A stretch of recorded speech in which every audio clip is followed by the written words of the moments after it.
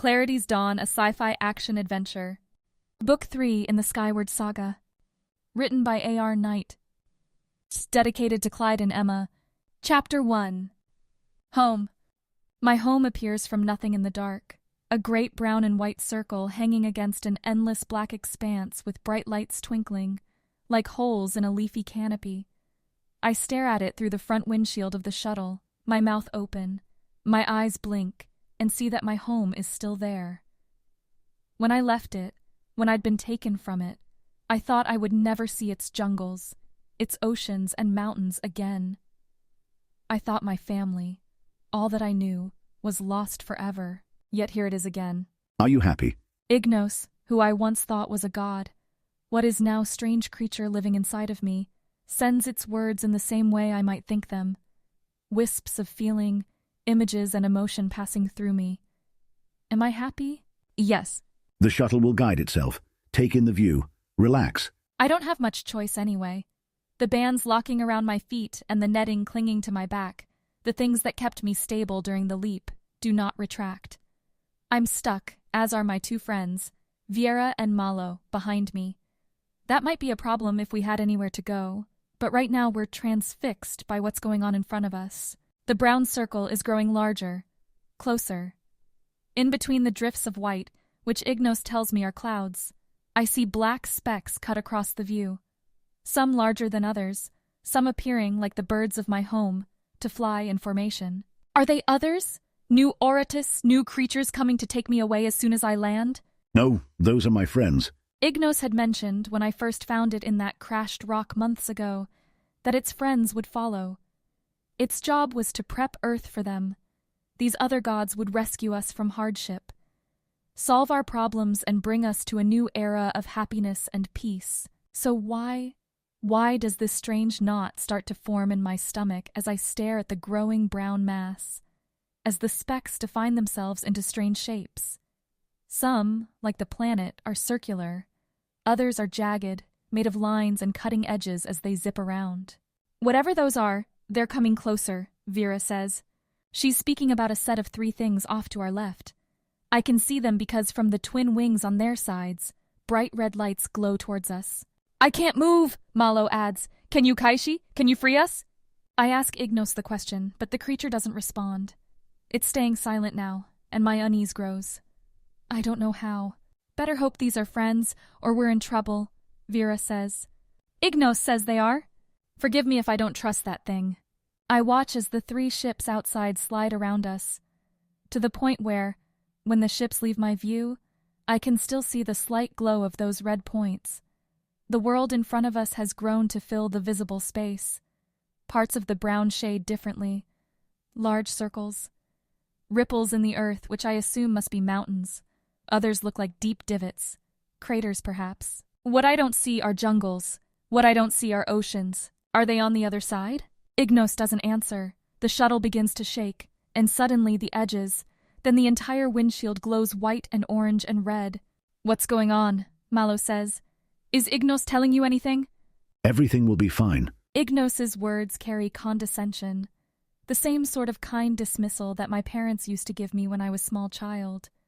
An answer that says Ignos does not trust me with more. As quickly as the fire picks up, it recedes, and now icy particles begin to form.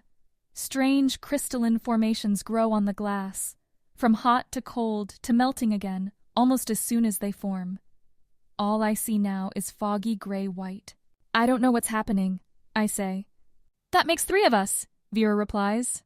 In a past life, before, I would have prayed to Ignos, the real god, not the creature, to deliver me from harm. And for the first time since that strange night in the dark jungle when I saw the ship that bore this creature to me, I pray. Pray to God I no longer think is inside me, one that I hope is around me, is guiding me. Malo hears my words and joins in. It's a simple, common ritual. An ask for forgiveness, for courage, for guidance, for protection and love.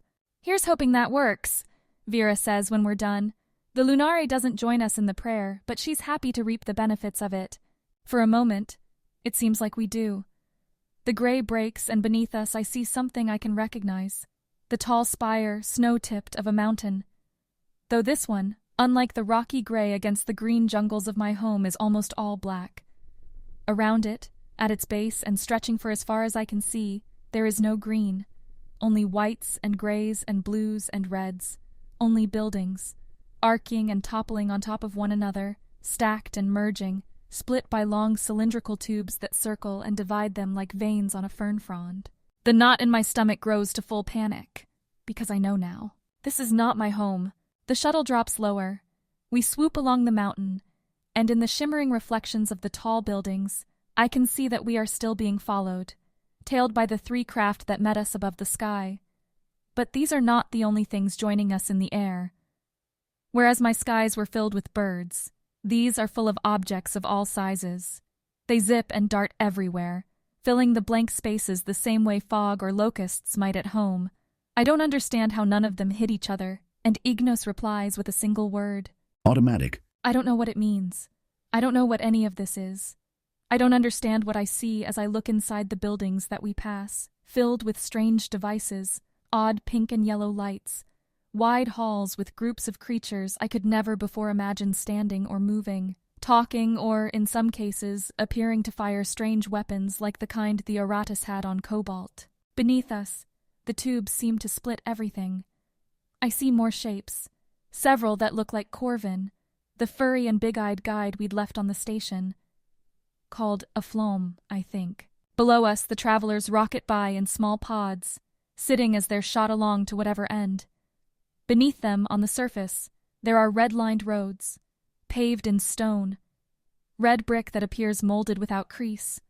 Walking feet, claws, or stranger things cover the surface as hordes of creatures meander back and forth. It's a sight that should fill me with wonder, but instead twists me with dread. "Where are we?" Malo says. "This isn't home." No, it isn't. I ask Ignos if it lied to me. I never did. I let you assume. If you went back home now, the Oratus would simply take you again. I can't let that happen. I can't let you fall into their hands. What I do is my choice. No, not anymore. The shuttle takes a sharp right turn, coasting us above a broader avenue and underneath a series of archways that glow red as we pass beneath them. The ones in front shimmer a pale yellow, the same that I've seen on insects warning you not to get too close. I realize these arches are guiding us down, towards a wide gaping hole that appears to lead into the ground. "Don't know what that thing inside your head is telling you, Kaishi," Vera says, but I'm not inclined to trust a word it's saying. Wherever this is, it's not home. Whatever these things are, I'm betting they're not our friends. "We can't do anything now," I say. "Look and learn. Try not to panic." You can accept it. You can understand that your place in a larger galaxy is here, with us. My place is with my people. Kaishi, you have no people. All you have is me. All you have is what the Sevora will give you. As I look forward, as we dive through the last of the arches and into an all-consuming dark beneath the ground, the only thing that breaks the mind-numbing shock is the cool wet of tears. Chapter 2. Free-floating. Time is a fluid concept. For Sax, at least, the definition of passing events is constantly in flux. Local time, measured by wherever he just happens to be. Galactic time, long ago shifting to measurements and cycles. Grand events marking shifts in civilization's power and goals. And of course, his own biology. The rate of cellular decay and regeneration in his muscles and tendons and organs. This last is most apparent to him now, sitting cramped with Boss, his pair, and the old speckle-furred Flom Corvin in an evac mod hurtling through space. They've been busy, with Sax and Bass claiming all the healing ointments in the mod. Corvin, using skills learned caring for Dalachite's many needs, has been stitching the 2 Aratus back together, salving burns and removing what doesn't heal for what can. The time passes in an itchy haze, with Sax's strength creeping back, though he has nowhere to use it, to test himself. The prospect, to come so far back and have no way to prove it, makes his tail twitch. "Do you know what it would mean for us to die out here?" Sax hisses all of a sudden. He does this more to break the silence, one that's been steadily growing in the eternity since they've launched from Cobalt.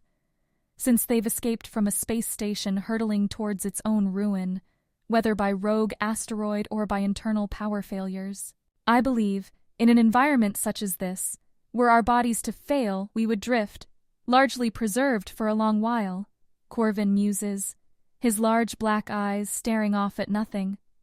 I don't believe there's enough biological matter in here for us to decay properly. Exactly, Sax says, though that's not at all what he meant, but it fits anyway. We would lose our chance at honor, at victory, at solving the reason why. Why? Bass hisses a lighter, cleaner note than Sax. Like most things between the two, Bass is better, more beautiful. Because we don't know yet. We don't know why that Amiga cared so much about the humans. I don't know why Fasots were on the humans' planet, or how the technology we saw there came to exist.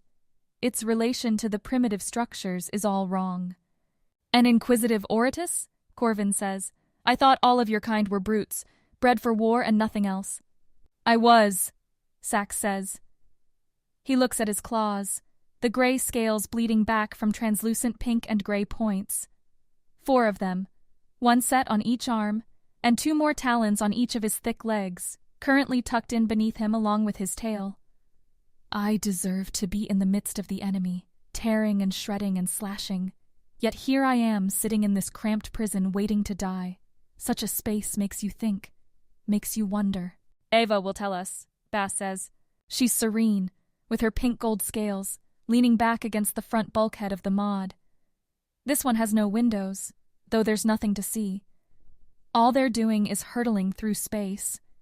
A single set of emergency beacons flaring, but who knows if anything is nearby? Who knows if anything ever will be? They could crash into an asteroid, a planet, and not know it until it happened. This does not bug Sax in the slightest. If he's going to die an insulting death, he'd rather it be a surprise. Do you know that Dalachite thought the Oratus were the worst things in the galaxy? Corvin says of Cobalt's now very dead master, and now his white-tufted, black-furred face turned to look at them. A failed experiment, it called you. Experiment? Bass opens her eyes, yellow with black vertical slits. What did it mean by that? I don't know, Corvin says. It never elaborated. I didn't ask. Not my place and not my interest. Which is? Now Bass is as eager to carry the conversation as Sax was to start it. To find the answer, of course. The key to peace in the galaxy. That's the whole reason Cobalt was built. Why all of us signed up for the project. All of us? Most left before you came, Corvin said. Took positions elsewhere as Dalachite changed its plans, as it became certain that the only way to survive was to eliminate everything else. It failed, Sax says. It came closer than you think, Corvin counters. But before that, Flom can continue. A buzzing noise breaks out inside the mod, the communications array sparking to life. Moments later, a wet voice pours out amid static, high-pitched and drenched, like a river rushing through words. Hailing the mod, hailing the mod. Looks like you're going in the wrong direction. Care to tell us why? Seeing as we are here for Cobalt, and Cobalt appears to be in a state of, can I say, disarray? The 3 of them meet each other's eyes. Then Corvin jumps to respond. This is Corvin. We evacuated the station. Critical power failure. Requesting pickup. There's a burst of static, and then the voice comes back. Power failure. Well, that's just downright bad. Guess we'll have to be keeping these supplies then. Maybe a delivery, sell them. Who did you say is in that mod? Just you, Corvin? A couple of others, Corvin replies. We're closing in on your location. Would like to know a bit more about those others if you wouldn't mind, Corvin. You know how I dislike surprises. Corvin released the small button on the transponder. Plake, she might kill us if I tell her what you are. Why would she?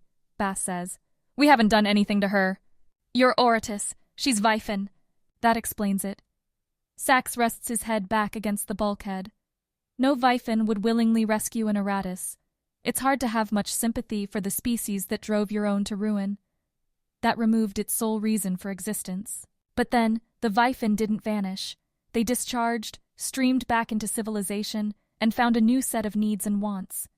Did what other species had for cycles, found new desires that required certain means. She likes money, yes? Sax hisses after a moment. She's a runner, of course. Then tell her. Tell her we can pay her more than she'll know what to do with. Bass and I are respected. High up in the Venser. They'll pay for our return. The evac mod shakes. Something's docking with them. The transponder buzzes again. Corvin, as you'll be able to tell unless that amiga's stripped all your senses, we've docked with you, going to open the door in a moment. Provided, of course, you tell me just why you're being so secretive. And, while you're at it, maybe explain to me why Cobalt decided to explode. Amiga generally don't let power failures take out their stations. Corvin looks at both Bass and Sax. The Eratus nod at the Flayum, who squeezes his eyes shut tight for a moment, then presses the transponder button. It's a pair of Eratus, Plake. I know what you're thinking. I know this isn't what you're hoping for, but they say they have money. They came in an official craft on military business. They can pay you. Just buzzing static, then another thunk, a bang on the door. I see why you were trying to hide that fact from me, Corvin. I really do. You think that I'm going to let two monsters onto my ship?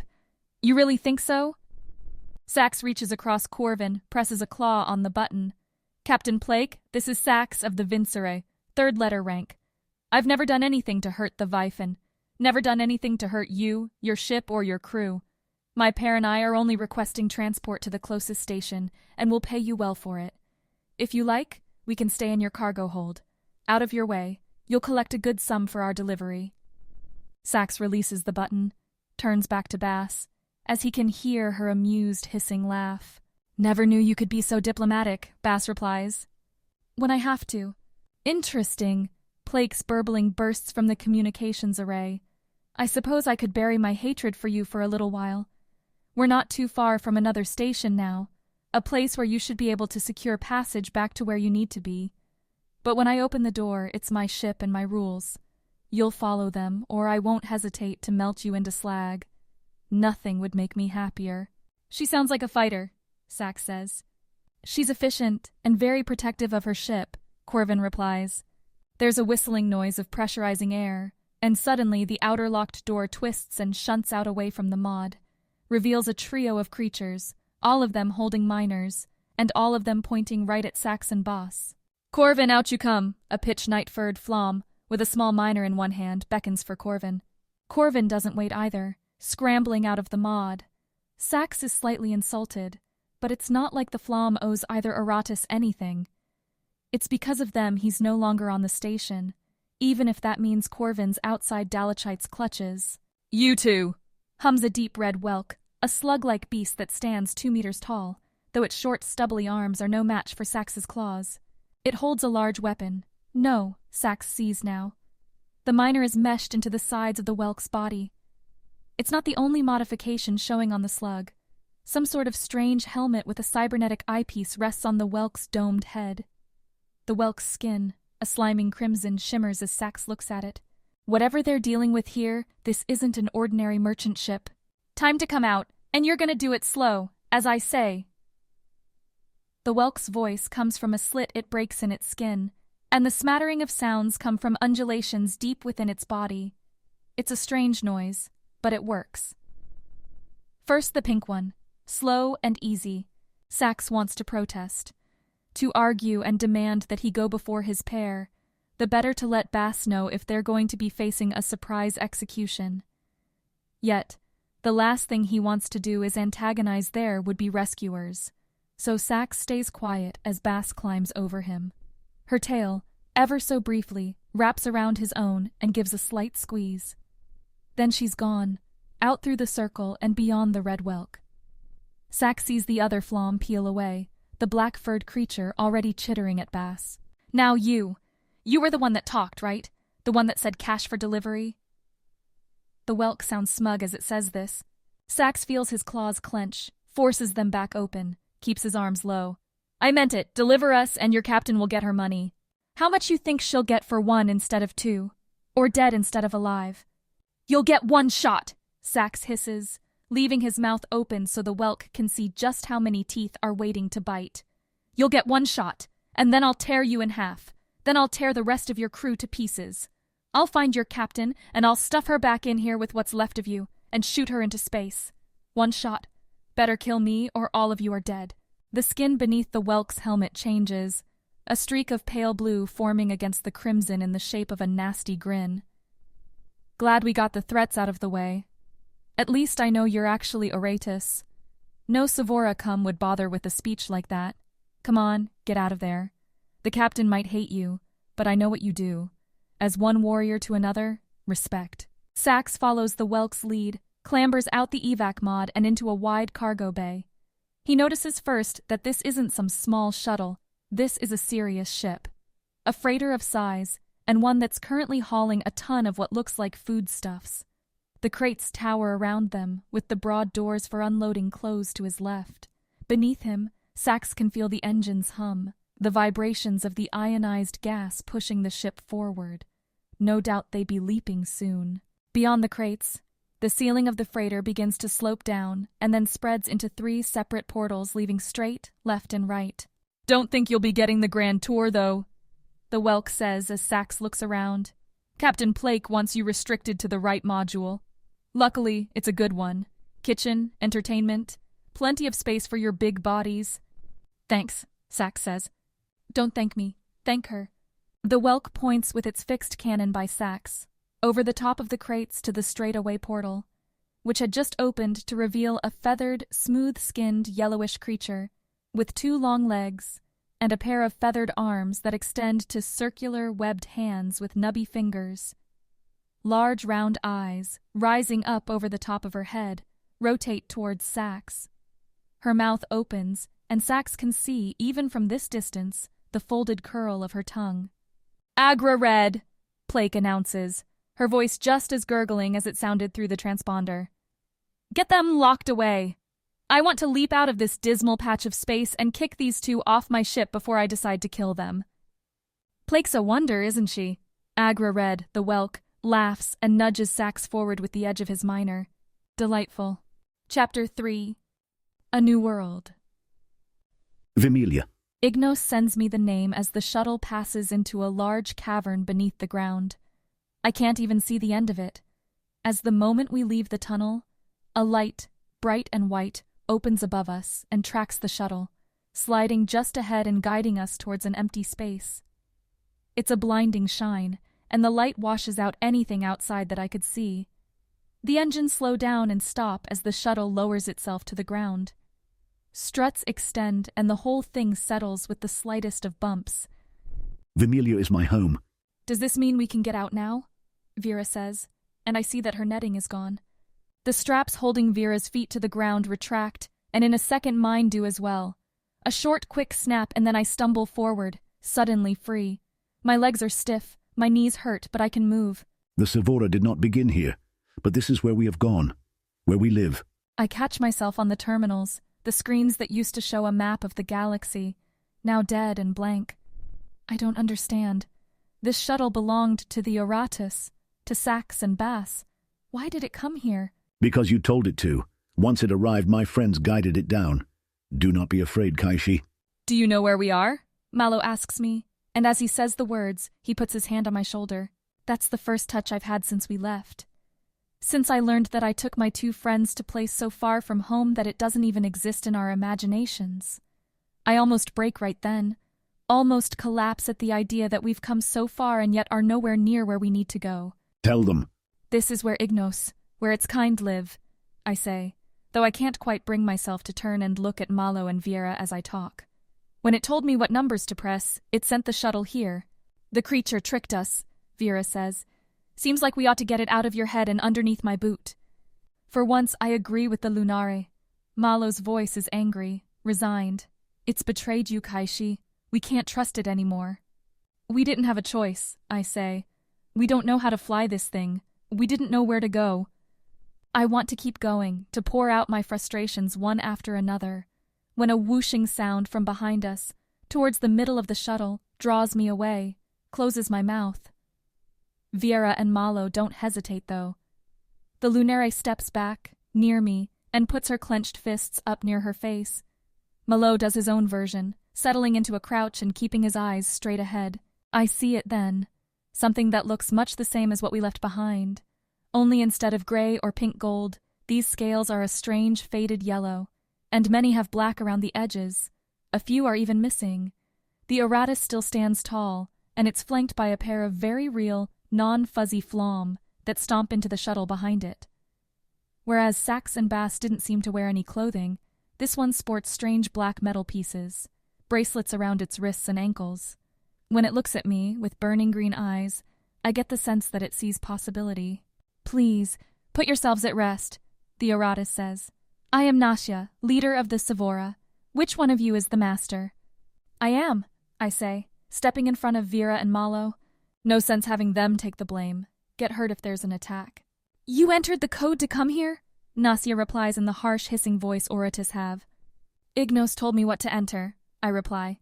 This only seems to confuse the creature, and his eyes narrow. "Told you." The Aratus doesn't turn around, but I can tell he's not speaking to me when he says, "We confirmed that there are no weapons on the ship, yes?" "Of course," a brown-furred Flam replies. "The scan showed that even though this is a Vinciray ship, there is at least one hosted creature among these." The Aratus centers his eyes on me again. "One hosted creature. I see 3. Though much to my chagrin, I know not what you are." "Answer him." I don't know what to say. Part of me doesn't want to say anything. Wants to push back, demand that we be taken home. Part of me wants to fight, to resist. But we've been fighting for so long. It feels like an eternity since we left the city, Demantum, on the march to stop the Aratus invaders. In truth, I don't know how long it's been. I do know that I'm tired. My head hurts and my bones are weak. I need food, sleep, and the last thing I can do right now is struggle. "We are humans," I say. "From a planet called Earth. Ignos came to me and lives inside me now." Things happen quickly. Nasya triggers some invisible signal. His shape, those pale yellow scales, fuzz, and then vanish entirely. I barely process this before the 2 Flam beckon us forward and push the 3 of us out of the shuttle. As we go down the ramp, I see a dozen slug-like creatures standing off to the right, holding what Ignos calls instruments. They sweep up the ramp after we leave it, and sounds of ripping metal, shifting crates, and loud yells pour back to us. Now that I'm in the bay, I get a better view of the giant space, and notice it's packed with other ships, some coming and going, those lights popping up to guide them. The Flam lead us through the dark, though I'm not sure how the Sevora hosts can see where they're going until I start stepping along the ground. Low green circles appear. It seems the ground itself changes color, directing me where to go. "It reads me, Kaishi. Vermelia connects to me the way I connect to you." The 3 of us follow the Flam, with more walking behind. If they carry some form of weapon, I can't see it, and once the threat of our execution dies away and my pounding heart slows, I actually start looking around. We pass from the large cavern into beautiful hallways. Or at least they appear that way to me. The walls are coated in waves of shifting color that change as we pass by. A section may start as swaths of bright blue and morph with a wave of green that fades into pink and yellow as we leave it behind. I ask Ignos what it means. "Just as you have your paintings, the Sevora have ours. Much of our history is told through patterns of light and how they change. It is a language, it is a story. One I will tell you someday if you like." The hallway ends in a long chamber with a wall full of circular doors. Lines of species stand in front of them, stepping in through those openings as others step out. We go to the largest one, on the far right. It's the only one without a line, and also the only one with a red line around the doorway. In between each of the circles, screens display messages warning of closures, delays, and news full of terms I don't understand. "When it opens," the lead Flam announces in its squeaky voice, "the 3 of you will move in first. You will take your seats on the far side as best you are able. We will follow, and when we are secured, we will proceed." As if waiting for its speech to end, as soon as the Flam quiets, the circular doorway shunts open and reveals a strange pearl disc waiting for us. The 3 Flam in front of me part and wave us through. "Guess we're riding this thing," Vera asks. "I suppose," I say. "I don't think we have a choice." "You mean we're prisoners again?" Vera replies, and I can't help smiling at her sarcasm. Humor is like a cup full of cold water right now, refreshing and vital. "We will do what we've done before," Malo says, and I notice he's switched to the Shar tongue. It works here, as it did on Cobalt. The Flam escorting us stare around at each other, confused. They don't know what Malo said. We have our secret, and I shake my head slightly to warn them not to use it. Not here. I lead the way, walk through the circle door, warning Malo to watch his head, and step onto the white disc. Around us is a cerulean-shaded transparent tube. Every so often black lines mark the seams between pieces, the seals holding it together. I can see ahead of me that the tube curls up and slightly to the right, away from the bay. I'm about to ask where the seats are, when the disc shivers and, seeming to arise from nothing, 3 individual chairs mold up out of the surface.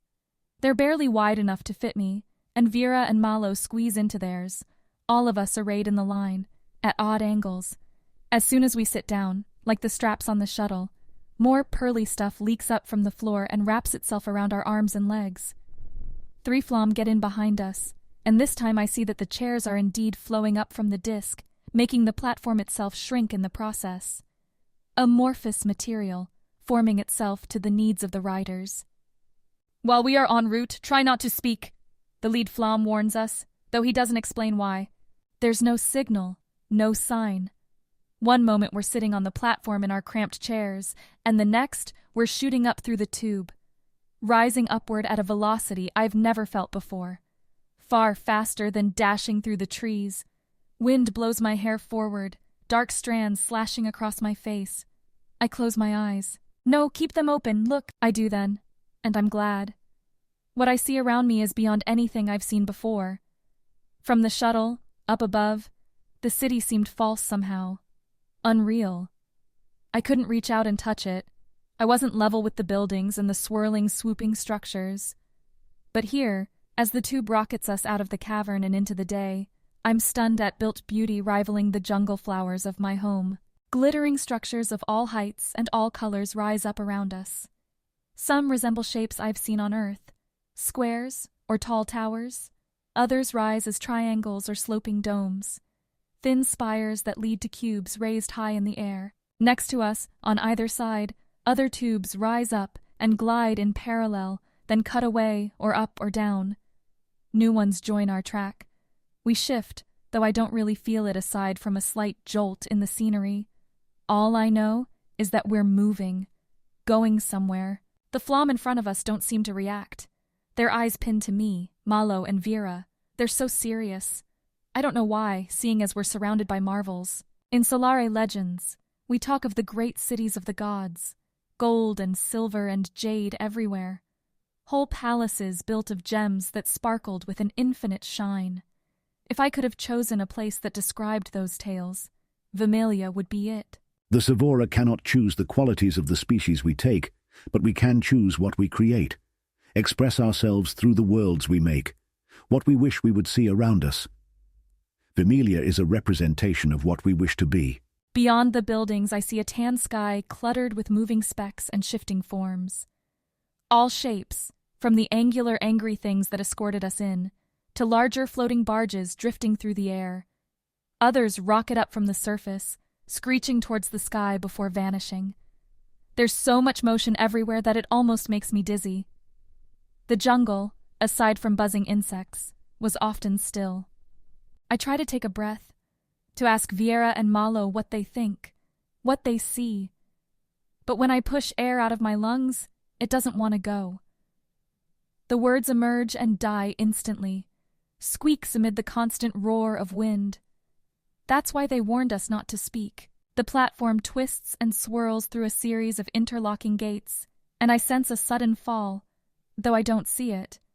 And we slow to a crawl as we pass beneath a series of large metal loops. The sky vanishes for a long moment, and we're plunged into dark. A switch station. Then we are out again, this time moving in a straighter line. I can see the switch station behind us, and from the outside, it looks like the Amiga. So many tubes looping in from everywhere. Platforms shoot in from all angles and sides, and then back out again in different directions. We're nearly there. You should know Nasia and the others want to help you. Help us. You have to trust them. Ignos ruins the magic of the moment by bringing back reality. How can I trust them? How can I trust any of these things? Because you have no choice. Because you are far from home, and the only way back rests in us giving it to you, Kaishi.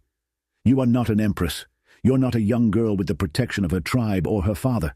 You are alone, and you are in danger. So let us help you. I don't respond. Not directly, anyway. Ignos can read my emotions, scan my thoughts. I can't hide anything from the creature, but at least I can ignore its responses. So I do, and I watch the movement until the platform begins to slow, until the sky goes dark and we move under a white awning. Then our ride comes to a rest.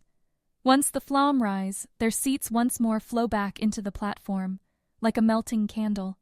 The three creatures move to the circular door, which shifts open as they approach.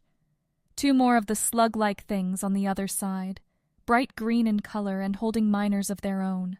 "We don't need more escorts," the lead Flam says, loud enough for me to hear. "There's been an alert," one of the slugs says, its voice a staccato hum. "Clarity's dawn. Nasia wants these three protected. Heavily." Clarity's dawn? I don't know what that means. It's not for you to worry about. "That was about the craziest thing I've ever seen," Vera says as we stand up. I almost fall as the chair vanishes beneath me, but Mallow catches my arm and holds me steady. "It's amazing," I say. "Did you see all of those things flying through the air? We could do that someday. Back home." "You two, stop talking!" the lead Flam growls, turning back to us.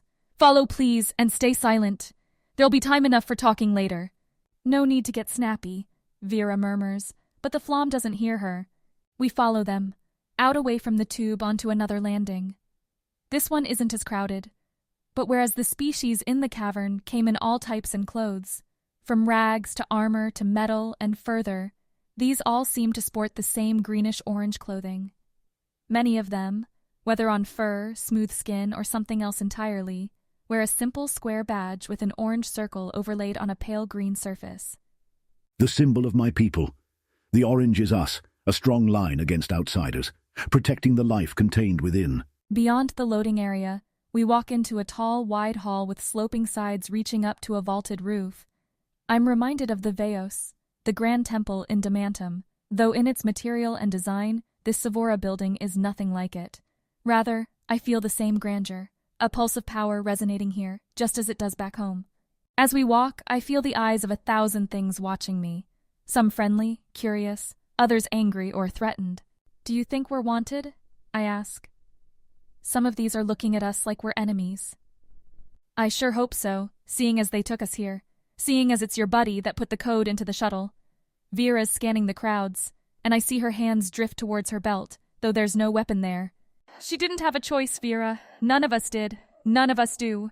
Mallow always defending me, even when I don't deserve it. At my friend's words, the Flam leader jerks his head back towards us and snaps his furry fingers. His point made, Mallow quiets, and I say nothing.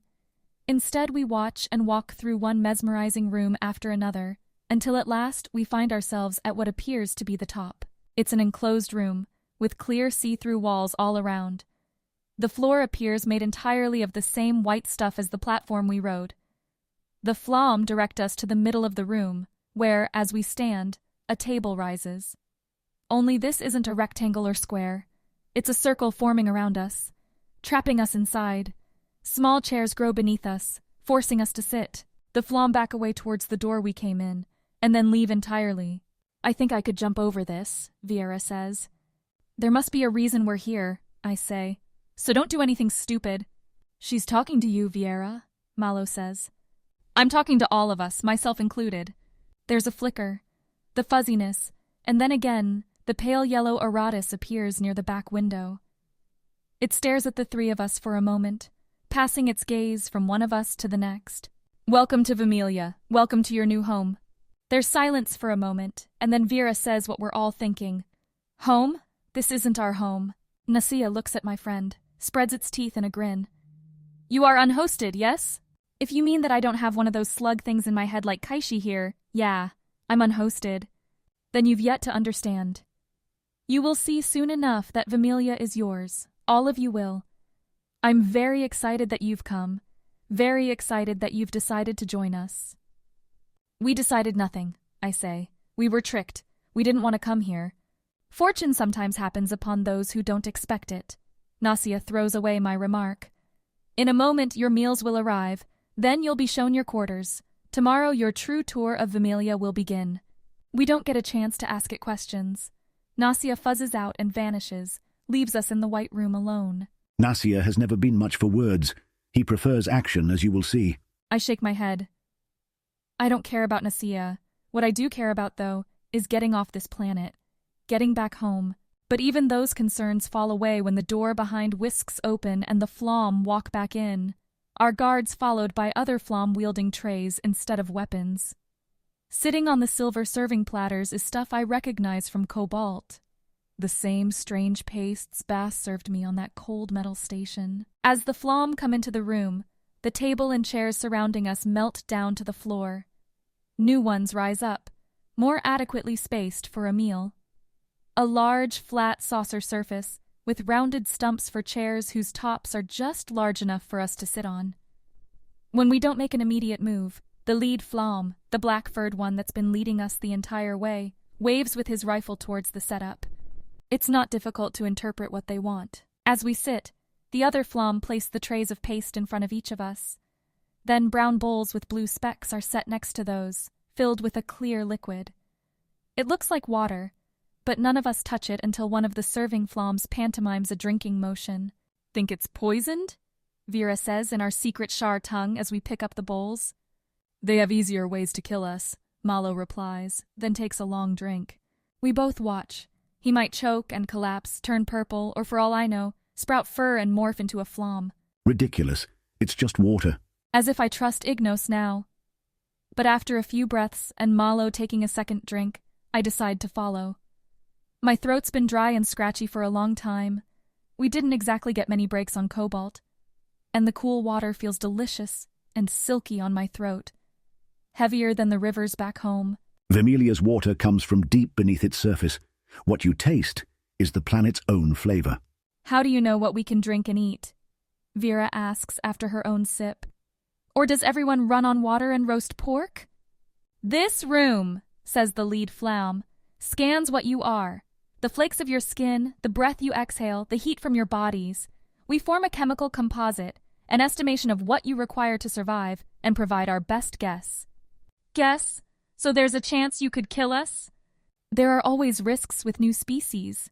The Flom's chitter gets low. Usually it takes a few accidents to get a perfect calibration.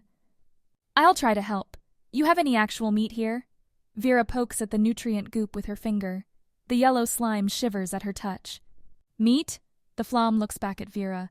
Only an uncivilized worm would eat raw animal proteins. You calling me a worm?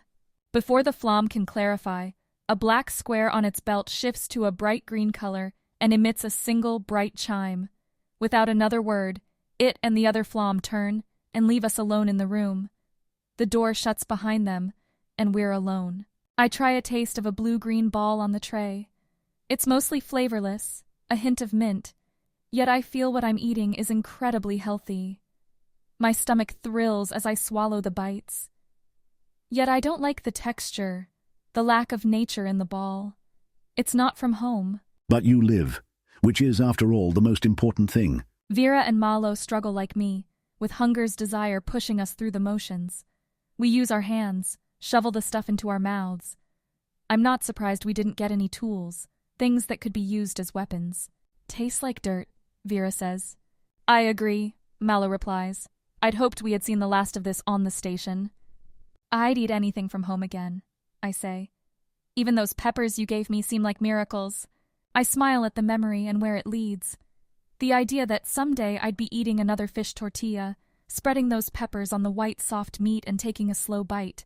Feel that heat rushing up and down my throat. Truly, it's only when you leave home that you appreciate it fully, yet you will find plenty to like here. Give it time. We barely clear the trays before the Flom come back in. This time, there's no talk as they wave us up, and the lead Flom ignores questions about where we're going, directs us back to the tubes. There we board another platform, which takes us on a whizzing journey through the city. The skies have turned from bright beige to a soft orange, and I can make out a glowing, large orb on the far horizon that stretches like a mountain. This is as low as our star will go. We have a strange orbit here, and no true night unless you go beneath the surface. The heat of a jungle day flashes through my mind at the thought of endless light, and I don't understand how Vermilia isn't melting. Because of what we sprinkled throughout the atmosphere. Reflective dust gathers and pushes back the light and heat. Carefully controlled. Before that, all you see lived underground, in the cool dark. The platform stops at a long and tall building that looks like sculpted emerald. I wonder why for a second until I remember the badges. The life. Yes. These are the quarters where you will stay until you join us. I don't want to know what that means. We follow the Flom off the platform and through a short tour into a long and wide chamber. On either side, going up many stories, are long walkways with doors, ones with the metal bars, and no curtains. This is a prison, Vera says. We don't know that, I reply. Even if it is, we don't have a choice. Malo kills the conversation. The Flom take us up a twisting stair to the 3rd level, and then out onto a landing. From here I can make out that many of the cells are occupied. Behind the bars, shapes lurk, and some press their faces, their snouts, their eyed tentacles towards us. More Flom stalk the walkways looking back at their charges. 2 or 3 on each level striding back and forth, some carrying food or other things they pass through the bars to the intended recipient. It's like a small city, although it's clear there's one thing not on offer here: freedom. You'll get that when your friends are hosted, when you agree to help us. We reach 3 cells in a line. They're empty, and the only thing inside is the same white floor as anywhere else. The lead Flom taps his right claw on the side of the gate. When I realize what's happening, I try to count out the sequence, but it's too long, too fast. The bars rise towards the ceiling, and then another Flom pushes me in. The bars come down, and then the other Flom push Malo and Vera onto the next one. As they walk away, Malo throws me a worried look, and I try to reply with confidence I'm not feeling. I tell myself there's nothing we can do here now anyway. Best to go along. Best to wait for another chance. This cell is tuning to you, the lead Flom says to me through the bars. As he finishes the words, the white floor flashes blue for a moment before settling back into its pearly color. It's designed to make furniture. Think of what you want and it will give you what you need. It will not give you weapons, tools, or other means of escape. I recommend sleep if your species needs it. The Flom turns and walks away, leaving me alone in the cell. Go ahead, use it. Following Ignos's instructions, I think of a bench, a simple chair there in the corner near the door.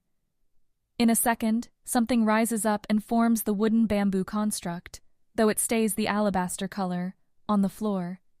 It looks right for me. So I sit in it, strong and solid. I imagine my small cot bed from my palace. It forms in the back corner, blankets even coming out of the stuff, although when I press my hands to them, they feel more fake, artificial than what I'm used to. Not real wool. When I put my hands on the bed, I remember the bracelet on my wrist. The cache. Before Ignos can stop me, I open it and dip deep inside looking for answers. And find many. Chapter 4. Scrapper Station. The crimson whelk slithers its legless self in front of Sax through the bays. Leads Sax and Bass through the maze of cargo towards the front of the ship, and the 3 different doorways pointing to separate modules. Agra-Red seems happy to talk about the crew, the ship, and Sax is more than happy to let it. Pays to learn about your enemies. So you see this place, built courtesy of Plague herself. Took the ship as a prize when her captain retired, and the others fought for it. None of 'em are left. The note of pride in Agra-Red's voice isn't hard to catch. From there, she built her crew in the usual way. Agra-Red pauses, intentionally waiting for a question, so Bass asks one. "And what's that?" Bass hisses. "Go to the most worthless pilots you can find, hire them, wait till they rob you, and then go find the right ones." Agra-Red shakes its head as it says this, the lack of bones causing the motion to make the entire creature ripple. "I've been doing this a long time, and you wouldn't believe the number of sob stories I've heard from captains who feel they've been cheated somehow. You hire wrong, you'll get wronged." This continues until they reach the front, and then Agra-Red gestures towards a ladder to the right, ascending out from the cargo module to the rest of the ship. Agra-Red, and whelks in general, can't climb, so it settles into a small mold-colored platform. When Agra-Red gets on it, the platform rises faster than the Oritus can climb. Speed is important on a ship when spare seconds fiddling with rungs could mean the difference between an explosive decompression or a stable repair. Since then, we've been running scrap, food supplies, and more to everywhere we can find. Because, and I don't figure you Aratus know this, there's not much left to the galaxy these days except sending cargo. What do you mean? Sax asks. Most of the galaxy is safe, most of it's inhabited. Inhabited by what? Agra-Red replies. Boring, normal people? Ones content to live on the dirt rather than scorch the sky? No. You Aratus took the war, took the meaning from my life, from all of ours. Now you have two choices. You hire on like me, run cargo and count your coins and wait for a better life. Or you get desperate, capture a bit of excitement playing pirate until your life catches up with you and you wind up slagged, floating above some planet forever. You take a grim view of the galaxy, Bass says. You know my name? Agra-Red? The Aratus nod. My home and my color. I'm still around, but Agra itself? Bombed into nothing. The Sevora established a foothold and now it's just gone. Haven't found a single one of my friends or my family that survived. Would you be happy tilling dirt or tending a bar if that happened to your home? When Sax and Bass don't have a reply, Agra-Red laughs, a sick thing with more than its share of ruefulness in it. Ah, I forget. You monsters don't have homes. Sax could correct the whelk, but doesn't. It wouldn't matter anyway. Agra-Red leads them through a short hallway, which opens into a broad, spectacularly filthy kitchen. Stuff, like half-eaten nutrient packs, crates, bags, and bits and pieces of paper and other trash lay about everywhere, with a thin cylinder in the center of it all. As though someone's been trying and failing to toss the garbage inside it. Welcome to your space, Agra-Red says. Oh yeah, that there's Engie. She makes these messes. Sax doesn't see what Agra-Red is pointing at until it moves. Sax thinks the cylinder is a waste bin, but now he sees it's a Tevin. Only instead of the usual sandy-colored shell, this one is metallic. Black and silver. With a bunch of things he mistakes for trash hanging off the shell's various holes. I'm being kicked out? Engie exclaims, the sounds coming hollow through the holes like a whistle. But I'm in the middle of something. Not anymore, Agra-Red says. We picked up refugees. They need a place to stay. And it's yours. Plate gave them this? Captain's orders. Get out of here. At least you could be nice about it, Engie replies. And then the trash can moves. Waddles close to Sax. He can't make out the Tevin itself inside, at least until a small arm shoots out from one of the holes into one of the tools hanging off the side and lifts it up. Sax notices the hanging things aren't just garbage, but are some sort of attachment. The Tevin sticks it towards them, and Sax sees a strange red eye, one that quickly flashes green. They're not hosted. No Sevora in either of them. That's too bad. Here I thought I was going to have myself a couple roasted Aratus. Agra-Red deadpans. You're expecting us to stay in all this garbage? Bass says to the whelk. Not my problem, Agra-Red replies.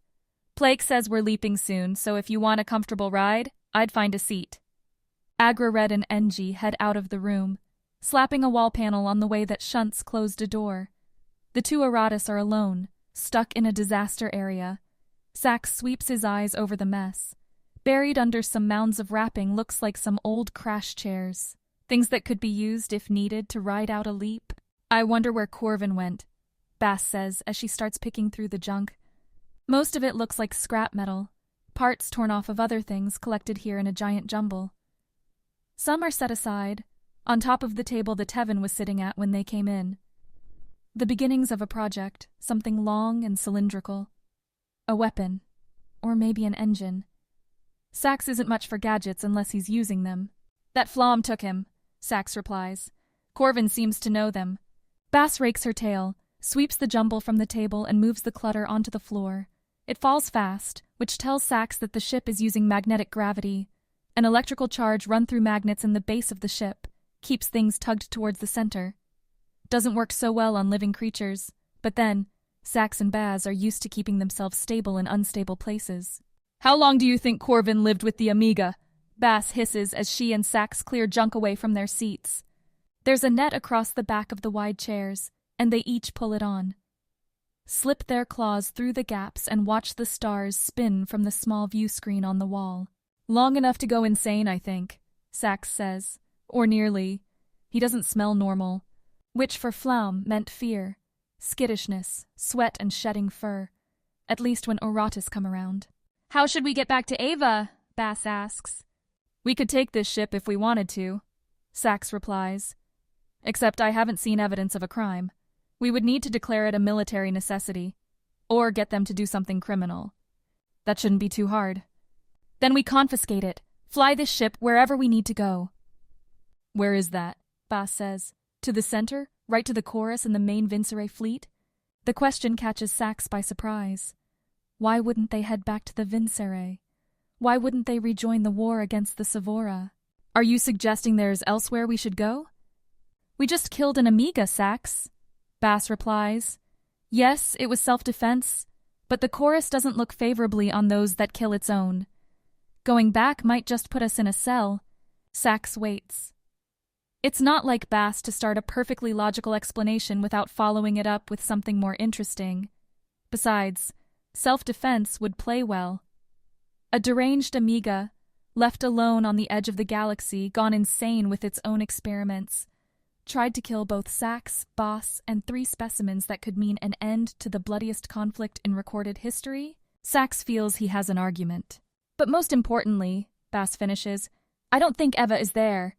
Sax is about to ask why, when Plake's voice booms over the ship's intercom. An announcement, a call to say that the ship is about to leap, and they should all get ready for it. From there, it's a quick countdown. Sax takes deep breaths with his vents. It's weird not being on the bridge. Weird being surrounded by all this random garbage as the universe tilts sideways, and he spins through the cascade of sensations that come with the leap, that come with the tearing and repairing of his atomic structure. At least it's quick. Mere moments, and then Sax blinks from one part of the galaxy to another.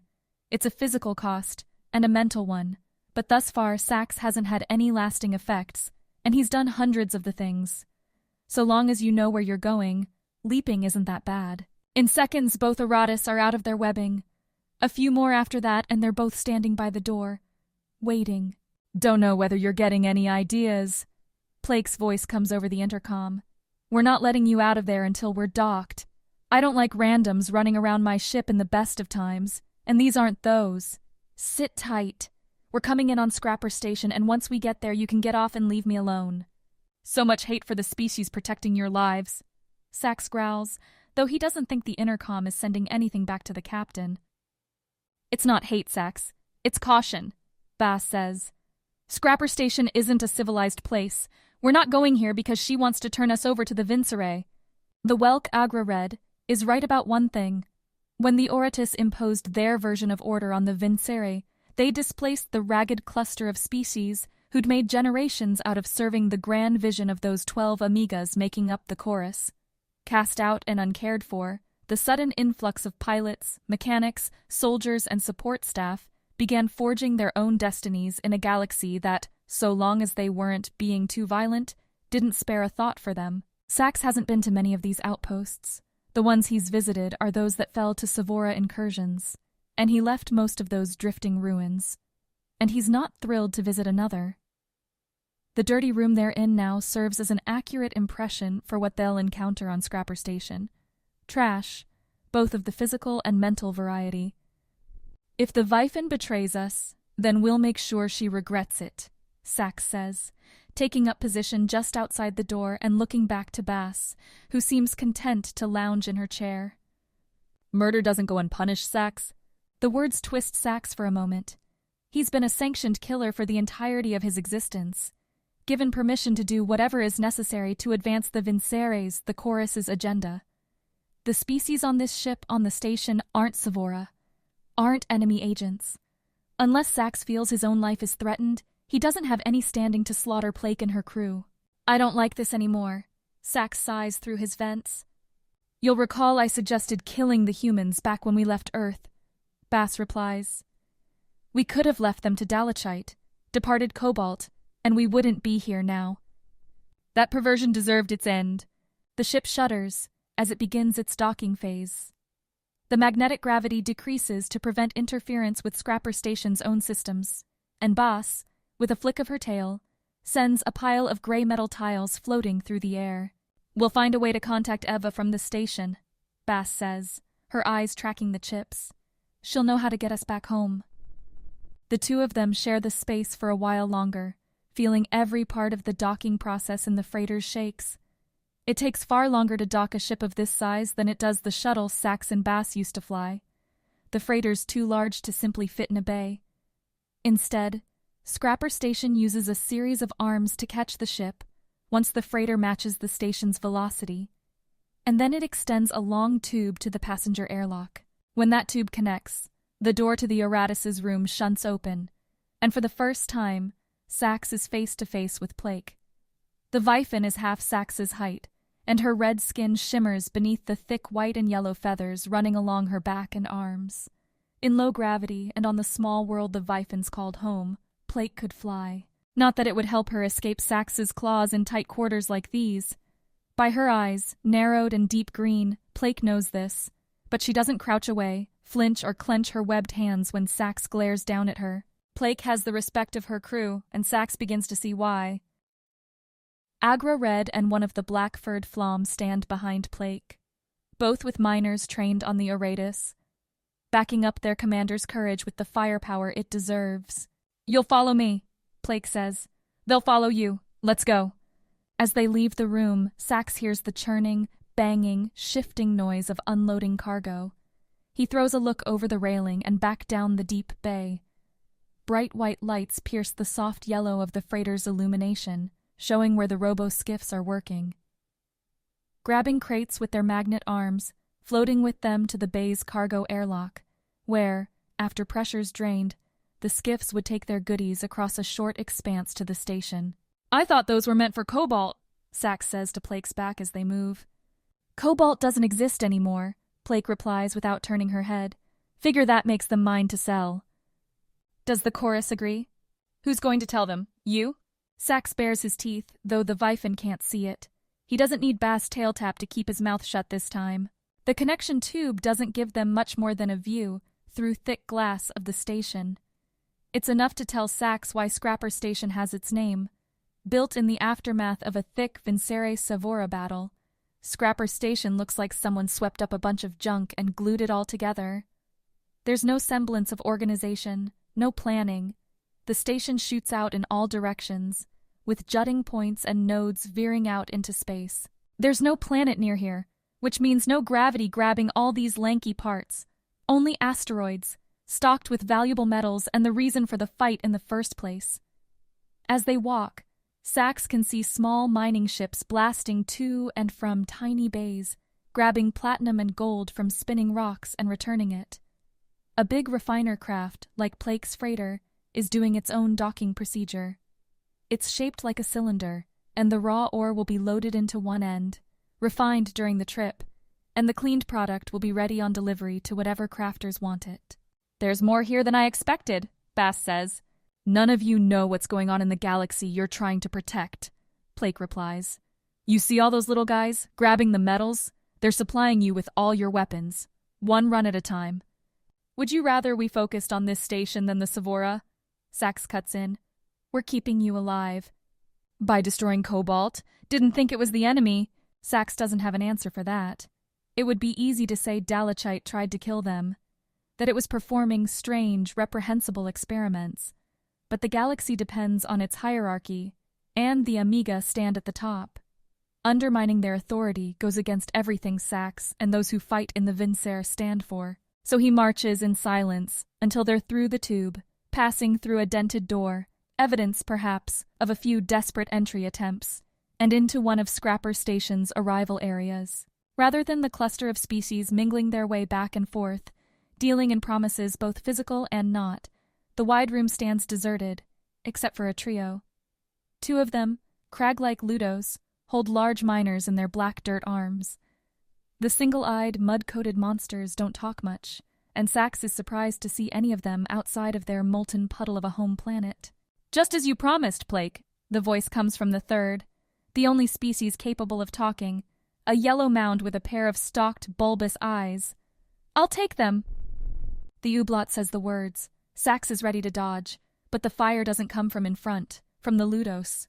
No, the searing pain, the numbing shock that sends the Aratus down into black strikes from behind. Chapter 5. From one prison. The cache spills Vamilia's past out to me, and I'm surprised at how similar it is to our own. Ignos gave the impression that its people were ordered, were above us humans. But they fight and struggle as much as we do, Even if they've exchanged spears for words and lifetimes sentenced to darkness for our sacrifices atop our tears. I find out too that they're losing. The slaughter of the Sevora at the hands of the Vincere and their Eratus. I remember Sax and Boss and wouldn't want to be the target of their deadly claws. Much less an army of them, is a saga that seems to go on forever.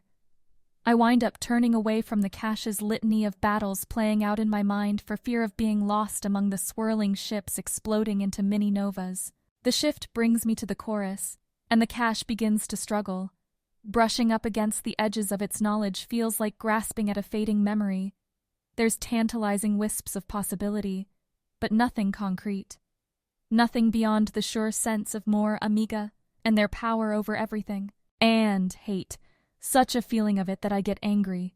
I'm not with myself, and yet my thundering heart races my lungs in a sprint towards exhaustion. These things, these terrible Amiga, are the reason the galaxy is in so much pain, the reason for all the death, destruction, and war that's tearing species after species apart. Kaishi! It's not Ignos breaking apart the cache's hold on me this time, but an actual voice. One I recognize as the fog of relentless knowledge clears away. We have to go, Empress. I parse Malo's words now and turn around towards the bars. What I see doesn't mesh with the reality I left behind. The lighting's all wrong for one. I'd jumped into the cache with a bronzed orange glow filtering through the top of the prison, but now it's a brighter white. Though that only serves as a backdrop for the characters looking in at me. Malo and Viera star front and center, both looking mostly like I last saw them, though Malo's wearing a warning on his face while Viera shakes her head and looks confused. Glancing past them, it's not hard to see why. A bluish-green creature lurks between the two, hunched over and wearing something I can only call a cloak, though with the way it catches and turns the light, which makes the creature flicker, it's clearly more than anything my father wore to our ceremonies. In its hands are a pair of small minors, both angled ever so slightly towards Malo and Viera. Its swamp-green eyes, though, are locked on me. By the time its mouth opens, and the long pink tongue inside it shivers, I'm already moving to what's going on behind. Where are the guards? Ignos echoes my own question, and I wonder if the constant flashes of blue and red behind my friends have anything to do with the conspicuous absence. The blasts come from down below and up above, accompanied by occasional shrieks of pain or howled words I don't understand. Kaishi, focus! Malo's command yanks me back. I'm here. I move towards the bars, though they're still closed. I'm still trapped. Don't. They mean to destroy you, ruin any chance you have of peace. Which doesn't mean much to me. Ignos has to work on its tactics. I've been torn away from my family, my empire, and all I've ever known and exposed to things I could never have dreamed of. Peace is nothing more than a joke to me now. I make it to the bars, and as I do so, I see the creature's tongue uncurl from its mouth. The slathering pink tendril snakes its way around two of the bars, and as I watch, it shivers. The creature tenses. Kaishi, you must listen to me. They mean you harm. These are not your friends. There's a creaking snap, and the two central bars of my cell bend inwards, and then break in two. It's not much space to get through, and the jagged spikes of the broken bar ends keep me careful, but I make my way out to the balcony and look onto chaos. What was when we entered, an ordered set of routines, is now a cascade of blown-open walls, frenzied firefights, and more than one up-close tussle between things I can't name. Even Ignos is too stunned to respond. Then I feel the creature touch my arm. It's a cool, sliding sensation, like grabbing a jungle vine coated with morning dew. I shiver and it grips me. You've taken too long already, the creature says, and its voice is a burbling brook, a rushing river. My friends die now for your delay. We leave. It's a command, not a question. And the thing pulls me away from the conflict playing out elsewhere. I stumble as it tugs, but my feet are well versed in running and they find their steps quickly. Malo and Viera follow, though the creature doesn't pay them any attention. One of its black pupils is locked on me, the other ahead towards dangers unknown. A few shouts harangue our run as we pass by unopened cells, those too unlucky to be part of the breakout. The creature pays them no mind, and I can't afford to as we're running now. I'm still wearing the mask from Cobalt, and it coats my feet as they stamp on the hard, smooth floor. Fight back. To run with this one means death. I can't help but hesitate at Ignos's words. The parasite hasn't ever tried to kill me after all, even as it pursued its own ends. The creature feels my pull, turns and glares at me. Its mouth comes to a point, and I realize there are a set of 4 tiny nostrils over the top of it, ones that flare at me now, coating my face with hot, sticky air. Then it cocks its head to the side, as if listening to a sound I cannot hear. "You're the hosted one," the creature says. "Yes, there's one inside me," I reply, though the creature doesn't seem to need the confirmation. Ignos yells at me to run, thrashes in my head enough to make me wince, a gesture the creature notices. For the moment, the creature reaches into one of the many pockets of feathers coating its body, pulls out something I recognize, a long, thin metal fork. "Hold her," the creature says to my friends. I barely have a chance to react before Malo and Vera each grab an arm, pin me back against them. "Sorry, Kaishi, but neither of us has any love for that thing you've got with you," Vera says. They used my miracles the same as you. "You lied." I speak the words out loud without realizing. The creature raising the fork pauses, then gives me a blink before continuing. Its feathered arm reaches up towards my head, and I close my eyes, taking, for a moment, a chance to escape from what's about to happen. Ignos doesn't let me. It thrashes, tickles, and scratches my mind. I'm your friend, Kaishi. Don't forget that I want you, your species, to survive. Don't. The connection breaks like a dry branch. A snap, and then Ignos is gone from my mind. I feel it, though, gripped by the fork and pulled out from my ear and with a wet splat onto the floor next to me. The creature doesn't waste a moment. Its tongue shoots out, wraps itself around the ghostly gray shell of Ignos and brings the parasite to its mouth. "Don't," I say as Malo and Vera let my arms drop. "It's helped me. It brought us here." "It's not coming with us," the creature replies, and it jerks its tongue a little farther into its mouth. "These things have no right to live." This one does. I reach into the creature's mouth, and as I grab Ignos, the creature relaxes its tongue. I pull Ignos free. It feels both brittle and squishy in my hands like a soft melon, and hold the Sevora. Ignos doesn't try to pull itself up my arms or scramble away from my hands. The life of the creature that tricked me, pushed me into a destiny I did not want, quivers in my palms. "It gave our people freedom," Malo says behind me. "For whatever else it's done, the creature deserves mercy for that." I nod, then look over the great expanse from one side of cells to the other. The fights still rage, though I notice things are moving towards a retreat. Sevora guards, those furry flaum moving in formation, are advancing, pushing back the motley squads of species I can't name. "We must go," the creature says, and in its tone I gather the seconds remaining in Ignos's life are dwindling. So I turn and throw the thing that's brought me here, that rescued my tribe from certain death and brought me to the heights of power. I aim with purpose, towards a group of flaum advancing 2 floors below, miners keeping up a steady stream of fire. I see enough to know Ignos makes it across the gap, but before I see the result, my parasite and savior is gone. Any chance I have to reflect on the moment is taken when the creature pulls me again, snarling that we're running out of time. Instinct takes over while my mind drifts in my suddenly quiet head as we sprint through dark hallways and downstairs. Eventually, we hit a landing covered with red glowing runes that I can't understand. The creature seems to think there's another stair, and wheels around and we follow, only to find a thick sealed door blocking our path. The only other way is a broad, wide entry spanned by 4 archways. I can see bright beige sky out the other end, but when I take a step, the creature grabs my arm and pulls me back. "There's nothing that way but death," the creature warbles, and then turns back to the door. "This shouldn't be shut." "Don't know what your plan was," Vera says, "but that door isn't moving. Don't think we're going to like being on the other end of those miners either." The Lunare steps up next to the creature, inspecting the door, and I take the chance to fall back near Malo.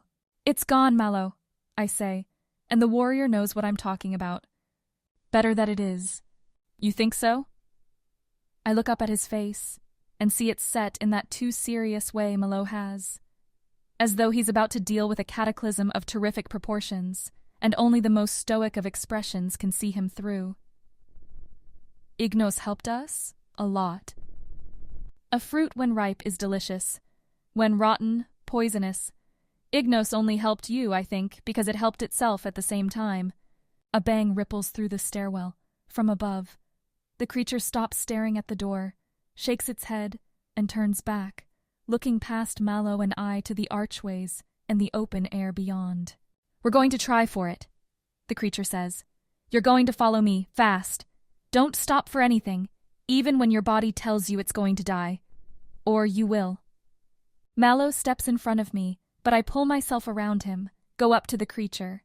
Its deep green and black eyes meet mine, and when I extend my hand, its warm, rubbery grip meets it. The brilliant feathers streaming down the creature's arm make a pretty wing, though I wonder if it's quite big enough for flight. Certainly the creature's body is far larger than the eagles I know back home. "We go together," I say to the creature and to Mallow. "Come on, you two." The arch is split into sections by thin, dark rock bands. I can only see where those bands end because the pieces in between begin to glow a hard yellow. At the sight, the creature lunges forward and we do our best to keep up. It goes under the arch, padded feet flapping against the ground, and I, with my hands on Mallow and Vera's, follow. As we pass beneath the arch, I notice the next three are lighting up like the first. "Don't stop!" the creature cries. I don't see anything that's going to prevent me. There's no wall, no rope around my ankles or armed guard. But there is, as I pass beneath the arch, a prickling sensation that crawls over my skin, like getting lightly scratched by thorns all across my body. I think the mask I'm wearing blunts, but doesn't stop the sensation. We don't stop. Out the other side of the arch, the feeling disappears. Arch number 2, apparently cued, shifts its glow from yellow to a sickly orange, like a sunset trying to fight through clouds. The creature doesn't pause, but keeps going. "Didn't like that," Vera says as we keep after it. "It wasn't that bad," I reply. "Then why have it at all?" I can't answer that, because we're going through the second arch, and the orange glow makes itself known immediately. Like diving into a hot bath, it's an instant change from the cool air of the hallway to a scalding rake across my body. I feel like when I was young, dared to dart across a fire, and my leap didn't carry me far enough. The flames licked me then as they seem to now. I don't see fire. I feel it. The puckering of my skin, the air that I breathe stinging my throat. The mask lets me get just enough to keep going, keeps me from passing out. We move, the three of us, and then we're through. I feel Mallow begin to let up, feel myself suck in mouthfuls of air, and I know that I would give anything for water in that moment. "You cannot stop!" It's the creature, and it's still moving towards the next arch, which is shining a crimson red. "This thing has lost its mind," Mallow says. "It wants us dead." We don't have a choice. I push past the pain in my legs, force myself onward. When the creature enters the third arch, there's a burst of light, and it takes a moment for me to realize that its feathers are actually on fire.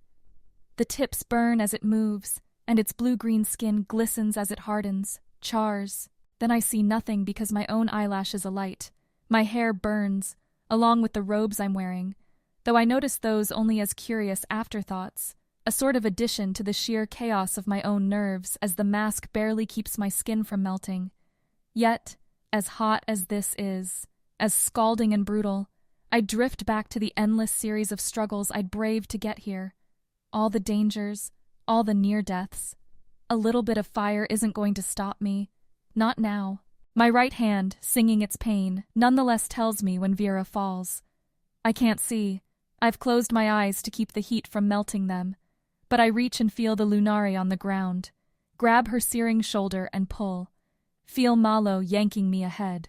When my left arm leaves the arch, it's like falling into the cold ocean. Immediate ice, comforting and cool. Every piece of me that follows is a rapture, an ecstasy that doesn't slip back to aching pain until all of me is out, until I've dragged Vera's burning self into the gap between arches. I start patting the Lunari immediately, batting at her with what remain of mine and her clothes, and then a pair of webbed hands join the effort, and we get the small fires put out quick. Vera's still conscious, but she's shaky as she rises back to her feet. "Can't do that again," she says, and her voice is scratched, harsh. "You won't need to," the creature replies. It pulls out the small miner I'd seen it holding earlier, then draws the other one. The last arch is glowing a purple-black. I can't imagine what could be worse than what we've already experienced, and the thought of braving something else makes me shiver. The thing hurls one of its miners towards the last arch. As the weapon reaches one of the glowing sections, the creature aims and fires its other miner. The shot strikes the thrown weapon as it nears the top of the arch, exploding the projectile in a blast of bright white and green flares. The top of the arch crumples and crackles with a bang, and chunks of it fall to the ground in front of us. Sparks pop and sizzle from the severed remnants. "Couldn't you have done that earlier?" Vera says. "Only have 2 miners," the creature replies, bearing its new scars without complaint. "Had to save them for the last arch. The one that would have killed you had you tried to go through it." "Just about killed us anyway," Vera mutters as the creature steps over the wreckage and through the apparently safe arch. We follow, and the thick doors to the outside recoil like a fan, pressing back into each other through to the side as we near. The hall opens into a vast courtyard, a tiled expanse marked by large smooth patches, where, it's not hard to imagine, some of the many ships shooting through the sky might set down. The creature waves us forward, and we leave the doorway, taking all of 5 steps before we notice the forms pressed against the building behind us. Flom, 10 of them, in all manner of browns, blacks, whites, and grays. They're holding miners, and they point them at us, though most aim at the creature. They look just like Nasia's Flaum, our guards from earlier, except for one thing, the badges on their chests. Not the green and black circle, but instead a blue and yellow mixture. Colors racing together like paints dropped on a stone. My eyes flick back to the creature and it's hesitating.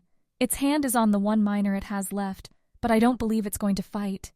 It would be stupid, impossible. If it tried, I have no doubt we would be burned to oblivion. "Don't shoot," I say. "Nobody needs to die here. A bit of the Empress is still left in me, even without Ignos. I'm still trying to save the lives of my subjects, all 2 of them. If the dawn goes, then we won't need to shoot anybody," one of the Flom, a speckled white and black one, says. Its miner, a thick and long rifle, points directly at the creature, who proceeds to heed the warning, to drop its own weapon onto the stone with a loud clatter. "They're yours then," the creature says. "I expect to thank you." "You'll get one when we're finished with them." The Flom never flinches, never takes the miner away. Not until the creature, without a look back at us, bounds away across the stone and vanishes through a wide gate in an outer wall. I notice one of the other Flom tapping something into an armlet on his wrist.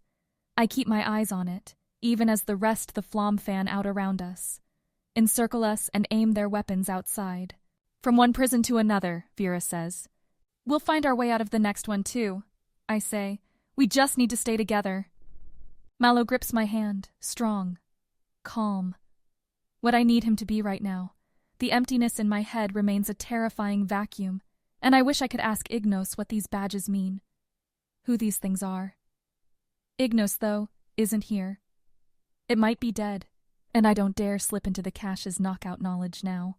I feel the air before I hear the sound, a rush of blowing wind, bringing with it smells I don't recognize, unnatural ones, chemicals and burning things. I follow the Flom's stairs and look up in time to see an elegant, bizarre craft descending down towards us. It's a long, flat surface, curved around the sides and bottom, a shallow oval. Like the badges, it too is painted in bright blues and yellows, and also reds and blacks all mixing together as if the thing simply exploded out of a rainbow.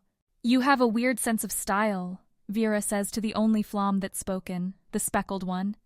"We stand by our principles," the Flom replies. "All things together, all things inseparable." "What do you want with us?" I try to ask, but the Flom ignores me. No, the Sevora that controls it ignores me. I can't forget that we're on a world of parasites, that all of these things have, like Ignos, a controlling monster inside of them. We don't have a choice, so we follow the Flom over and up the ramp into the craft. The floors are white, the same pearl as the tubes and elsewhere, and it's not long before we feel it mold around our feet. Keep us tethered to the ground and stabilized. The same thing happens to the Flom, though most manage to keep their weapons angled our way as the ship ascends back to the sky. As it moves, The plain walls and ceiling fade, turn translucent, as if I'm looking through smeared glass. Frenzied movement outside keeps my attention as we fly away from the prison. Larger ships are moving towards where we just left, and I see more than a few smaller craft take tentative slides towards our ship before breaking off. Small dots that I assume are more troops descend from the larger, blocky ships and stream towards the prison like ants. Part of me hopes the creature escapes, the other part isn't sure. The ship arcs over the city, higher and higher, yet not quite into the black of space.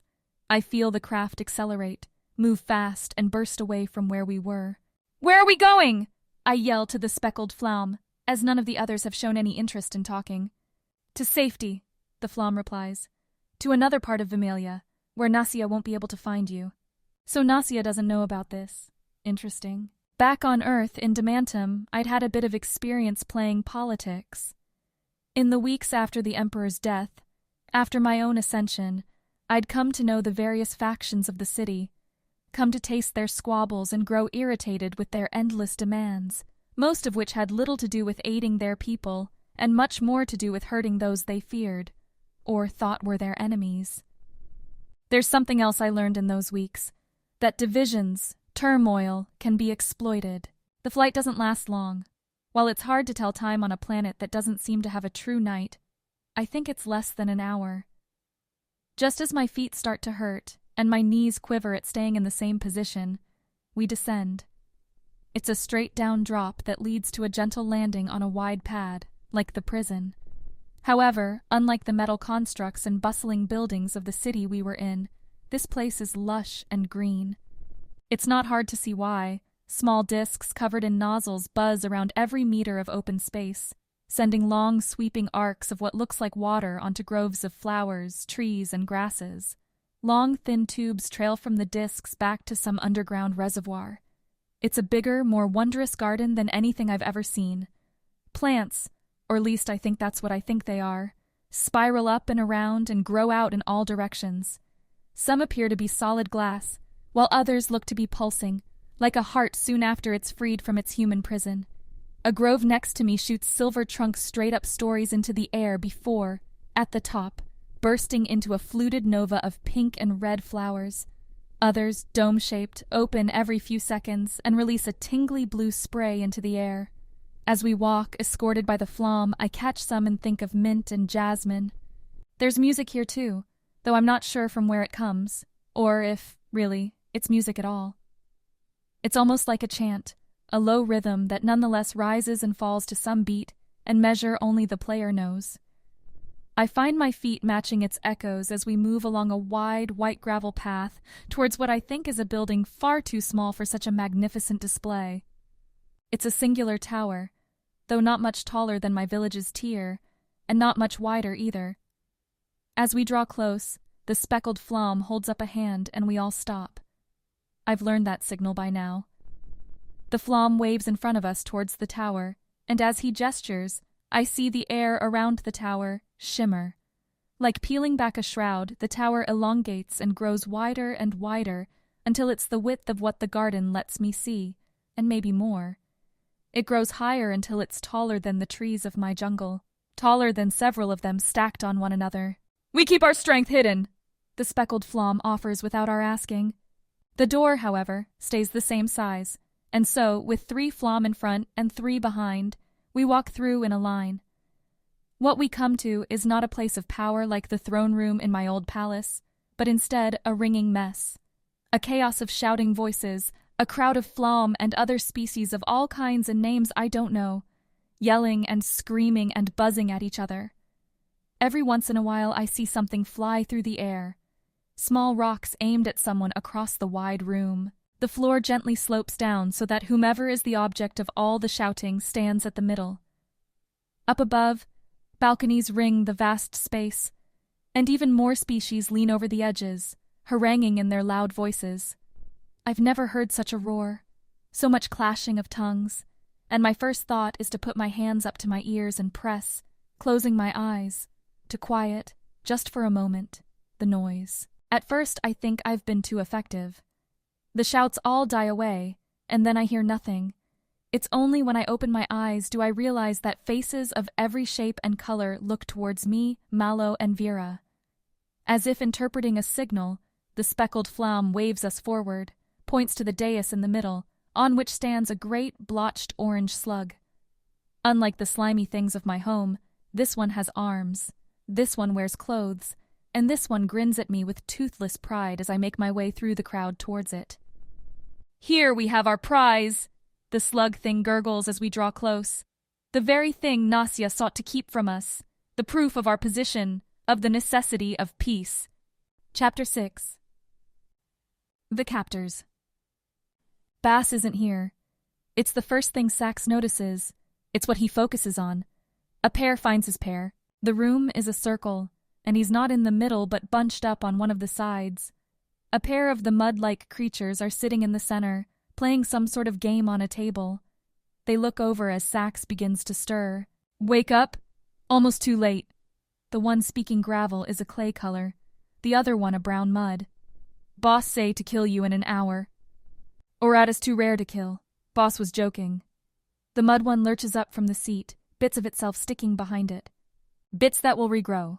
Sax blinks a few times, reasserts his vision, pushes his vents to inhale and test the air. Clean, but not so pure as on the ship. Space stations, even the ones with the best recyclers, have too much air and too much smell to handle to get the same quality as a small vessel. And Scrapper Station doesn't have top-tier parts. What Sax gets is the scent of booze, of chemicals and sweat, more than a little bit of blood, makes his claws tingle, makes them want to add to it. But if there's one thing he doesn't want to fight, it's these two. Whatever body lies beneath that rocky exterior is going to take a lot to get to, and there's more than a little chance of his claws breaking off as Sax tries to dig through that thick skin. So, Sax sits up instead, glances around the plain art in the room, vistas pulled from various planets and stuck around, without any unifying theme or purpose, as if someone simply grabbed what they could find and threw it against the wall, like Scrapper Station itself. "Where's Baz?" Sax hisses. There's no headache, no lingering pain. They gave him meds, made sure the Aratus wasn't too badly hurt, which means they're not thinking he'll be a captive for long. They want to use him. "Fine," the clay one says. "Awake, working." "Doing what?" "Business," Brown says. "Your job too. Keep people honest." "We're part of the Vincere," Sax replies. "We're not your tools. We're not your peons, your employees, your guards. You'll let us go, or when the rest of the Vincere arrive, you'll be blown to particles so small nothing in this place will get any use out of you." They laugh, a low rumble, like boulders falling and clashing against one another. Perhaps, Sax thinks, that's because that's what it is. Rock and earth grinding together. Sax is starting to believe, though, that his threats are losing power. He hasn't managed to get a single one to work lately. Dalachite on Cobalt certainly didn't care. Neither did the Lunari on Earth, or even the Sevora on that seed ship. The Aratus aren't what they used to be. "Save threats for boss," the clay one rumbles. "You us the same. Stuck." Sax can't help but wonder if this is what they've been fighting for. All those Aratus that have given themselves, all the Flam and Welk supporting them, for these lumps of rock who can't do anything more than spout nihilistic nonsense. Stuck. Not for much longer. "Take me to this boss," Sax says, not bothering to address the clay one's remarks. "I'm guessing he'll want to see me." This time it's the brown one that takes the lead. "Us give tour first." Sax waves a claw. Doesn't object. Might as well see if there's anything worth knowing about Scrapper Station before he tears it apart. The two Ludos lead Sax out of the room, and instead of another long, featureless hallway, the room opens right out to a wide floor. It's a big space, connected to others by half-closed walls with sloping doors. Mirrors drape those walls, casting back reflections of gambling tables and video displays, and those entrapped by them. The sounds of laughter and curses, cheers and jeers echo. Sax is in a place he despises, a place that thrives on chance and making odds against those who choose to partake. It is the antithesis of what the Oratus believe, that preparation can make victory certain. Like a magnet for his eyes, Sax feels his gaze slide to the right, to a cluster of rollerball tables, where the contestants all take turns pitching colored orbs against a vast target board. The scores change depending on where the balls land, and whomever happens to find themselves with the highest one wins while the others lose, and of course, the house takes a cut. A little bit of skill, a lot of luck, and Bass looks like she's had about enough of it. Sax's pair looms over the bundle of Welk playing at the tables. Their liquid-like bodies fling the balls one after another, and Sax is compelled to go over there, but the rock monsters grab his arms and lead him on. Later, the clay one rumbles. You both stay anyway.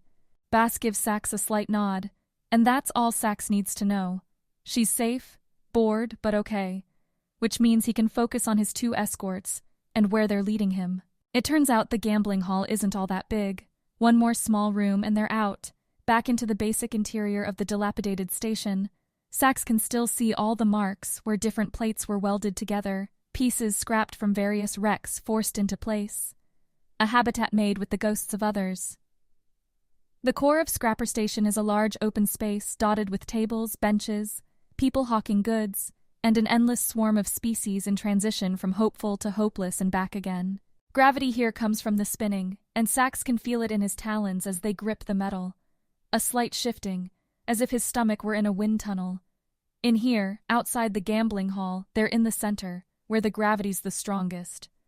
Spokes shoot away from this core in all directions. How many live here? Sax asks to get them talking, revealing something maybe he can use. 1,000, Clay says. More free here than working for Amiga. Ha! Brown replies. Your idea to come here. Now we're stuck. Watching baby Oratus. Baby? Sax hisses. The Ludos don't answer and the conversation's over. They take a walk around the core, with the rock monsters pointing out the way to residential spokes, bars, restaurants, docking bays, and the cluster of other services. Medical, waste, manufacturing are all bundled together in their own spokes. Scrapper Station seems a little too well ordered for a place way out here, without an Amiga to run it. Ooblots manage things, the clay one says. Boss's sisters. That explains it then. Ooblots are always organized, dedicated, weak and cowardly. Sax has never met one himself, not counting just a few hours ago. Never wanted to. Now the Ludos are telling him it's time. Back to the gambling hall, through a door on the far end. Sax tries to catch another sight of Bass, but she's not looking, busy with some dispute. Her claws ready. Sax wants to watch, both in case he needs to help, and because there's something about watching his pair work that's entrancing. But he doesn't get the chance. He's ushered through, and this time there is a short hallway. To the right and left, Sax can see the rooms where security is monitoring everything. In the back is what he's expecting, the lush luxury that Ooblots are known for. There's a couple of eye stalks standing from the creature as it sits on a velvet red couch. Like a whelk, with an added helping of liquidity, the Ooblot puddles himself around the surface. The skin that Sax thought was yellow is, on inspection, closer to gray with plenty of golden blotches from radiation. Too much time on Scrapper Station and its poorly shielded hull. Sax, right? I am Durascale. What do you think of my little enterprise? The Ooblot says, and its voice is a slap smack of liquid thwacks as the Ooblot hardens and softens its body, throwing parts of it against itself to make the words. It's a pile of garbage, Sax replies and bares his teeth just a little. Honesty. I can appreciate that. We all can, especially in a place like this, where lies often travel farther than the truth. Drescal doesn't get up, doesn't wave for Sax to move anywhere. Just stares at him with those two large round eyes set in those stalks. A long breath of silence. The two Ludos still have hold of Sax's arms, and the grip is tighter now than it was outside. They think he's going to attack, that he's going to fly into some sort of rage. Sax wants to, but his pair is out there. He wouldn't be doing Bass any favors by getting himself killed here. They tell you? Durascale asks. I don't have time for games, Sax says. I don't have time to work for you. An Oratus is not a security guard, a janitor, or whatever else you have in mind. We are warriors. We belong at the front. You will hail the Vincere, and you will let us go until they arrive. In exchange, you will be rewarded. The Ooblot swings a tendril out wide, and as if by magic, a small servo robot putters over and hands Durascale a small drink. The Ooblot places its newly formed appendage over the lip, and from the center of its hand, a pipe-linked tube emerges and descends into the liquid, sucking it up with a slurping noise. Sax eyes the beverage. The last thing he's had to eat or drink was back on Cobalt. He was too distracted on Plake's ship, and now his body, sensing a chance to feed itself, awakens. "It seems you do need something," Durascale says, its left eye rotating on its stalk to focus on Sax's face. No, beneath his lips, where, Sax realizes, a bit of saliva has snaked itself out and is making its final escape towards the floor. Sax catches the drop in his right mid-claw. He's not an animal. "Your vincere, if you are so necessary as you claim, will no doubt come for you," Durascale continues. "Until they arrive, we can strike a deal. You work for me, I feed you." A dwindling pause. "Your pair agreed to it." Liar. Bass would never agree to something like this. Would never accept servitude, no matter the price. "She mentioned you might react this way. But here's the truth, Aratus. You're stuck here and you have two choices. Either you work for me, do as I say, and reap the benefits, or I have these two throw you out an airlock so you can have the death you so obviously wish for." "Is it me that wishes for death?" Sax hisses, and then hurls forward, jabbing with his foreclaws and slipping their sharp edges beneath the Ooblot's slippery body. With his tail batting back the two rock monsters, Sax lifts the creature above his head, then tilts his mouth up and opens wide, so Durascale can see just how many teeth will be cutting into him. But the Ooblot seems unfazed. Durascale takes another drink from the glass, still held in its sucking hand. "This is why you'd be such a good fit here," the Ooblot says. If being an inch away from death has any effect on the creature, Sax doesn't see it now. "In fact..." There's a shout, then another and a crash from outside the room. Back towards the casino floor. Back towards base. Sax doesn't hesitate. He drops Durascale block back on the couch, turns, and barges his way up through the door. Down the short hallway and onto a casino floor that's broken into chaos. Tables are overturned, species are running wildly, and Baz in the middle of it all, her pink gold tail thrashing what looks like one of the whelks away from her and sending it flying. Two more slug creatures try to pile her to the ground while another tears the end off of a bar chair and begins to bring it over. Sax provides the end. He takes 2 long steps and then presses his talons to the ground and launches himself over the large bar in the middle of the floor. He clips some bottles, sends a few glasses tumbling, but the Aratus makes it across in time to catch the advancing whelk in mid-swing.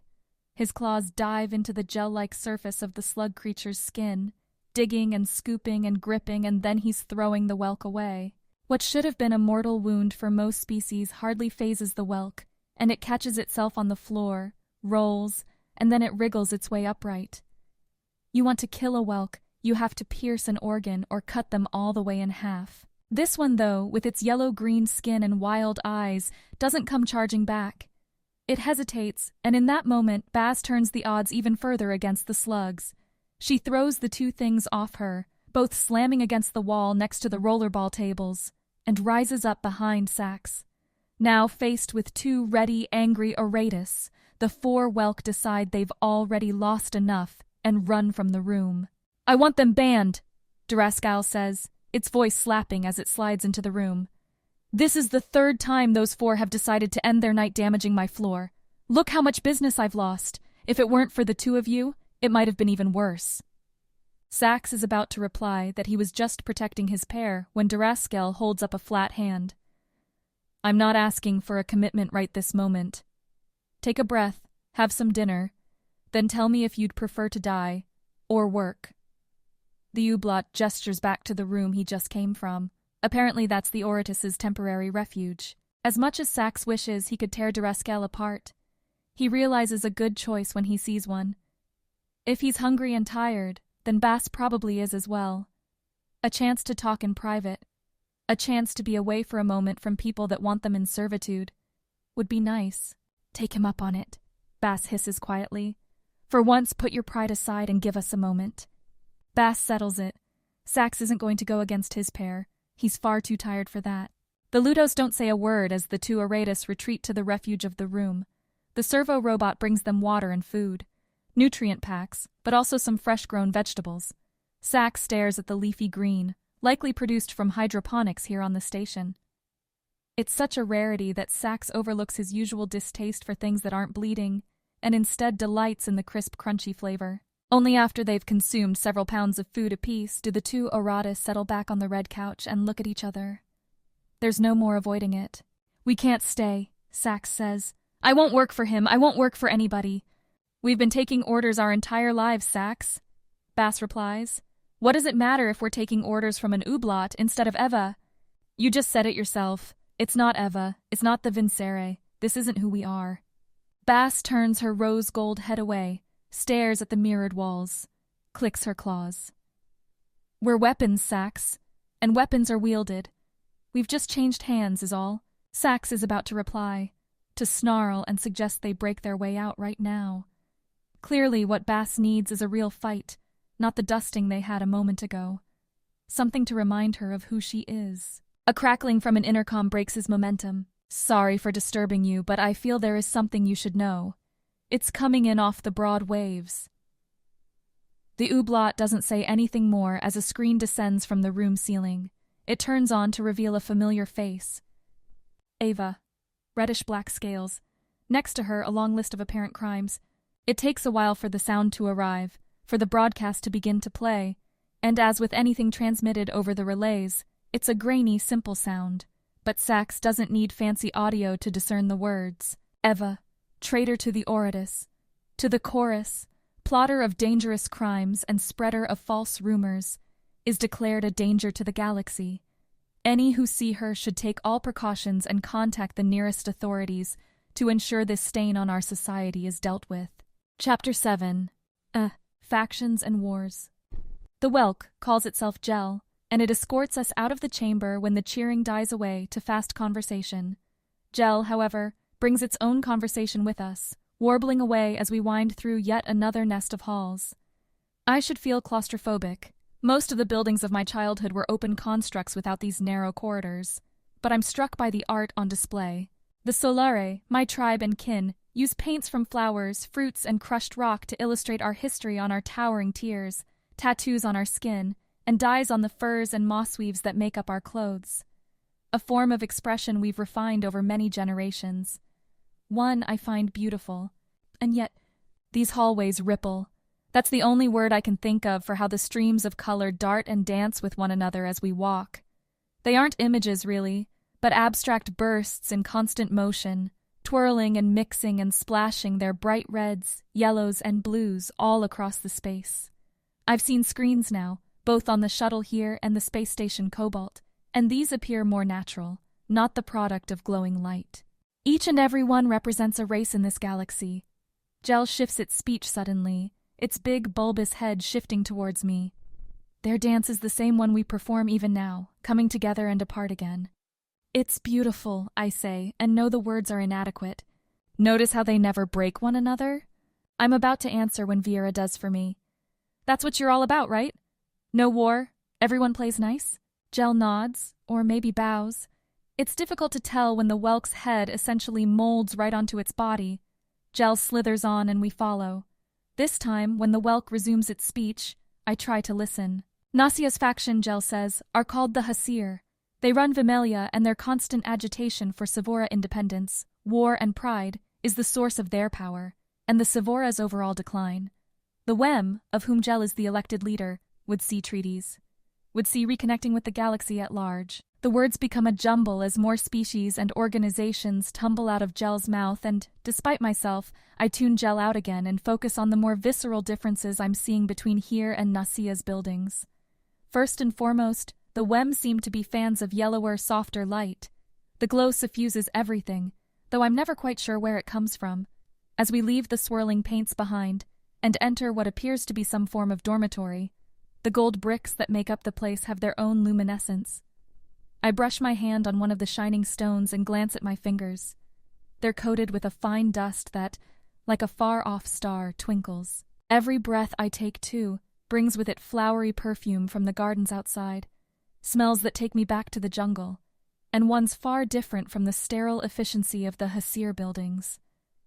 A constant soft breeze keeps the air moving, and the temperature cooler than I'd like, but not so cold that I'm uncomfortable. Vera looks right at home, while Malo, like me, rubs his arms as we move. Not all the Wem stay here, Jel is saying, gesturing with a stubby green arm up at the rows of rooms. Most who do use this as a temporary refuge to get away from the chaos of the city. Or to hide from a crime, Vera asks.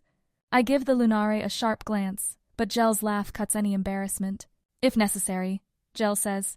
We try to keep as much of our work out of the grime as we can, but sometimes change requires a slight hand. And gray morals, Vera adds. You will starve on virtue alone, Jel acknowledges. Still, we are not Clarity's Dawn. We do not seek to destroy, only change.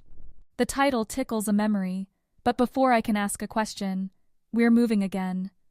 The rooms, unlike the cells in the prison, open onto vine-wrapped balconies, and a pair of waterfalls trickle down on either side of a wide, tan platform that we board. At ground level around us, tall trees rise, sporting long tendrils ending in bright pink blooms. As soon as Malo steps on the platform, Jel does something I don't catch, and the platform begins to rise. Viera snares Jel in conversation, and I take the opportunity to slide near Malo and ask him what he thinks. In these last days, Kaishi, I have seen more wonders than I thought possible, Malo says, but his voice carries caution with it, and I note that he's speaking Shara, not the so-called common language used by every species we've seen so far. But everyone we've met appears to want to use us for something. I can't believe these Wem will be any different. I chew on that for a second. Malo's right. Of that I don't have any doubt. Nobody, not even my father and my tribe, would treat visitors with so much hospitality unless there was something they believed they would get in return. Malo, I'm starting to believe that's what our lives are, I say. When we were young, we had to obey our elders, our superiors, and above them our gods. This isn't all that different. The platform continues up, past the rooms and still higher, above the top of the chamber and into a tunnel bordered on all sides by those glowing bricks. There's a difference being told what to do by your parents, by the people you trust, or the gods you worship. They, at least, care about you. These things? Kaishi, I feel they would throw us away in a moment if we were of no use to them. You think they could throw us away? You, warrior of the Shar? I mean the words to bulk up Malo's spirit, bring a laugh or a smile to his face, but all I get is a grimace. I couldn't protect you back on Earth. I didn't save you on Cobalt. Why think I can protect you here? Because you promised me, I reply, and my general doesn't break promises. That at least gets a rueful grin, a small nod of thanks. The ceiling parts above us, and the platform breaks out into the open air. We're on top of the huge building, on a spire that rises over the main roof. Glass encircles us, and I can see, around the sandy ground, the circular garden spreading out around the structure. Beyond the green, buildings rise up, though in a more patchwork fashion than the concentrated metropolis we first landed in. Vamilia's city never truly ends, Jel says as we take in the view. But it does quiet from time to time. We chose this place precisely because it sits beyond the clamber, because it forces us to see natural beauty. Remind ourselves that we strive for nature's harmony, not a forced structure. How? I ask. You talk about taking over the Sevora, about changing your species, but how? The Hasir and Nasia seem to have so much more than you. The Sevora blow like a leaf in this eternal wind, Jel replies. A strong gust in our direction could, in one stroke, give us the planet. I hope that gust will be you. Never been a gust before, Vera says. Do I wave my arms like this? The Lunare sweeps her hands from side to side and I roll my eyes. Malo looks away, shaking his head. Jel, though, says nothing, and Viera, seeing nobody appreciating her jest, settles into a humph. No, there is one thing that must happen before we go any farther, Jel says, and by the sudden weight in its tone I can tell our happy tour is at an end. We have members who have earned their chance to make a difference, earned a chance to try, earned a host such as yourselves. There's a heavy silence, one I break. You want to infect us. This is the Sevora home, human, Jel says. To be here, you must be one of us. Ignos couldn't control me, I reply, the thought of another creature in my head injecting acid into my voice. Your Sevora won't get what they want. One test does not make a thorough experiment, Gel replies, and I notice now that its two hands have slipped beneath its strange robe. It's not difficult to imagine a miner or two hiding beneath those folds. Either we will prove you are not all you claim to be and gain a new host species, or we will have the guides in place to ensure you know what to say and when to say it. Not happening, I say. Malo shifts behind me, getting ready. Vera, too, faces Gel, her hands loose. I'm not letting any of you in my head ever again. I have no idea if Gel understands my words. The whelk sits there, its gooey mass playing about like a line of drippy tree sap.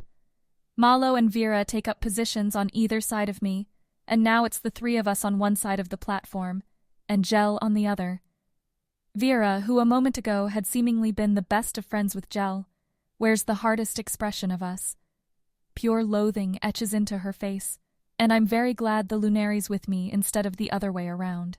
Again? Gel asks. I didn't know any of you had the joy of being a host before? It wasn't intentional, I reply. The platform judders, then begins to descend back into the building. For a moment, I think our shot at escape vanishes with those glass walls, but we don't have any tools to break them with anyway. And now you are unhosted. Gel says the word the same way I might say diseased. We're free, if that's what you mean, Vera speaks up. We're staying that way too, so find another way to prove your point or let us go. The glowing bricks again surround us, locking the tension into that little platform. The Sevora will never listen to one that isn't a part of us, Gel says, and it tucks its arms back beneath the robes. It would not have to be a permanent situation, but at first it will be necessary. Gel makes a certain sort of sense. I don't think the Solare or the Shar tribes back on Earth would listen to Vera without me or Malo vouching for her.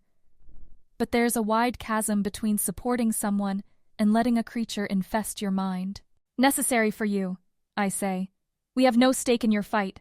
All we want is a ship off this planet and back to ours. Vera shoots me a look, and I realize I've made a mistake.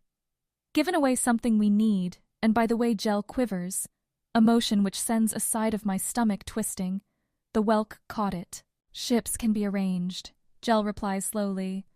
Our planet is, however, engaged in a long-running, costly war. Sparing a vessel to take you home would require resources, would need payment. I think you know how to deliver that. The platform keeps moving and scenarios play out like lightning in my mind. If I agree with the creature, we submit, and they stick their friends inside us. If things go well and Gel's faction gets what they want, why would they bother letting us go? If it goes poorly, then Nasya has us all killed or stuffed with his own Sevora. I don't have to look at Malo and Vera to know they've reached the same conclusion. Take it, I say in the Share tongue. Gel's our only way out of here. Malo moves faster than I think possible. He dives forward, his shoulders slamming into Gel's bulk while his hands scrabble for its arms, trying to keep them from drawing whatever the whelk has in its pockets. Gel utters a surprised warble as it hits the bricks going by, and almost gets its left arm free before Vera arrives. The Lunari tears the small miner from Gel's grip and places the weapon up close towards Gel's huge head. Or, I say, you can give it to us to be nice. That's what friends do, right? The platform sinks beneath the bricks and back into the large dormitory. The first chance we'll have of being discovered, and it's a chance we immediately lose. There's plenty of creatures walking across the balconies, waiting for the platform, or chattering with one another. It only takes a single loud burble from Gel before plenty of types of eyes turn our way. I'm thinking we'll be running from this one, Vera says. We use the hostage. Malo adjusts his grip and his hands dig deeper into Gel's apparently soft skin. You're only hurting my host, Gel says, its voice suddenly tight, and I wonder if Malo's squeezing the thing that allows the whelk to talk. You'll only kill the whelk. You have no leverage except a surrender. Throw it, I say. The platform's just about at the highest floor of the dormitory, the one with the fewest gawkers on it. We'll be dead or captured if we stay here in the open. I learned that much in the jungle. Malo obeys, giving Vera a moment to shift back to my side, and then, with Gel protesting, he shoves the whelk forward against the platform's railing. The Shar warrior grunts, squats, and starts to lift Gel over as the platform settles onto the third-floor landing. We're out of time. Cover us! I shout to Vera, and I dash forward, planting my hands against Gel's body as Mallow lifts the squirming whelk over the railing. Gel's skin is cold, clammy, and altogether disgusting, like grabbing a rotting fruit from a puddle. But my shove is enough to tip Gel over the edge, toppling the whelk off the platform and down towards the ground floor. It strikes with a wet splat, and I turn away from the carnage. Part of me notes that I've just killed another species for the first time, and I quash any guilty thoughts by reminding myself that the whelk lost itself to the Sevora long ago. Take another step and I'll shoot you, and you, several times.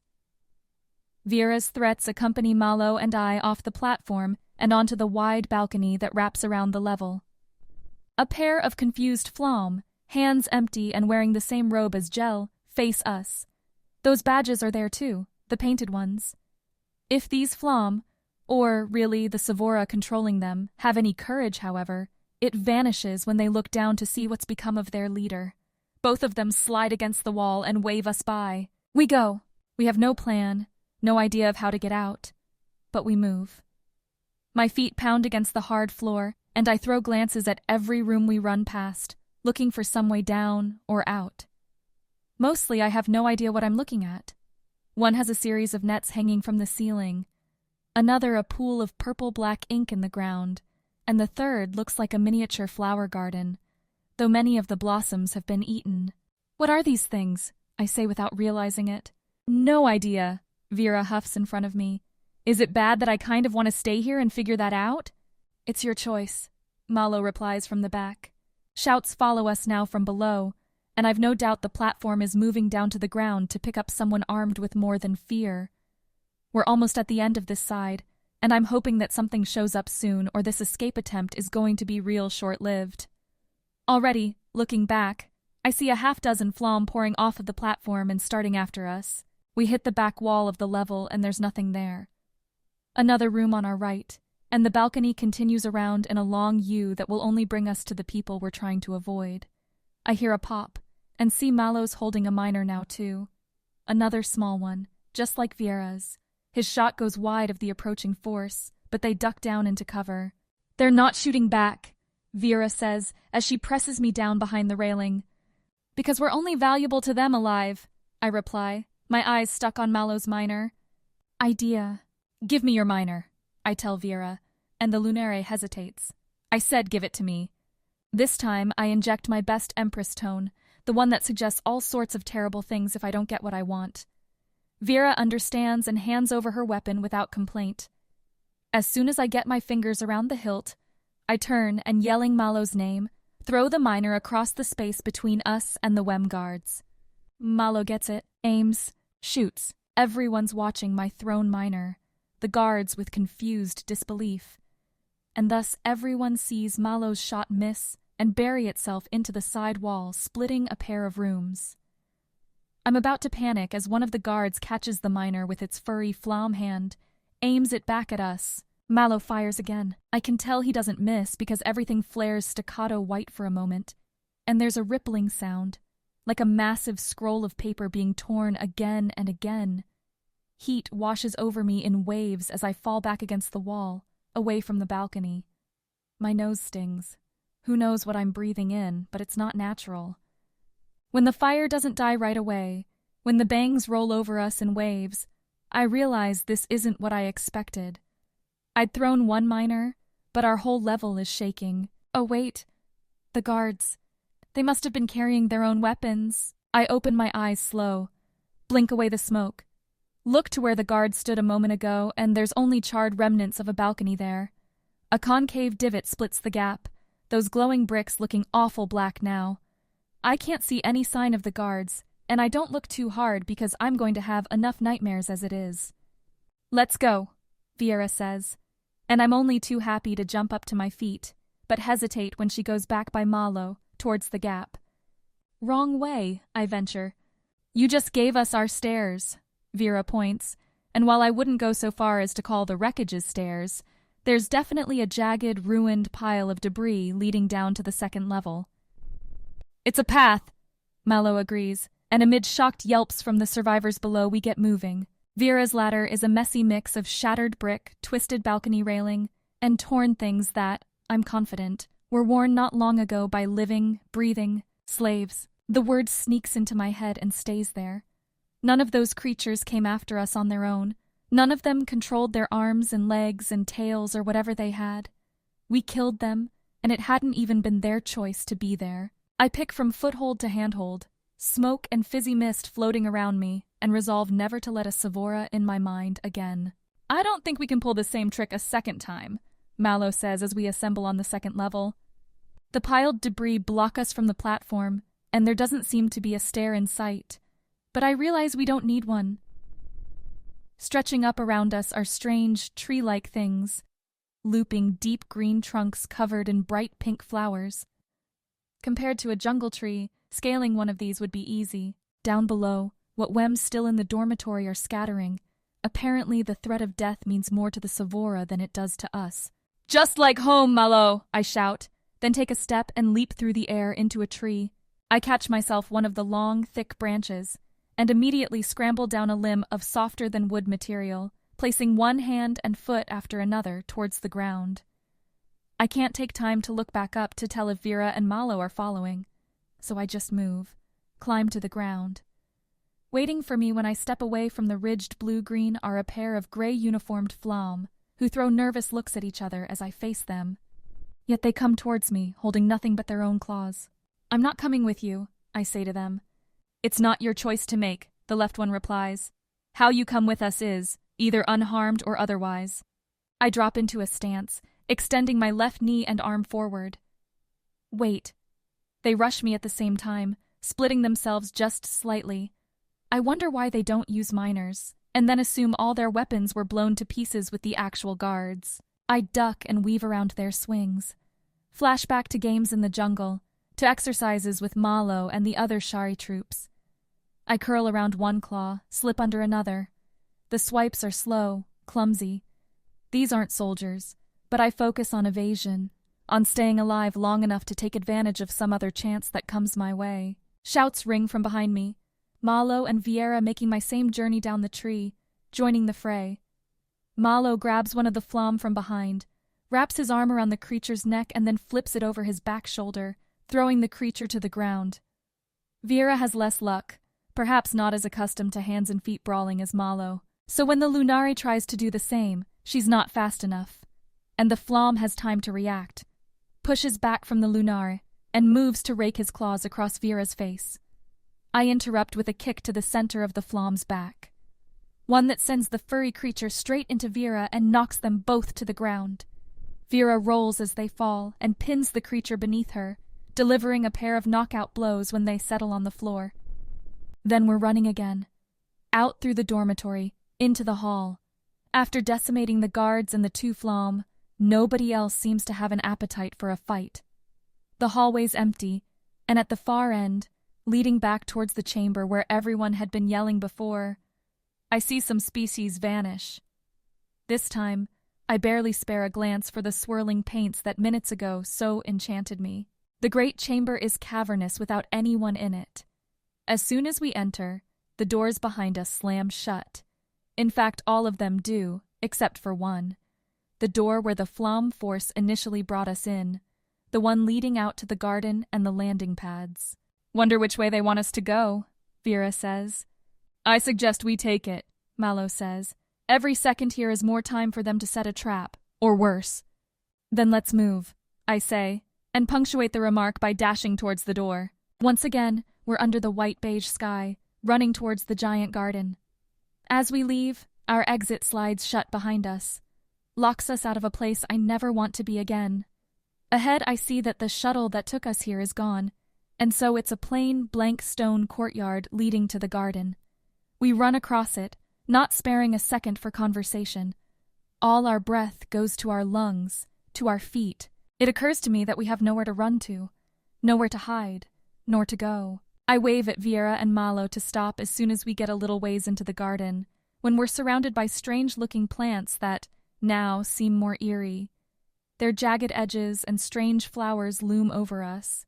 The ground under our feet is a prickly, sticky sort of soil, a green fuzz instead of grass or leaves. A tilted rush of homesickness infiltrates my mind, and I push it away. an act I'm getting better and better at as home becomes a place I'll never see again. I don't want to keep running without a plan, I say to my friends. Vera and Malo, for their part, are holding up reasonably well. All of us have a few scratches, tears, and cuts we received from the fighting or garden thorns, but we're standing, alive. Getting away from here seems like a pretty good plan, Vera offers. To where? Back to Nasia? I say. Even if we knew how to get there, they won't be happy. We'd wind up back in that same prison, or worse. I'm sure they wouldn't mind sticking a Sevora in our heads either. Can we find the creature? The one that broke us out? Malo says. Oh yeah, the one that dumped us right off to these monsters? Vera replies. You think it will do anything different the next time? No, it had to give us up, I say. At least it tried to rescue us. Give me a moment and I'll try to find its group in the cache. I think they called it Dawn. This garden is not the place to do your digging, Vera says and glances up. Not that I need the sight of the shuttle to tell me it's coming. There's plenty of whining, whooshing noise. Probably that same Flom crew, returning to end our troubles. So once again we take off running, dashing through the plants for what seems like forever. What pursuit there is we never see. We just go and go and go, and I lose track of where we are. The plants eventually give way to dark metal structures, to broad streets and thousands of eyes, most of whom watch us, their gaze pushing us down dark alleys and into corners where we think we can fight, where I hope we can be safe, though I know we aren't. Chapter 8. Junkyard's Rest. The only thing to do is take the Ooblots' offer. Daraskal wants them to do nothing more than roam the casino's floor, looking imposing. Sax finds a flash of his teeth. A single raised claw is all that's needed to defuse most fights well before they start. Any that aren't convinced take a single whack of his tail to fall in line. The monotony gives Sax time to turn over Eva's accusation, time to decide what's gone wrong, to know who to trust, and he comes up with blanks. There's no real reason why he thinks the Amiga would turn on such a decorated Oratus. No real reason to brand her a traitor and want her dead. Then again, she's escaped.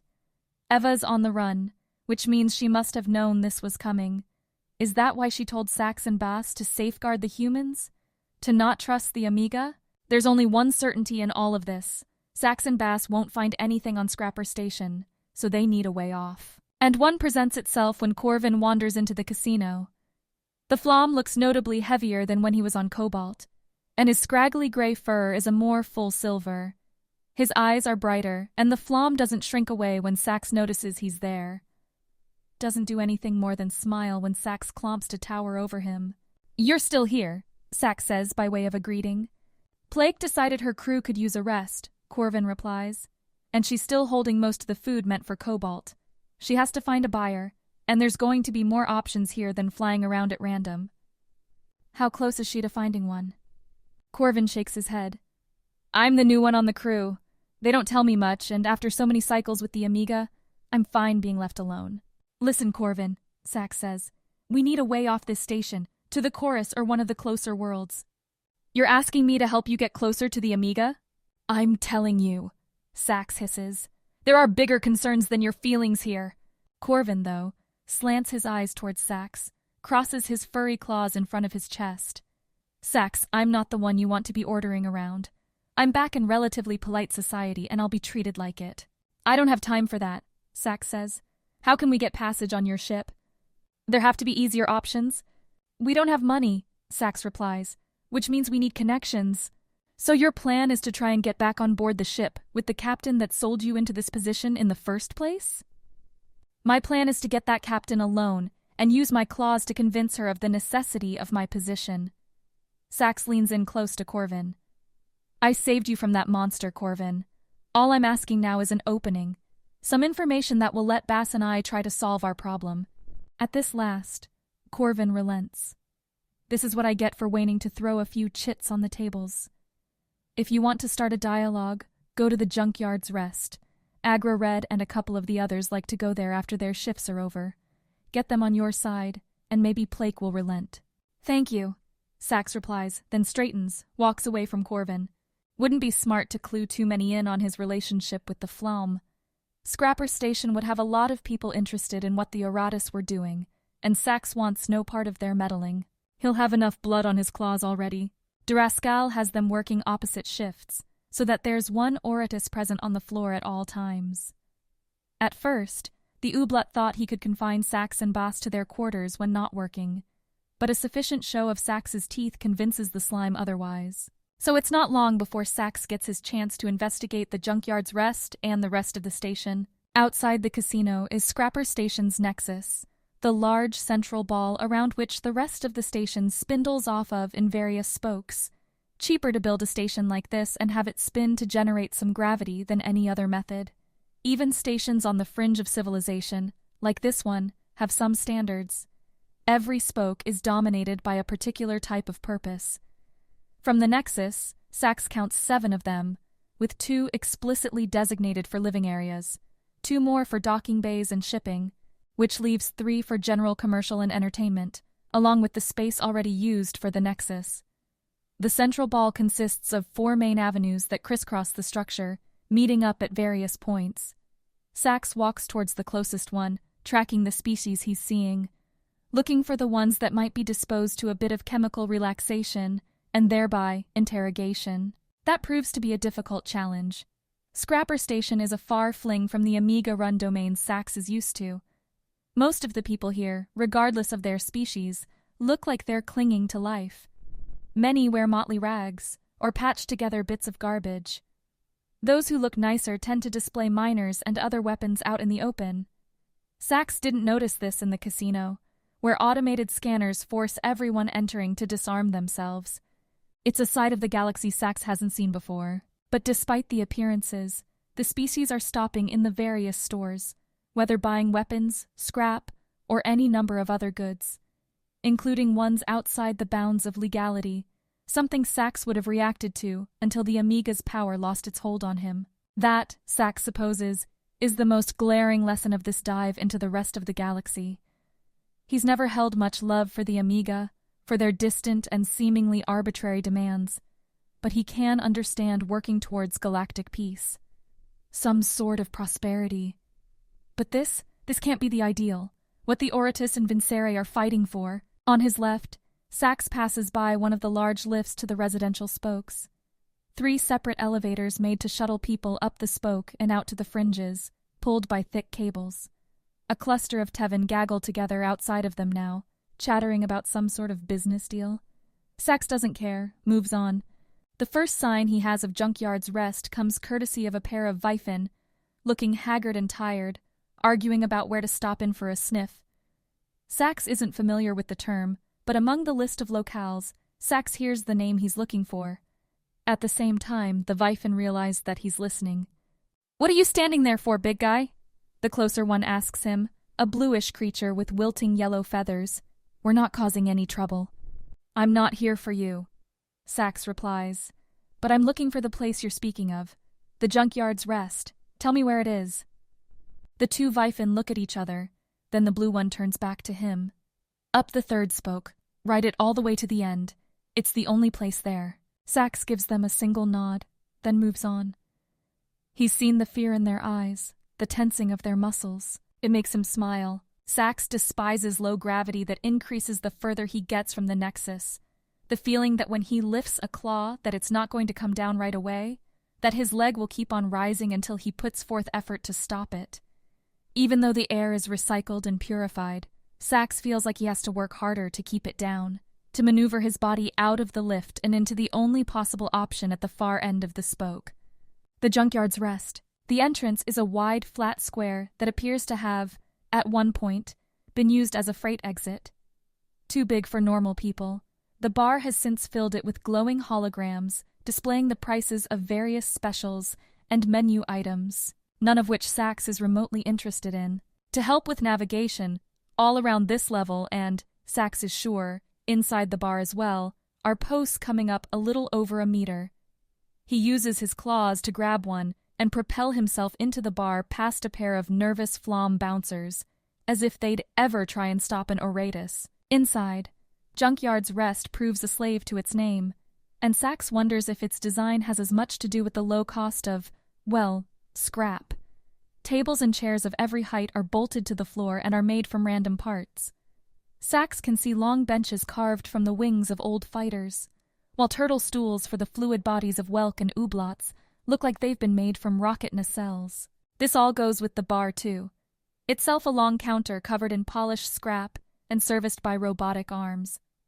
Cameras project options down onto the tables, where patrons touch the hologram of what they want, and it's soon after flown to them by delivery drones. Aside from conversations, the background is home to a low synthetic pulse beat, the sort of noise that doesn't cause unstable effects for some of the more sensitive species. And then there's the Junkyard Rest's crowning achievement. A giant window along the very end of the spoke that looks out into the floating debris field around Scrapper Station.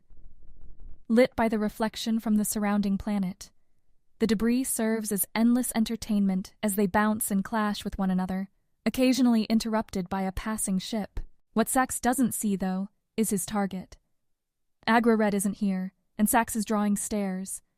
He'll have to do something soon, or the wrong sort of attention is going to come his way. So, for the first time in his life, Sax goes up to a bar. Not a soul comes to serve him. Who would? He's a big, gray-scaled weapon that's still bearing plenty of scars from the burns on Cobalt, and cuts from so many earlier battles that they all blend together to create a horrifying story. It doesn't help that Sax keeps flashing his teeth at anyone who looks at him. There's a protocol to be followed here, namely, that prey should understand their place, and Sax considers everyone in here prey. "You want something?" says a voice. Sax looks for the source and doesn't see it, only row after row of bottles, box after box of stimulants, and plenty of inhalable packs. "I'm using a speaker," the voice says, and then Sax sees the holes, right there in the countertop in front of him. "If you're going to order, use the menu in front of you. If you're not, I'd ask you to—" Sax manages to find the talker, a beefy flom behind the bar, who meets Sax's eyes and gulps hard. "To, take as much time as you need." Sax turns to the menu, a litany of options projected on the surface in front of him. Most of them are unappealing, injections meant to swim throughout a whelk's body, targeted to stimulate and numb various nerve centers, coatings that, slipped down a Tevin's central core, would drive the creature into oblivious ecstasy. Sax scrolls through the options, writing off each one in turn. He's not here to distort his mind, the very idea of which nauseates him. At last he happens upon the very end of the list, populated with less dangerous things like water and nutrient gel. He picks both of those. Behind him, Sax feels a stool begin to rise up out of the floor, and with his left leg, he kicks at the thing until its mechanical brain gets the idea that Sax has no desire to sit. Then he resumes his observation.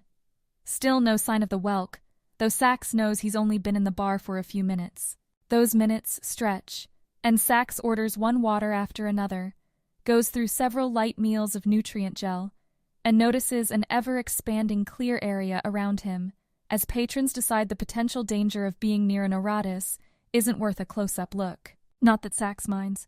He watches the junk spin in space, traces the trails of ships leaping in and out of the system. It's peaceful in its own way, and Sax starts to understand why people might prefer these sorts of places.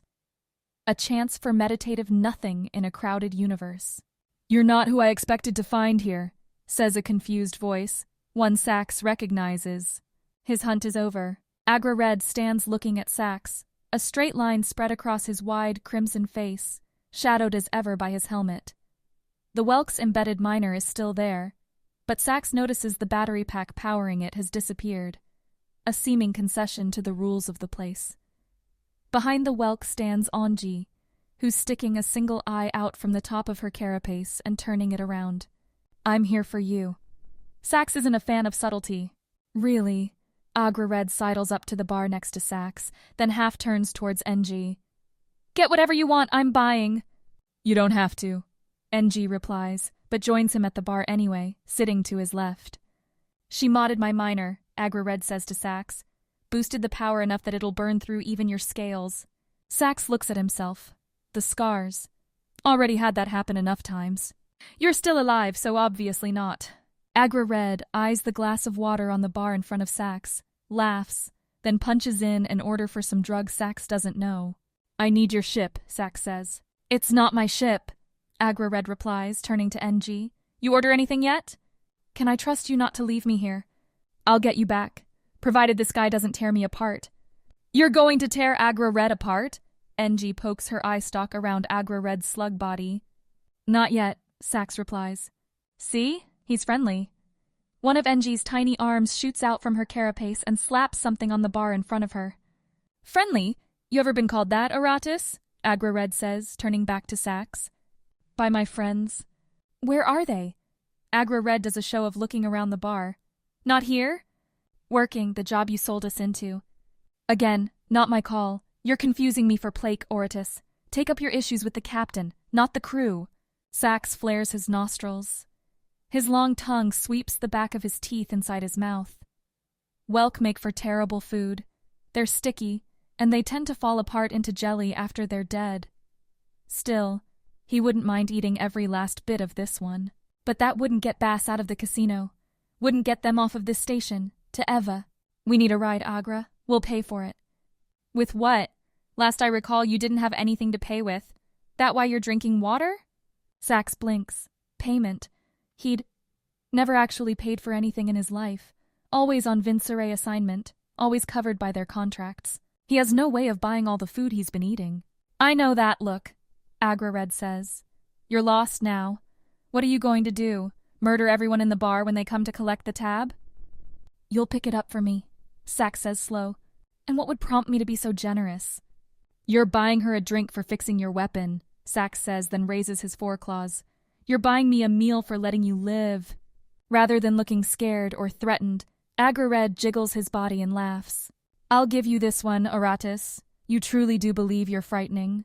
Sax feels his eyes narrow, but again Bass comes to his mind and he forces himself to relax. Yet, Agra-Red continues, the Whelk's eyes rolling towards a bowl of powder a robotic arm places in front of him. If you really want to ride, there's something you could do to get yourself on Plake's good side. What? Agra-Red leans over the bowl, his mouth expanding to wrap around the lips of the entire thing, and with a slurping sound all of the powder flows up out of the bowl and into the Whelk. There's a restaurant, Nova. Residential spoke too. Plake has what they want, but they don't want to pay her what she needs to make for the trip to be worth it, Agra-Red says. Make them change their minds, and I'll help you get your lift. We're going back Core Ward after this, anyway. The Whelk is changing from his reddish hue to a purple color as the powder spreads through the thousands of spidery veins running along the slug's mass. Agra-Red's pupils dilate, his mouth goes slack, and Sax figures this deal is done. He's never played the part of blackmailer before, but recently his life's been full of firsts. Sax stands, and when the one bartender looks from his safe space on the far end, Sax points to Agra-Red with his left foreclaw. The meal debt is past. Sax turns, is about to make his way out of the restaurant, when curses, angry ones, billow from behind him. He wouldn't have turned, wouldn't have bothered, except the panicked, slurred replies come from someone he knows. Sax wheels around to see a pair of Vifins standing over NG, who, given her stumbling state, has taken hard to her drink of choice. A pair of other beverages, blue and green ones, now littering the ground at the foot of the bar tells all the story Sax needs. NG's alternating between apologizing and the kind of uncontrollable laughter that shows she's a long way from her normal self. The Vifin, though, don't seem interested. Their own elliptic eyes are bloodshot, and their feathered arms reach for the Tevin, who falls over as she tries to back away. Agra-Red, for his part, is slumped over on the bar, unmoving as his skin shifts between purples and reds. There might be more than one way to get a ride on Plake's ship. The Vifins back away in a hurry when Sax moves to stand over NJ, whose tiny legs have her scrambling back beneath him. Have a problem with this one? Sax hisses, low and with a single raised lip, just enough to show off his teeth. The Vifin, though, take the moment to recover and find some spine to stiffen. They both meet Sax's glare with their rubbery faces, their bulbous eyes angled right as the Aratus. Sax realizes they're the same pair from the Nexus, the ones that gave him the directions here. They're so divorced from reality, though, that Sax doesn't think they'd recognize themselves in a mirror. Nothing you need caring about, says the right one, a blue-gold-looking creature whose feathers are tight-trimmed. She spilled our drinks. We're just looking for a bit of payback. Yeah, the left one, a mottled brown and green, whose own feathers are experimenting in a variety of angles, adds, "Then I suggest you order your next round, and have her and her friend pay for it." Sax replies. The Vifen cock their heads at him, as if this is a ludicrous request. "You're not hearing what we're saying," the blue gold Vifen says. "Scrapper Station isn't one of your military bases. We don't follow your laws. We're free to do as we like here, get what we're owed." "Yeah," seconds the other one. Sax unfurls all four claws, watches the Vifen track those sharp tips. He bets they're imagining how painful they could be. Better make the consequences a little more clear. "Thanks for letting me know," Sax says. "This Tevin is mine. If you hurt her, then you'll owe me, and I'll take my debt the same way you're taking yours." The Vifen glance at each other. Then the blue gold one puffs up his feathers, makes them stand on end like it's some sort of display. It's a rapid pop, and large enough that Sax doesn't see the second Vifen pull a small miner from a holster hidden by his wild feathers. The weapon comes out, aims towards Sax, and then the Vifen simply disappears in a flash. A bright red one that leaves a molten pile of flesh and a cluster of falling, burning feathers. Sax traces the blast back to the bar where Agra Red is sitting, still looking droopy, but with his heavy, modified miner aiming towards where the Vifen stood. "She really gave it a boost." Agra Red laughs, then looks down at the weapon. "Added just enough reserve juice for a surprise shot, too. Turned him right to slag. Excellent." The blue gold Vifen dances a look between Sax and Agra Red, then books it for the exit. Nobody bothers to follow. Sax pads forward, sniffs and picks at the Vifen's remnants, then grabs the small fallen miner. With his tail, he boosts NG so that she's standing again. "Miners aren't supposed to be fired inside!" The bartender's squeaking from his hiding space, but it's the kind of half-warning that nobody pays attention to. The rest of the bar doesn't even seem to care. After a moment making sure they're not the target, Sax hears all the conversations come back, the music start playing again, and life return to normal. A horde of small robots squeeze out of some vents and start dissembling the Vifen's body, carting its pieces off to some recycler that'll no doubt turn it into some sort of food or energy. Can't waste anything in space, especially opportunities. "Did you not see what I just did?" Agra Red replies when Sax offers up his defense of NG for the ride. "I'm the one that took care of the problem. You're lucky I can handle my grotto snuff." I would have cut them apart. "After that one had shot you with the miner, 'cause I didn't see you doing it before, and they say Eratis are so frightening." Agra Red turns back to the bar. "Get Nova to buy the goods, then we'll talk." Chapter 9. The Beast. An impossibly dense array of lines and circles stretches out against black nothing in front of me. I focus, and I'm falling as the lines rush around. They expand and zoom in further and further, twisting into different and more specific shapes until they lock, with the corner I'm standing in holding center place. Then, with a little push from my mind, a bright blue line traces from where we are to an enormous oval that dwarfs my little hideaway. "Kaishi, we've got to move!" Vera's voice shakes the cache's map away, and I blink back to the buildings and the thrum of ships flying overhead. Leaving the cache is always a disorienting experience, like waking from a deep sleep. It takes a minute for my body to regain control of itself, and I realize that I'm cold. I shouldn't be. I'm still wearing my mask, and Vimelia doesn't seem like a cold planet, but chills run through my veins nonetheless. I felt like this before, in Demantum. Back when I had the High Priest Jackin's medallion around my neck. Back when everyone watched me, wondering who I was and why I had been so marked. No hiding then, and no hiding now. "They're getting closer," Malo, leaning around the edge of the giant bin that we're crouched behind, says. We scrambled from alcove to inset, ducking out of sight whenever someone started to notice us. Anyone here could work with the faction we just escaped. Anyone could work for Nasia. I have to keep checking the cache to make sure we're staying on target. This bin, I don't actually know if it opens, is a giant rectangle jutting out from the side of a many stories tall building with sides of sculpted, shining copper. I suppose the reason it's back here, hidden from the street, is that the bin is a stark gray, mottled and marked only by the giant pipe coming into it from a port in the building's wall. "Who's coming?" I ask. "A pair of those slug creatures. They're wearing our enemy's colors," Malo states. "No worry, no concern, just straight fact. Our enemies." I suppose that's what the Wem are now. Two major factions on this planet, according to Gel, and we've antagonized them both. I glance out the other way of the L, a way which ends in another short alley between the copper building and a neighboring muddy brown tower. Then let's go, I say. We form our line, with Vera in front, Malo in back and me in the middle.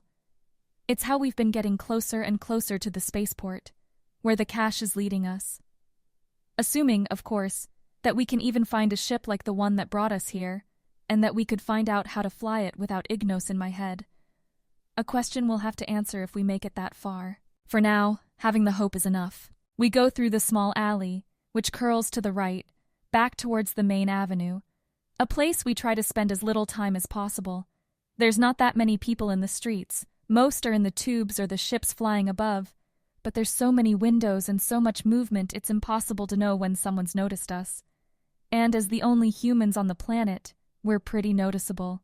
Did you find it? Vera says as we head towards the main road. I always do, I reply. Are we closer? Every time. We reach the end and Vera freezes at the edge of the buildings. She's holding our only miner, which looks small in both her hands, but I can tell by the way her muscles tense that she's seen something she doesn't like. Malo immediately flattens himself against the wall behind me, getting his feet in position to spring, ready to dive towards the creatures pursuing us. They're everywhere, Vera says. They've got one of those big ships floating there in the middle of the street, Flom leaving in groups. We can't fight them. We can't outrun them. There's only one other option. We need a distraction, I say. I can sacrifice myself, Malo volunteers. I head out there, catch their attention. You two can run. No, I reply. Nobody's sacrificing themselves here. There's movement back from where we came. The sound carries on the slick stone ground. Slurping, squelching pops. Some language I don't know, but it gives me an idea nonetheless. How many? I whisper to Malo and nod back the way we came. Only two, and inattentive, Malo says. Then there's our answer, I say. Let's take them, and maybe we'll find something to use. Nobody questions the plan. We retreat back down the alley, take a left, and almost walk right into the two whelk. One's a bright yellow, like gel, and the other a putrid green. Neither is looking forward. Both appear in some argument with one another. They turn just in time for Malo to smash his fist into the green one's face, for Vera, wielding the miner like a blunt object, to batter the yellow one. I, meanwhile, grab at the miners pasted to their skin. The weapons are partially inside the whelks as though sinking through their gelled exterior. The whelks take the hits, and actually begin to laugh. That's what I think the gurgling noises mean anyway, given the wild expressions on their faces, as Malo and Vieira bring punches and kicks. Every hit shakes them, ripples through their jelly skin without leaving a mark. I dig my nails and press my hand into the yellow one's skin, get my index finger on the miner's trigger. The whelk realizes what I'm doing, and its short arms reach for me, but Vera grabs the thing's gooey wrists and forces the attack wide. I pull the trigger and the miner fires, most of it still inside the creature. Its bright red laser melts the whelk, turning its slimy body into a sizzling wreck. It's not what I'm expecting, and I stumble back, my hands still holding the trigger, and I keep it together enough to point the miner at the second whelk. The red bolts keep going, burn through the green one, and cascade against the side of the copper building, leaving charred, broken bits sprinkling to the ground. Malo and Vieira grab the whelk's miners once I stop firing mine, and we're armed. Which is good, because we can hear the pounding feet, the yells of coming reinforcements. I'm about to run towards the main street, a tactic that's likely going to get us killed, when that bin catches my eye. The giant pipe running into the top of it has to lead somewhere. The bin's too small to hold something for a pipe almost as wide as I am tall. I take my miner and shoot at the bin side. The bolts hit the bin's walls, which break apart like paper. The superheated burns make a wide hole, and I find what I was hoping for. Demantum had a rudimentary sewage system, a series of stone canals that wound below most of the buildings to the sea. Seems plausible here, in this improbably huge city, that they would need some way to move the waste from the host species. The Sevora, from what I've seen, like things clean. I haven't seen a speck of trash anywhere, nor any of the usual smells of living things. I smell those now. Horrible scents. burning my nose and making me cough, but they mingle with hope, because there's a way down through the straight pipe, a way out. That's not where I want to go, Vera warns, and if we get stuck down there, they'll catch us anyway. They'll catch us for certain if we stay up here, I say. Mallow brushes by me before I can head into the pipe, which is dark and wide, though there appears to be enough muck clinging to the walls that it won't be a difficult climb. Even in our masks, the filth clings to our clothes, our hands and feet. There's little light, and the rays sneaking in through the hole above dim and vanish quickly. But we keep moving, because what other choice is there? The pipe begins to curve, like a sloping J until it evens out going horizontal. Here the muck is deep enough that it comes up to my knees. We trudge along anyway. I haven't been this blind in a long time, Vera mutters, though I'm not sure I'd rather see what we're walking through. Does this remind you of the forest at night? Mallow asks me as we trudge. The forest is alive, it sings and cries, I say. This is silent and dead. Yet even as I say that, I know it's not true. Things shift in the muck. My skin feels the quiver, and I wonder if it's like back home. If there are strange insects burrowing deep, devouring what we leave behind. I blink my eyes, even though there's nothing for them to see, because such thoughts only distract me. Far behind us, the noise of someone being brave enough to attempt a climb sounds. They're moving slow. Whoever's after us isn't all that thrilled at the path we've chosen. Eventually the tube widens, until a much larger opening appears, and I see, courtesy of a few lines of low yellow lights casting their glows, that we've ventured into some kind of central chamber. Other tubes pour out, like ours, into this one, sending their sludge in slow, spurting movements. One of the worst things I've ever seen, Vera says. Here I thought we were in the land of greatness, where miracles would be everywhere, and yet I'm still surrounded by crap. This is the true nature of this world, Mallow says. More importantly, I say, we're alive. Now we just need to decide where to go. We've made it to the edge of a large tube, one that descends too deep for me to see. Don't suggest that we climb down this big thing, Vera says, peering over the edge. I can't see where it leads, and I don't really want to. We've come this far. We'll keep going, whatever it takes to get home, Mallow replies. Do you have any emotion? Vera fires back. Do you think about whether you enjoy something or not? Whether you like the life you lead? Because I can't get a read out of you. You're just a statue that... Vera, stop it, I interrupt. Do you think here, of all places, is the time to have this conversation? Vera shrugs, but she does stop talking, which I count as a victory. I do agree with you, though, I say. I join Vera at the edge and look down. It's a gulf, deep and dark. I'd rather not make the jump. No lights, except a small yellow trio around a single tube on the far side, one that, like ours, is gradually dispensing muck into its larger brethren. Do you think that's a sign? Do we go that way? I point at the lights.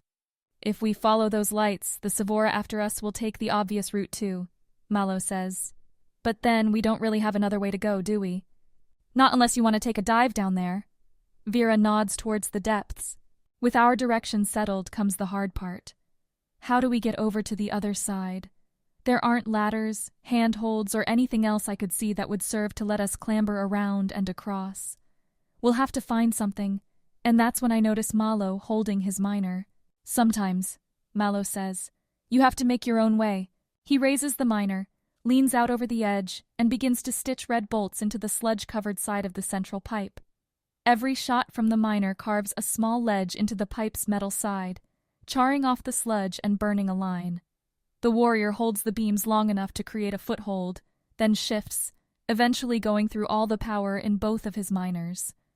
By the time the weapons sputter to nothing, we have a semicircle's worth of black, jagged metal and charred chunks of crud waiting to test our weight. Vera goes to take the first step, and I grab her arm, pull her back. I'm the lightest, I say. You should let me go first. The ledges are most likely to support me. And what if they don't? Mallow says. You'll fall, maybe die. If I don't, we all will. For once, let me take the risk, I reply. They look at me like I'm being stupid, but they don't understand how annoying it is to be held back, to be protected all the time. Besides, there's a chance that I'll find something on the other side to help them get across. It makes sense for me to go first. It makes sense for me to risk myself for the group. The first ledge, a lip of curled black metal, sits 1/2 meter beneath where we stand. With Malo holding my right arm, I step onto it. I rock my foot into the notch, testing its strength. When it doesn't break apart, I step with my right leg, plant both feet. The ledge holds, for the moment. "Let go," I say to Malo, and he hesitates. "Do it, Malo." My friend releases my wrist. His fingers slide apart from mine, and I'm free. That sensation alone almost sends me off the ledge, which is barely big enough for the front of my feet. I flex forward so that I fall against the outer wall of the large pipe. My hands dig into the sticky sludge, give me some traction even at the cost of knowing what my fingers are digging into.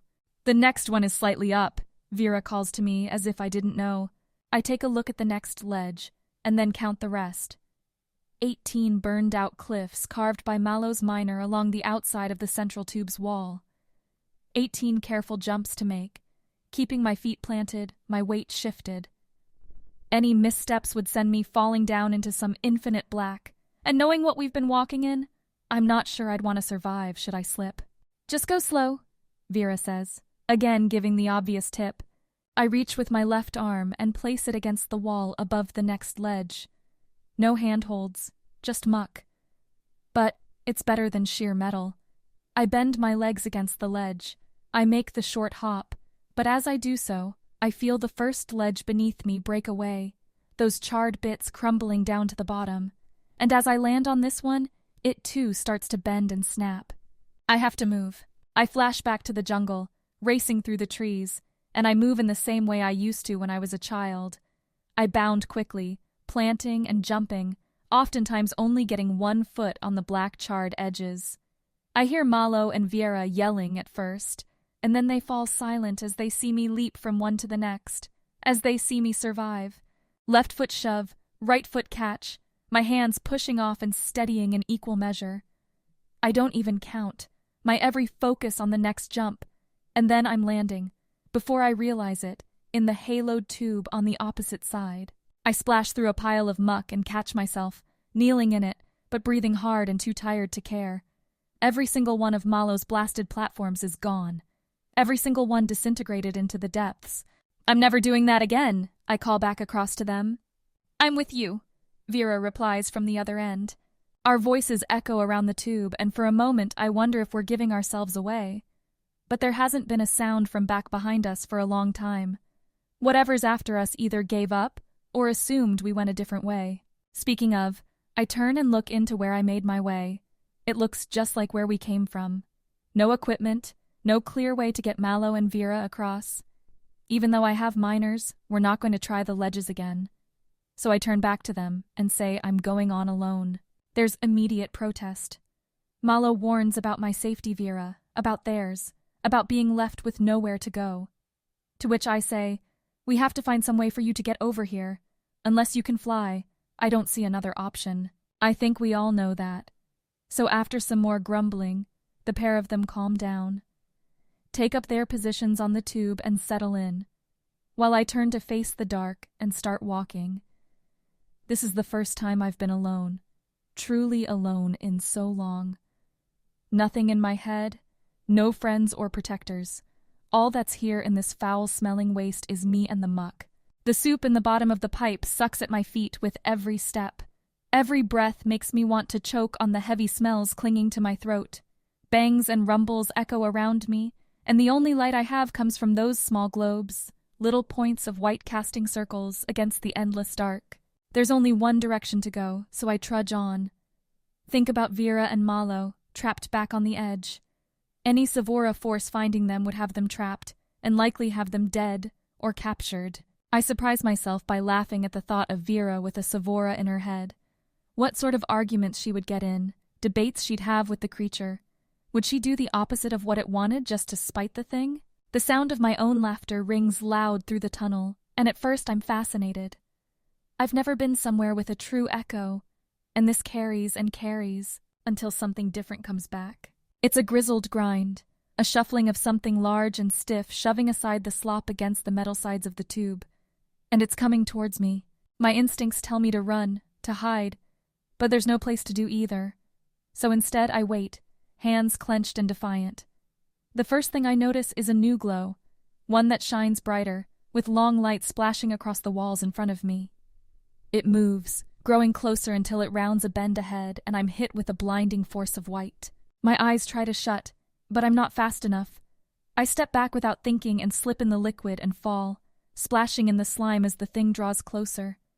The white blots out everything, and it grows and grows, and I raise my hands to shield my eyes, but still tendrils of bright squeeze through my fingers and stab holes in my vision. I might be saying something, but I don't know, because the growling, roaring churn of the monster is so loud as to render my ears useless. It stops. There's no rumble anymore. No grinding. Just the gentle lap of the muck around me as it roils with the settle of the beast. The lights dim and narrow into a soft yellow, leaving iridescent halos in my vision, the same type I'd get for staring at Ignos for too long. What are you supposed to be? The words have a leathery ring to them, like the splat of slick skin against itself, like instruments I once heard in the jungle, played by hitting sticks against covered, dried melon shells. Yet it clearly says words, and just as clearly says them in the same common language that all these creatures seem to use. My language. I don't know, I reply, but I'm a human. Human? Haven't heard that name before. Admittedly, I haven't left these tunnels for more than a cycle now. Seems plausible the slugs above might have found one or two new species since then. Slugs above? I try to pick myself up, but I'm still a little blinded, and as I rise, my hand slips and I splash back into the mud. Here, little thing, let me help you. Stay still. I'm alone, stuck in the slop, half blind and terrified of the monster in front of me, but with no options. I do as the voice says. I stay still. There's a metallic whine, and I feel, courtesy of dripping drops from above, something slides over my head, reaching behind me to settle into the soup. The noise begins again after a moment's pause, and I feel first the liquid and then something hard press against my back and push me forward so that I'm sliding along the bottom of the tube. I yelp, ask what's happening, but all I get is a soft laugh, a kind of willowy chortle. It won't hurt you, just settle in. My legs slide across the floor of the tube, and in a moment I'm underneath the front lights. The goop slides away as I'm shoved up a small ramp. The metal piece pushing me slams into place, and I realize I'm not in the tube anymore. At least, not directly. Dim red lights spark up, and I know I'm in the belly of the monster. All around me are scattered piles of junk. Or at least that's what I think they are, seeing as I'm not sure what any of it is. There's tangled ends of netting and string, broken pipes and things that look like they may have been miners once in some distant existence but have now become rusted relics. While my first thought is that this place is immense, I find as my eyes adjust that it's rather small, half as tall as the tube, maybe 4 meters wide. A swishing slither from above tells me I'm not alone. I'm coming down, the voice says, and like on Cobalt, it's coming from speakers around me. Something in the top opens and a square of light, the same yellow that the rumbling monster shines from its lamps, projects on the floor, and a moment later a creature plops down. It's a strange thing, almost like a water droplet trying to hold its shape. A milky white skin and 2 long stalks that, towards their tops, form large dual-pupilled eyes. The creature, though, is tiny, maybe half as tall as I am. It stands, if you want to call it that, in the small space without a problem. Then it moves towards me by shuffling its skin around and around, like a jungle snake from back home, though this looks nothing like anything I've seen on Earth. Never eyed one like me before? The creature says, and I confirm that it's the skin rippling together that's making the noises, waves crashing along its creamy surface. No, I say. What are you? Oh, well, I'm an ooblat. You know, the things that usually travel in 3s? I shake my head. Well, I suppose I don't know you. Seems reasonable you might not know me. But then I have to ask, what are you doing down here? I tell the ooblat my story, spill it out because the ooblat seems content to listen, and right now I'm desperate for a friend. Desperate to find some way to rescue Vera and Malo. This ooblat might be my answer. Good thing you're not still hosted, the ooblat says when I'm done. The beast would have picked that up, you know. These lights glow red for a reason. A specific frequency makes a host eyes twitch. The Sevora can't stand it. And if I'd been hosted, what would you have done? The beast isn't just a junker, it's a burner too. I leave that latch closed, flip the switch, and then you fry. Then I'm glad I'm not hosted. Aren't we all? Then again, Clarity's Dawn wouldn't exist if we hadn't had our time with the slugs. Have to know your enemy before you can fight it, right? The name rings a bell. Ignos had warned me against it. But the other thing, the feathered, cloaked creature that had saved us from the first prison here, had claimed to be part of Clarity's Dawn. So maybe they weren't all bad? Also, the Oblot claimed not to be hosted. That, right now, would have to be enough. I need to help my friends. They're stuck on the other side of that big cylinder behind us, I say as the Oblot's eyes look over its junk trove. Can you get them across? Get them over the main channel? With this thing? How far can you jump? I shrug. Guess we'll find out. The Oblot rolls away from me, back underneath the square light where it dropped, and says, "Follow me right on up and we'll get to finding your friends." The Oblot quivers and then its entire body mass squelches down, expanding into a puddle with the two eye stalks, and then it pulls up and launches through the hole. "Come on now, you can climb up here." The Oblot's cheerful voice echoes from the upper level. I blink once or twice, confirm that what I just saw is not some sort of illusion, then take some tentative steps. It's nice walking on metal again, rather than the thick muck. I do notice, though, that what I thought was rust on the pieces of junk around me is instead dried dirt, the same mud from the tube. Seems like this beast is meant to gather whatever the Oblot happens to find down here. "Do you have a name?" I call as I move towards the hole. I stare up, again shielding my eyes against the bright light, and a pair of curious stalks appear, looking back at me. "Tali," the Oblot replies. "That's what you can call me." "I'm Kaishi." What a cool name. Much better than mine. But then, we Oblots aren't exactly known for creativity. If you want processes, though, we are your species. The eye stalks vanish. Ta'ali's waiting for me to come up there. I stand tall, reach up with my arms, and I barely get over the lip into the upper level with the tips of my fingers, one hand on the left and right sides of the square opening. There's no way I'll be able to pull myself up with my fingertips. I'm about to say so when I feel a soft, warm glove surround the fingers of my left hand. The glove suddenly hardens, locking my left hand in place. I yelp, and immediately Ta'ali comes blubbering back, its eye stalks showing again. "Don't worry, that's just me. We Oblots have what we like to call a certain finesse. An ability, we say. We can harden ourselves, as stiff as metal if we have to." "You've trapped my hand?" "It's hardly a trap if I'm willing to let you free whenever you ask. I thought having the grip might make it easier for you to get yourself up here." I try, and while my left arm lifts me slightly, my right hand slips off the lip. I don't think that works. "Swing your right hand over here then," Ta'ali says. "Can you let go for a minute? I need to shift." The seal around my hand softens and I slip free without an ounce of stickiness. I take a second to stare at my left hand, but it looks normal. No cuts or tears, no blotches or change in color. Looks like whatever the Oblot's doing, it's not hurting me. So I put both my hands on the left side of the opening, a little apart, like climbing a tree. This time, Ta'ali covers both of them and locks me in. I still don't have a great grip, but I'm able to pull myself up, high enough for my head get over the lip. But it's not enough. With my hands stuck and Ta'ali in the way, I can't lean forward. My muscles are burning, and in a second they're going to give out. Before I can ask for help, Ta'ali rolls forward, its upper body sliding over the hardened lower half. It rolls into my face and I close my eyes. I feel Ta'ali transition to rock, the whole of it clinging to my shoulders, face and hair. And then the Oblot starts to pull. I wind up going up, then over the edge, facing down and resting on Ta'ali's body the whole way, until my entire chest is clear of the hole. And then Ta'ali liquefies itself and slides out from under me, leaving me gasping for air against the hard floor. "What was that?" I said after a few cautionary breaths. "An Oblot pivot," Ta'ali states. Turn myself into a lever and pull. Really not all that special.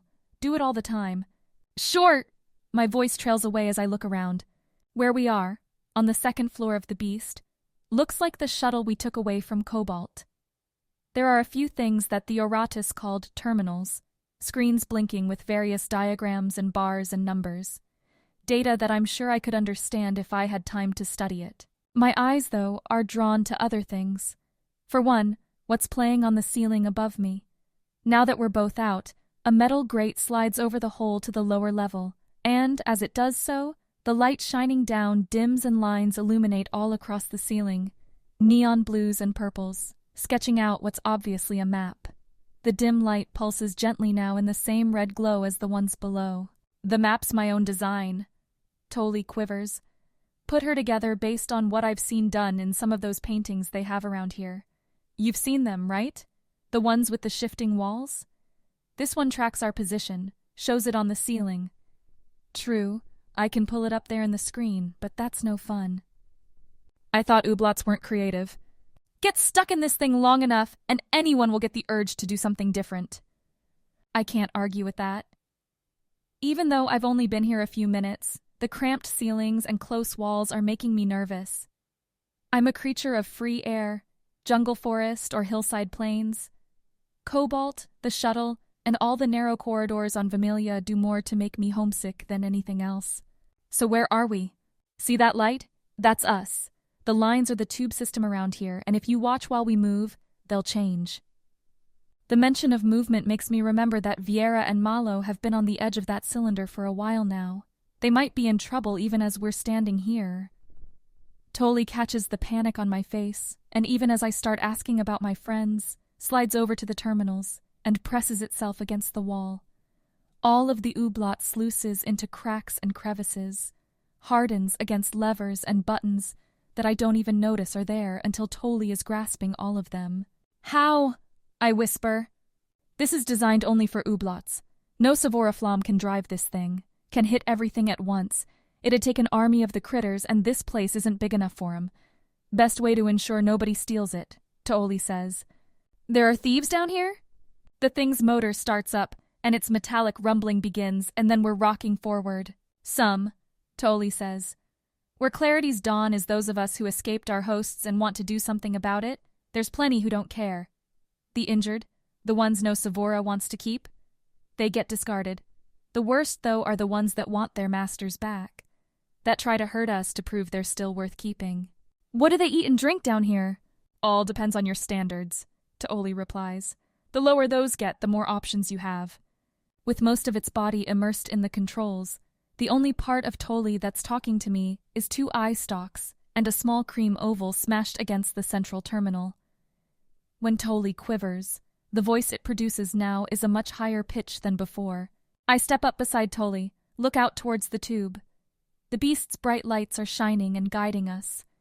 Now that I can actually see it, the tube's insides are steely gray and caked with what must have been seasons and seasons of muck and grime. Who knows when it's last been cleaned, or what disgusting things I'd been walking through. I try to think of something else. The beast moves quick, and before long we're back at the vast central cylinder. And there, across it, I see Malo standing watch while Viera, curled as far up as she could to get out of the dirt, seemingly sleeps. Can you hear me? I say. A moment later, a light blinks green on one of the terminals. Now they can, Tolly chirps. Don't worry, I say, unsure of how to announce the fact that this giant machine monstrosity is not in fact an enemy. It's me, Kaishi. I can tell from the confused looks, Viera startles and almost falls into the muck, that they don't understand. So I try again. I'm inside this thing. It's like a moving building, like the ships we were inside before. Are you okay? Malo shouts back. Fine, and I found a friend. We're going to help you get over. Is it another Sevora? Viera asks. No such thing, and I'll thank you not to call me that. Tolly burbles. There's a large chunk, and the beast emits the same metal whine it did when it pulled me in. Through the glass, I see the metal grate that must have pushed me not long ago extending into the tube. It's wide and flat, and slotted with holes, like the nets we use back home, big enough to catch what Tolly wants without bringing the slime along. The grate extends out meter after meter, and then stops. There's another quick ding, and the grate rotates until it becomes flat. We use this as a lift from time to time, Tolly explains. The thing is, Clarity's Dawn doesn't have a whole lot of machines, so we get the most out of what we have. It's too far, I say. There's a good 3 meters from the edge of the grate to where Viera and Malo stand. I did say you'd have to jump, Tolly replies. It can't go any farther, I yell to Malo and Viera. Do you think you can jump it? No, Vera yells back. Mallow, though, squats and stares, straightens. I think... There's a bright flash from behind them, red, and it echoes along the tube until the light floods the main central chamber, then keeps on going past us. Rolling behind the light is a rumbling noise that sounds like thunder. Echo bomb, Tolly says. We gotta move. That light means the Sevora are bouncing sounds around here, trying to gauge what it hits. Guess you three are really valuable. Hurry, I shout. Mallow says something to Vera that I can't hear. I lean forward and watch as Vera argues, sighs and shrugs. There's a bang as a second cascade of red comes through, and both Mallow and Vera turn their heads to look back on the tube. Vera's hands again grab at her waist for miners that aren't there. Just hold it steady, Mallow yells our way. Mallow backs up. Vera kneels down and, shaking her head, leans forward, gets her knees in the muck, and presses her hands onto the hard tube floor at the very edge. Mallow runs. He clomps at first up towards the side of the tube, building up speed, then swings back to the middle, kicking up sprays of slop, and plants his left foot on Vera's back, squats and leaps, flying forward towards the metal grate. I catch the moment. One sprawling second of Mallow, Share warrior, floating through the air, with hands windmilling, legs splaying as he flies towards the metal grate. My breath catches in my throat and comes out in a rush when Mallow clangs against the edge and, his fingers gripping into the holes, pulls himself up. Mallow lays there for a second before springing back to his feet. Your turn, Vera, Mallow says, but she doesn't have the boost. There's no way. What are you doing? I say. Being stupid, Vera calls back. Now the light behind them is white, the same sort of running light that the beast has. They're out of time. Vera takes the steps, running hard, running fast, plants her foot at the edge of the tube, and it slips. She's jumping, but it's not far enough. Her hand stretches out, and Mallow slides to the edge of the grate and leans, and catches Vera's wrist. Mallow's dangling there, holding on with his left hand. His feet, every toe slipped through the holes, and holding, brace while his right hand reaches, scrabbles to pull Vera up. Then the Sevora arrive. Chapter 10. Deals and Danger. If the Junkyard's Rest looks every bit the workmanlike bar, Nova fails in its attempt to be a restaurant of class. Sax's experience with these places is limited. Vincere Craft aren't known for their upscale dining options. But he doesn't have to look hard to see the many cracks in this operation. Nova is nestled among a residential spoke, surrounded by the slim apartments every space station provides. Sax guesses from the sizes and number of doorways that this spoke is the lesser of the two Scrapper Station offers. That opinion is seconded by the lighting, which strives for the bright blue of a healthy planet, but settles for a hazy yellowed version instead, as if someone had released a cloud of mustard in the sky. Nova announces itself by a spinning, bursting globe over its front doorway, a design that casts alternating white and sapphire blue balls to the outer edges of its spiral. The light show continues inside, where tables, chairs, food pits, and other layouts meant for specific species dazzle Sax's eyes with their constant effects. How could anything survive in here without going insane? Interested in grabbing a seat? A young flom, looking entirely bored with everything, asks him as Sax walks into the place. Looking for the owner, Sax replies. She's in back, the flom says, but if you're going in, you'll want one of these. The flom points to a basket of what look like rubberized bandanas. Those are? Easier if you just try one on. The flom, who's showing no signs of fear at the sight of Sax's clawed, scarred, monstrous self, tosses one of the black things at him. Sax catches it with a claw, stares at it. It looks just like a strip of clothing. You've got eyes, right? The flom says. Put it over them. Is this a trick? Nah. It's part of the show. Twillo bought a whole container of these on a whim, which is why the restaurant looks so bad. Sax hesitates, then figures that it's unlikely the restaurant would have some method of incapacitating an Oritus right at its entrance, waiting for him. So he slips the bandana on. The rubber seems to come alive as it slides onto his head, growing to match his dimensions and settling over his eyes. Which changes everything. Now, the glaring lights aren't blinding. They're mesmerizing. They don't simply spin on the backs of tables and chairs, but seem to lift off and glide through the space. And when Sax takes a step, it's like he's walking through a world of stars. Pretty neat, right? The Flom says. Bet this place would be doing better if Twillo could get people to put these on first. How? Is the only thing Sax can think to ask. Beyond the floating stars, Sax can see streaking comets, the occasional bursts of light too, as if one of the stars happens to go supernova. Different spectrums, projections, and mirrors, I think. The Flom says. Don't really know, but it's cool. She hesitates while Sax takes another long look around the space. You, still want to go find Twillo? Sax gives an absent nod. He might be a murderous weapon hell-bent on getting off this station, but he'll take a moment to appreciate something beautiful. Nova's back is nothing like its front, trading enchantment and effects for the usual dirty gray drudgery of a space station kitchen. Species, mainly Flom, run dishware and ovens, burning the solar energy the station gets from refracting mirrors on its hull. They spare Sax glances, and he gets some satisfaction from their twitches, but the staff otherwise holds to their duties with remarkable determination. He'll have to tell this to Twillo, or at least that's his plan until he actually sees her, in a small office hiding beyond the kitchen. You've got a guest, Twillo, the Flom announces, then vanishes. Twillo, though, responds more like what Sax would expect.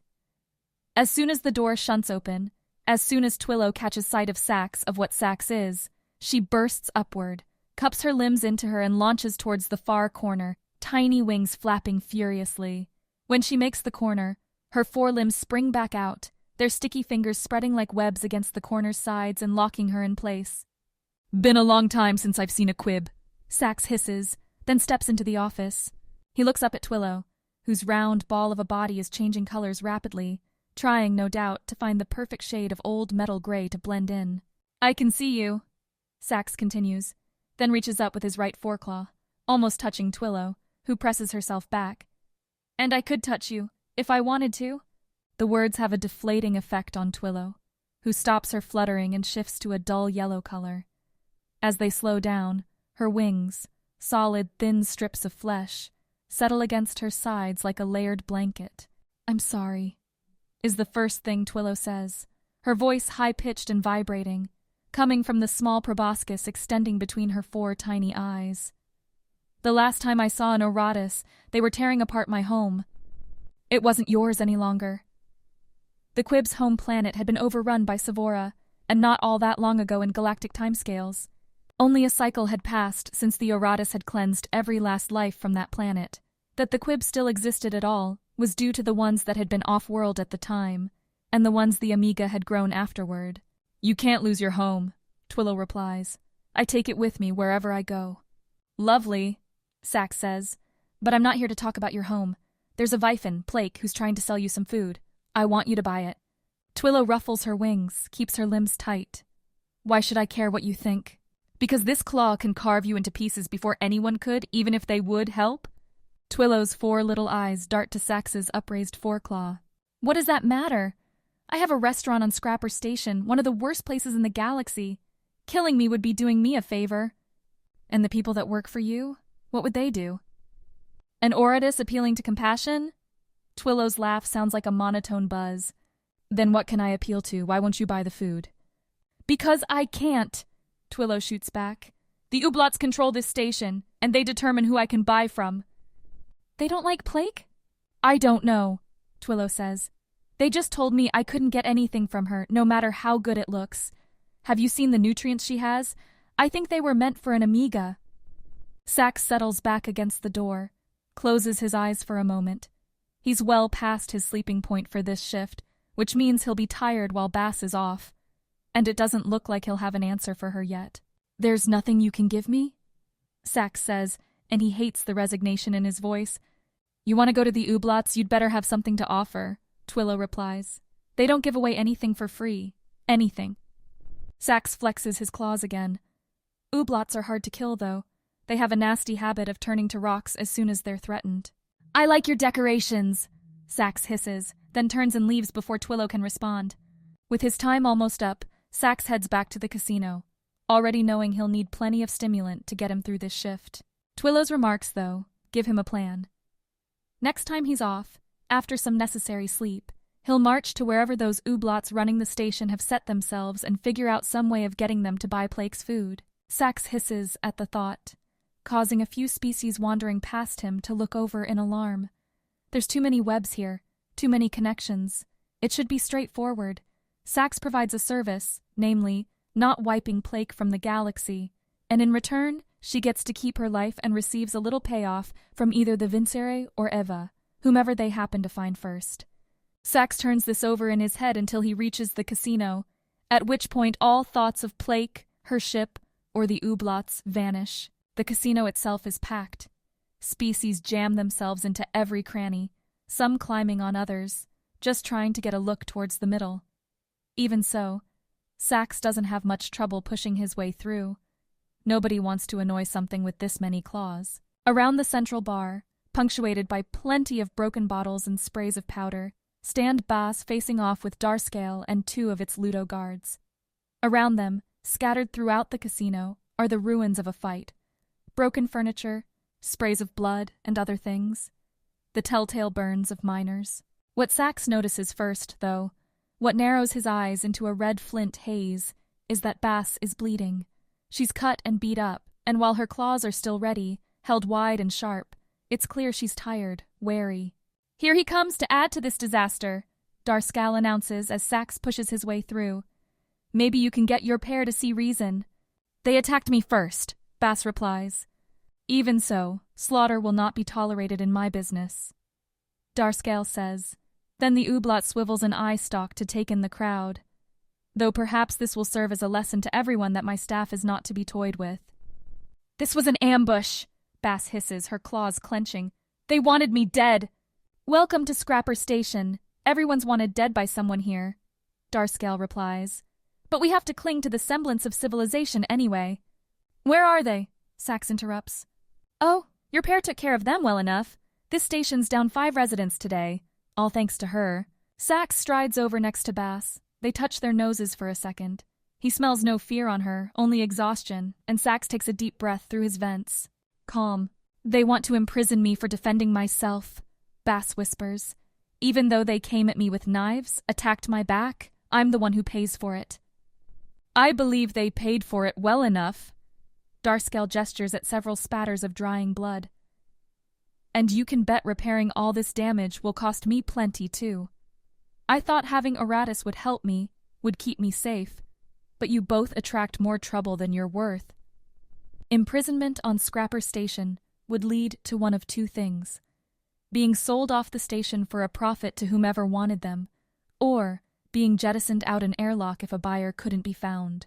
Neither is an appealing option. Darscale waits with his Ludo guards, while the murmuring crowd looks on. The Oratus make their decision with a tap of their tails on each other. To call what happens next a fight would be an insult to the word. Sax and Bas leap together, at the Ludo guards, and before either can pull a weapon, both Aratus have their tails wrapped tight around the Ludo heads, leaving no illusions about what would happen should their victims struggle. Ludo might be rock, but smash them against each other and they'll break apart easy enough. 8 claws and 2 slicing mouths turn towards Darscale, who reacts in the same way all Ublot cowards do, by turning itself to near solid stone. "That will not save you," Sax hisses. It would buy Darscale a bit of time, as long as it takes Sax to throw his Ludo away, pick up the Ublot with his tail, and start smashing it against the ground.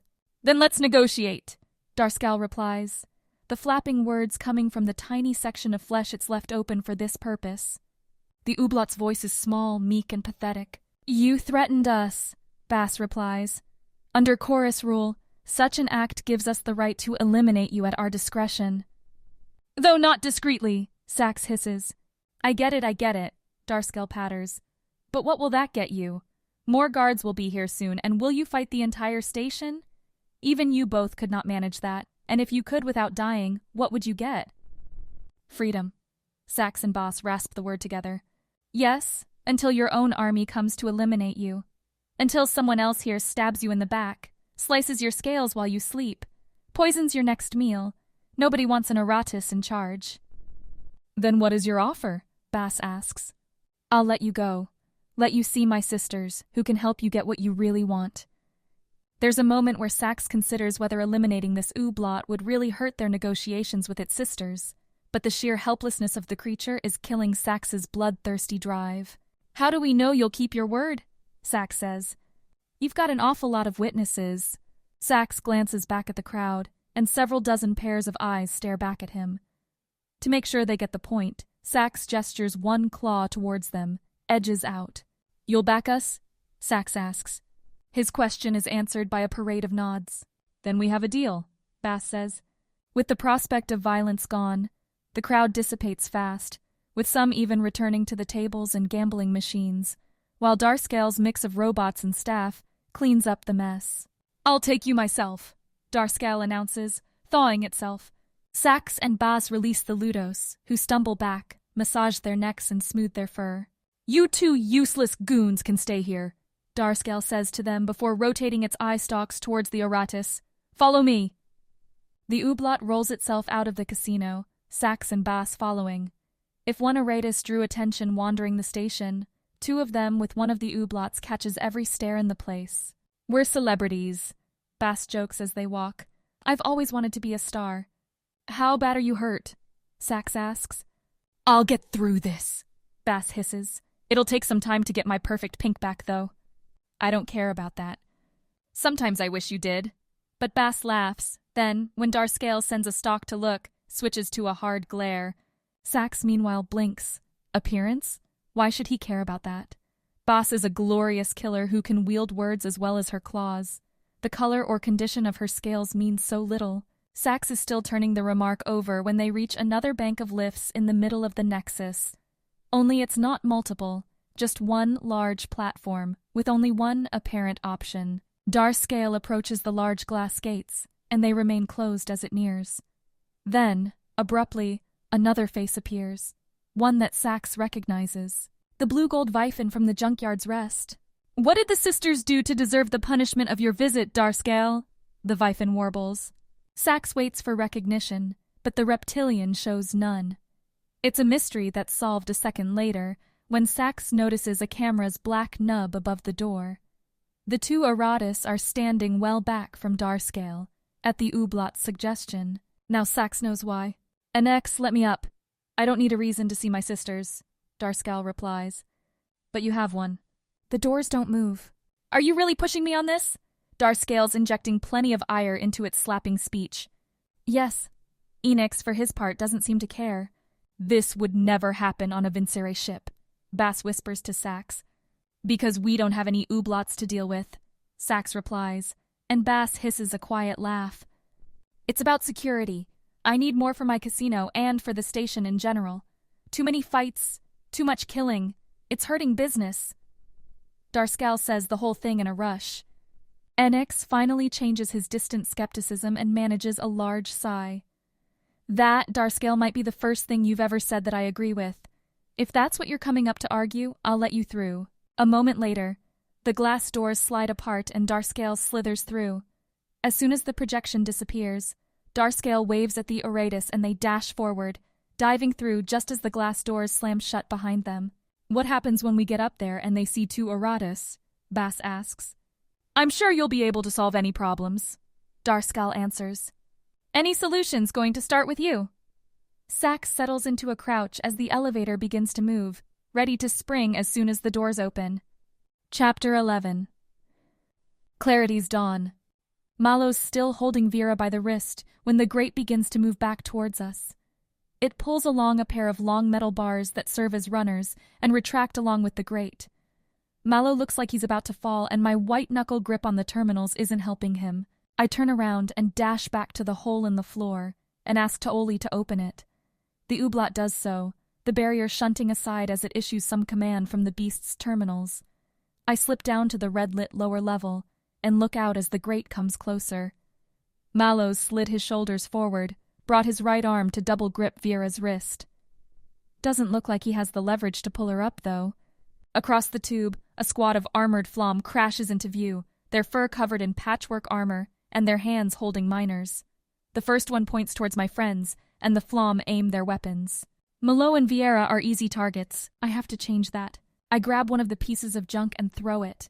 It's heavier than it looks, but it flies over Malo and Vera as the grate pulls closer. The piece of scrap doesn't make it across the tube, falling through the air and into the pit. But what the junk does do for one instant is stop the charging Flom. They watch the rusty miner to make sure it's not a risk. It buys Mallow and Viera a moment. "Tolly, turn the grate," I shout. The Ooblot follows the order immediately, turning the flat platform up so it acts like a shield that exposes Viera directly to any fire. "Now reverse," I continue. "Go backwards." The beast rumbles to life and sprays muck everywhere as its treads take the machine back through the tube. With the grate retracting and the beast retreating, Mallow's over the muck. He drops, landing in the goop with a splash. Viera follows a second later. The Flom, meanwhile, seem to be setting up on the other side of the large tube. Why aren't they shooting? Why aren't the Sevora gunning us down? Oh, that's right. They want us alive. Mallow and Viera run around the receding grate, dive into the beast, and join me. I barely have time to say hello before Taoli's voice bursts over the speakers. "Looks like they brought bridging cables with them. We're in trouble." "Can't you outrun them?" I ask. "This thing isn't meant for racing," Taoli replies. "How slow is it?" Viera whispers to me. "They're all on foot." I didn't think it was that slow. The three of us scramble up through the gate back to the second level, where we see why Taoli's not confident in our escape. The Flom brought more with them than just miners. They've launched a pair of thick ropes across the central tube, and each rope is deploying small fibers that stretch across the gap between the two cables, making a bridge. But the real surprise comes when the Flom start to run. They don't move like anything I've ever seen. Each one twitches their feet, and they lift 1/2 meter off the ground. When they pump their legs, the Flom burst forward, free of the muck. "You've never seen mag boots before? These guys can move, no friction, all speed." Taoli's burbling sounds awfully casual, considering the wave of death coming for us. "How do we fight back?" Mallow asks. "We don't," Taoli replies. The beast shudders to a stop, and I'm about to ask what Taoli's doing when it starts up again, only this time going forward. Back towards the central tube, back towards the Flom. Seeing the beast come at them, the Flom open up. Bright flashes of red and blue as miners unleash destructive energy against the front of the beast. The bolts splash against bottom of the machine, and I can see little parts of the terminal start to shift yellow and red. "How much can this thing take?" Viera says. "Because you're not really avoiding anything." "She's a strong one. She'll take a hit or 3, Taoli says. As we approach the central tube, the Flom begin to back up and spread out, some retreating onto the bridge, and others using those boots to push themselves up the sides of the tube around us. Their miners continue to unleash molten energy into the beast, and I'm noticing new grinding sounds coming from its engine, but the beast keeps on churning. Right onto the cables. "We're going to fall in, you moron," Viera yells. That's the point. Taoli's casual dismissal is the only thing keeping me from full-out panic. If the Ooblot, a self-professed member of an organization the Sevora hate, isn't worried, then why should I be? And then the beast's engine sputters to a halt. We're most of the way onto the bridge cables, hanging out over the edge of the abyss. Yet the Flom's ropes are holding and we aren't falling. "That's not good," Taoli says as the engine winds down to nothing. The Flom notice too and hold their fire, start to ease in back across the bridge. I can only imagine the ones on the sides are looking for ways in. "So what now, surrender?" Mallow says. "We can't," I say. "I'd rather die than go back to the Sevora again. You think they'd give us any more chances to get away?" "I need you all to run, when I say so, and push against the right side." Taoli's command catches us. "Run?" Viera's saying. "Clearly you've got the wrong idea about how big this place is." "Do it now!" It's the loudest I've heard Taoli yell, its skin hammering out the words, and we jump to follow. All 3 of us rush to the blank metal wall on the right side of the beast and push. At that same moment, there's a bang from the back of the beast that shunts the machine forward a meter or so. Our weight, plus the burst, sends the beast teetering to the side of the cables. I see the world turn sideways out the front glass. The Flom's mouths drop open, and then we're falling. My stomach shoots up as my nerves freeze and my mouth opens into a scream. The lights outside vanish as we plummet, dropping us into darkness. We land. At least, that's what Taoli says. I'm battered, bruised, and bloodied, having slammed against the floor and walls as we bounced off of the main tube on our way down. But in the end, we plunge deep into a huge pool of soupy liquid. The beast itself doesn't float, and its crumpled body is slowly sinking down. Muck leaks through the sides of the machine, seeps onto terminals, drips from the ceiling, and even sprays Vera from a corner, coating her in brown awfulness. If we keep the swamp out for a bit, Taoli says, we'll be all right. We'll be all right, Vera says, backing away from the sprays. The fall didn't kill us, so now we're going to drown instead? You asked for an escape. That's what I gave you, Taoli replies. Might be bumpy, but you're alive. Malo lurches to his feet and catches my eye. We both move to a couple of leaks and press our hands, grab whatever's loose and push it against the creeping liquid, trying to keep the beast sealed for as long as we can.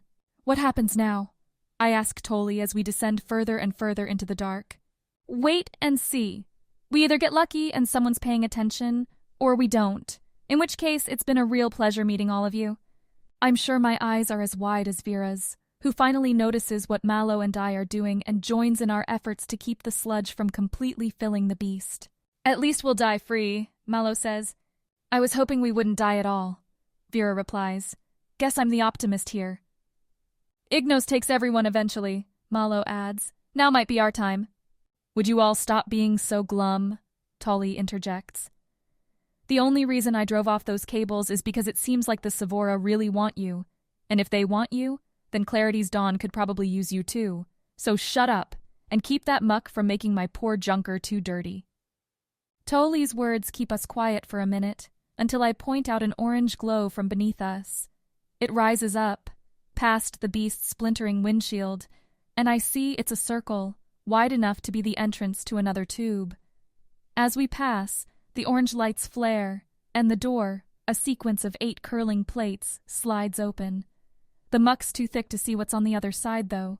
Hold on to something, Taoli advises. There's a sudden burst of pressure, and all of us are thrown forward into what's left of the windshield, towards the suddenly open tube. I don't see it, but I can hear the door slide shut as the beast passes through. What I do feel, what I do see, is the beast slamming to the floor of a square room as the liquid sludge drains away through metal grates. Hurting all over, I pick myself up. Look out at the deep red lights glowing in here, just as they did in the beast's lower level. Taoli said those lights give away if someone's hosted. Guess this would be the way to see if whomever owns this room had trapped anything they didn't want.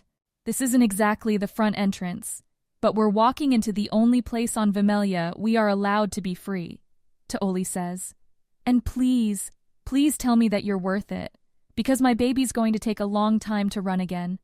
I don't think you appreciate the sheer horror of cleaning all the muck out of this thing's gears and grinders. Taoli's barely finished speaking, and I've barely finished figuring out whether any of my bones are broken. Thankfully, none.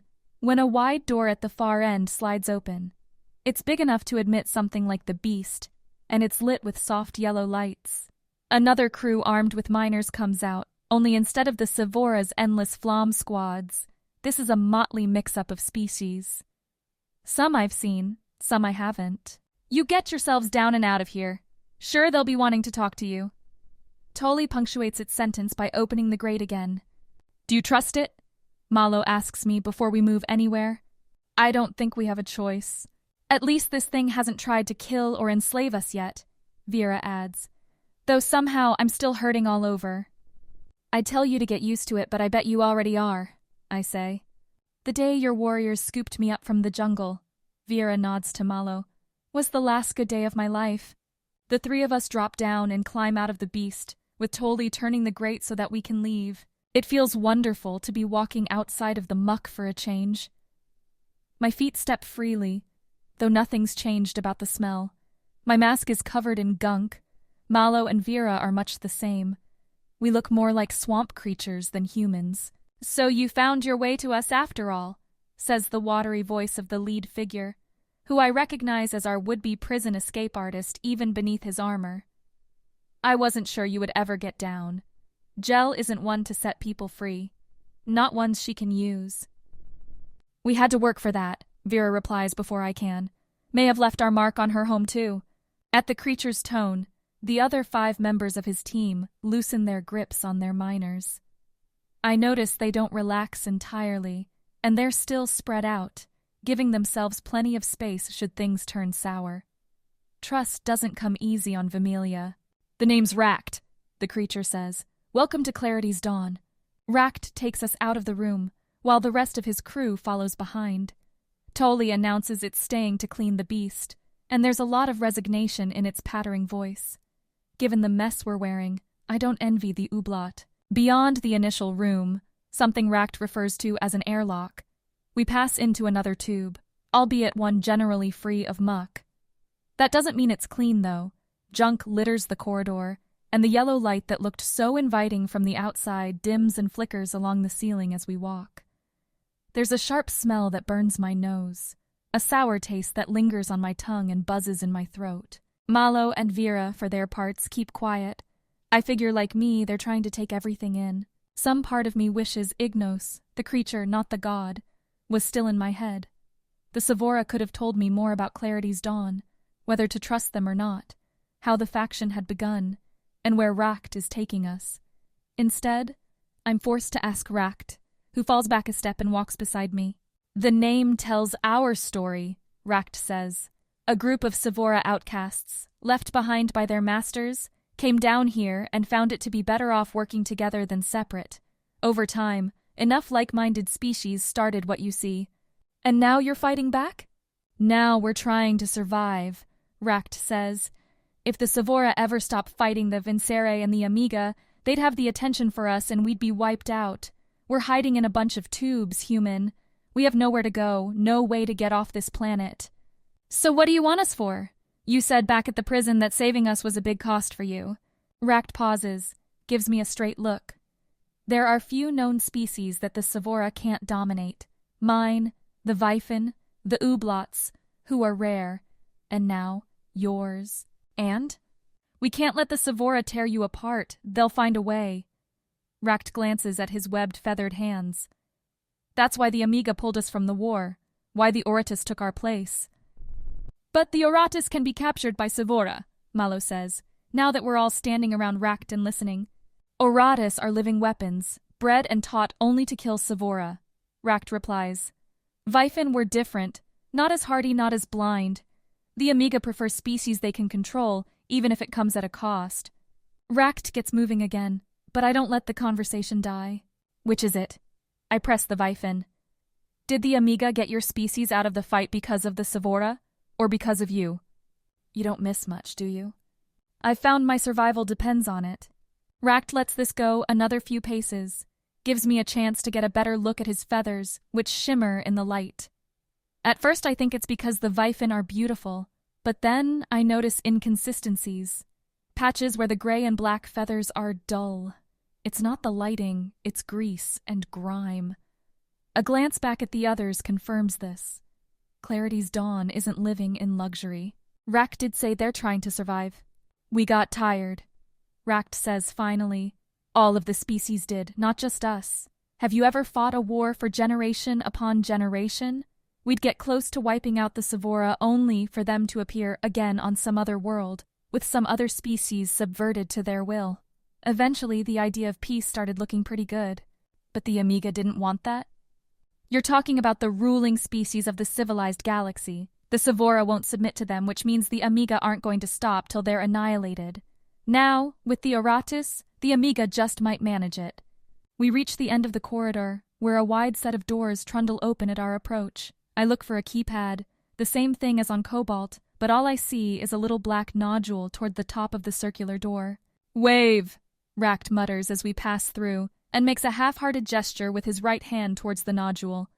I copy him, though I don't know why. A second later, I forget about it anyway. The space holds a small underground city, a chamber that extends far back, down, and up. A platform leading to stairs sits in front of us, and when I peer over the edge, I see row after row of bedraggled tenants, ramshackle dwellings made up of rusted bits of metal, shallow fires, and even small sections where green things grow, with lamps glowing overhead. Species shuffle along makeshift avenues, places, it seems, that are clear only because nobody's dumped anything there yet. But for all the grime, there's beauty here too. Many colored lights are strung up between the larger dwellings, casting purples, reds, and blues into the dim cavern. Laughter and the murmur of constant conversation bubbles up to us. The smells, too, mingle dirt and sweat with the meatier sense of cooking food. It reminds me of Demantum, of an urban life. Our doorway is one of many. Haloed portals ring the chamber, some large and some small, all with stairs or ladders leading to them. Here we are, our home beneath the rock, Racht says as we stare. This is where the resistance lives. This is where the only free souls on Villainy survive. Racht leads us to the stairs, which are far larger than the ones I'm used to. These are wide and long, and dotted with little beads. At first I think the bumps make them uncomfortable to step on, unlike the smooth steps in Demantum's temples. Then I notice the mask around my feet grips to them. Useful, maybe, if I needed to run up and down. So tell me what your world is like, Racht says as we descend. The question sparks a waterfall. Words pour out of me, descriptions that turn into memories of my home village in the jungle, the desert plains, and the sprawling city of Demantum, of family and sacrifice, of windswept mornings and nights deep beneath a forest canopy, listening to the haunted calls of distant birds. Racht takes it all in as we go back and forth down the endless array of switchback stairs. You know how long it's been since most of these people have seen the sky, Racht says when I'm done. Most, by far, were born here, grown in Sevora vats only to live out their lives in servitude until by chance or by neglect they manage to escape. I'm sorry, I reply. I didn't mean to offend. No, Racht says, and gestures with his feathers towards the mass of scrabbled shelters. You should tell everyone what you just told me. Tell them that there's something better than being stuck at the bottom of a sewer. Tell them that their struggle can get them something new, can find them something beautiful. Because right now all we have is anger, frustration, and rage. That only works for so long. I remember when the remnants of the Solari tribe attacked Malo's troop on our way to Demantum. They gave in to their vengeance and were slaughtered for it. It's nothing to live by. We reach the bottom, where I feel 1,000 eyes on me as we move. The settlement isn't gridded like a city, and the paths that exist seem to be formed at random. Junked hovels linger on either side of us, littered with species lying about, working or cooking or simply staring at us as we wander around various states of desperation. From what Toli had been saying, I expected something more from Clarity's dawn. I expected some sort of thriving society, an organized army. But this isn't even on the level of the worst Solari tribes. Everyone here is falling apart. I don't say this, not only because Racht's fellows with their miners are still behind us, but because I know I could wind up in the same pen. I have nothing here, and the only reason I'm not dead is because I happen to be human. I'm exotic, a bargaining chip between species that want to use me. We continue until we cross most of the settlement towards a giant shuttle wing.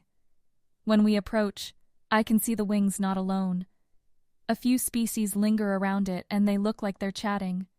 What stops me, causes Malo to run into my back before he notices, is the creature in the center, the one that seems to be directing those around it with jerky waves of thin metal arms grafted to its body. An Amiga. It's not much like Dalachite, Cobalt's master. It hasn't spread itself throughout, linking veins to terminals. Rather, it's settled into what looks like a rusted metal chair. Those robotic arms look grafted onto its body, which is gray and patchy rather than the red and brown of Cobalt's master. Tufts of frail hair spurt from various parts. A single mechanical lens grafted onto its face twists and focuses on us as we approach. So you found them! The Amiga's voice, like Dalachite's, comes out of the vent in the bottom of the chair and sounds metallic, toneless. Totally did, Racht replies. By accident, it seems. They managed to find their way to the upper sewers, where they were trapped in the muck when Toli happened upon them. Our small band survives on luck. I'm glad to know it hasn't run out. The Amiga shifts to us. You can call me Saphrite. And you are? We introduce ourselves in turn, each of us cautious and suspicious. Saphrite does nothing until we're done, when it gives us a slow stare. I'm not the first Amiga you've seen, Saphrite says, and I shake my head. The last one wanted to use us, I say. Wanted to take us for parts, to make something else. I'm not sure how Saphrite could show surprise, but the zero reaction it does display only drives further daggers into my perception of the species. That the Amiga don't seem to regard operating on someone as evil tells me all I need to know. That should tell you why you are so important, Sapphire replies. It's been a long time since I've seen another world, since I've spoken with the chorus, but the Amiga are always working on the next thing, the new thing, and nothing prompts discoveries like an injection of fresh genes. Well, that's creepy enough for me, Vera speaks loudly. I'm sure you'll tell us all about what you want to do with our bodies, but I, for one, am covered in crap. I'm exhausted, starving, and in dire need of cleaning. So maybe this can wait, if you aren't going to kill us right now? Yes, your needs are plainly evident. No need to fear, however. Now that you're here, you don't have to worry. Racked, if you could show them to the bunker? Sapphire says. Strange. I don't feel tired. At least not yet. All of the new things we're seeing, the people and creatures we're meeting, has me riding the same wave that kept me awake the very first night after Malo took me away from my village. But we're all dripping and dirty, and hunger, as if spurred by the idea, starts gnawing at me. It's been a long time since we had any real food, since the White Room in Nasia's tower up above. Thinking of the Sevora leader turns me to Ignos. Is it still alive up there? Has it found another host? Kaishi, come on, Malo whispers. Racked leads us away from the wing, but not back towards the tents.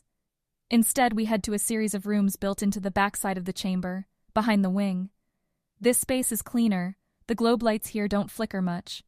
A few species, older Flom and Welk mainly, stare at us as we pass by, then turn to terminals.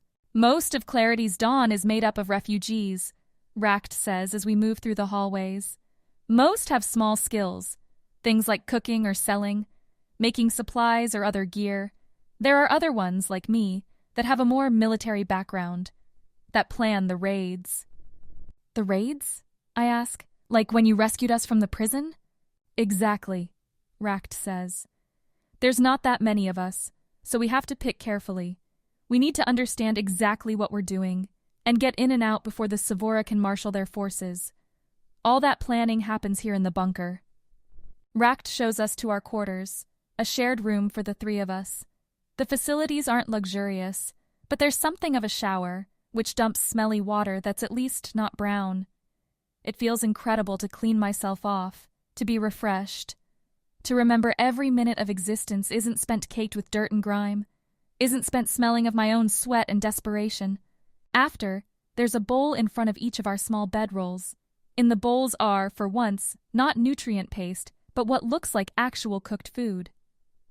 I don't recognize any of it, but the collection of thick, colored petals seems plant-like, so I devour it anyway.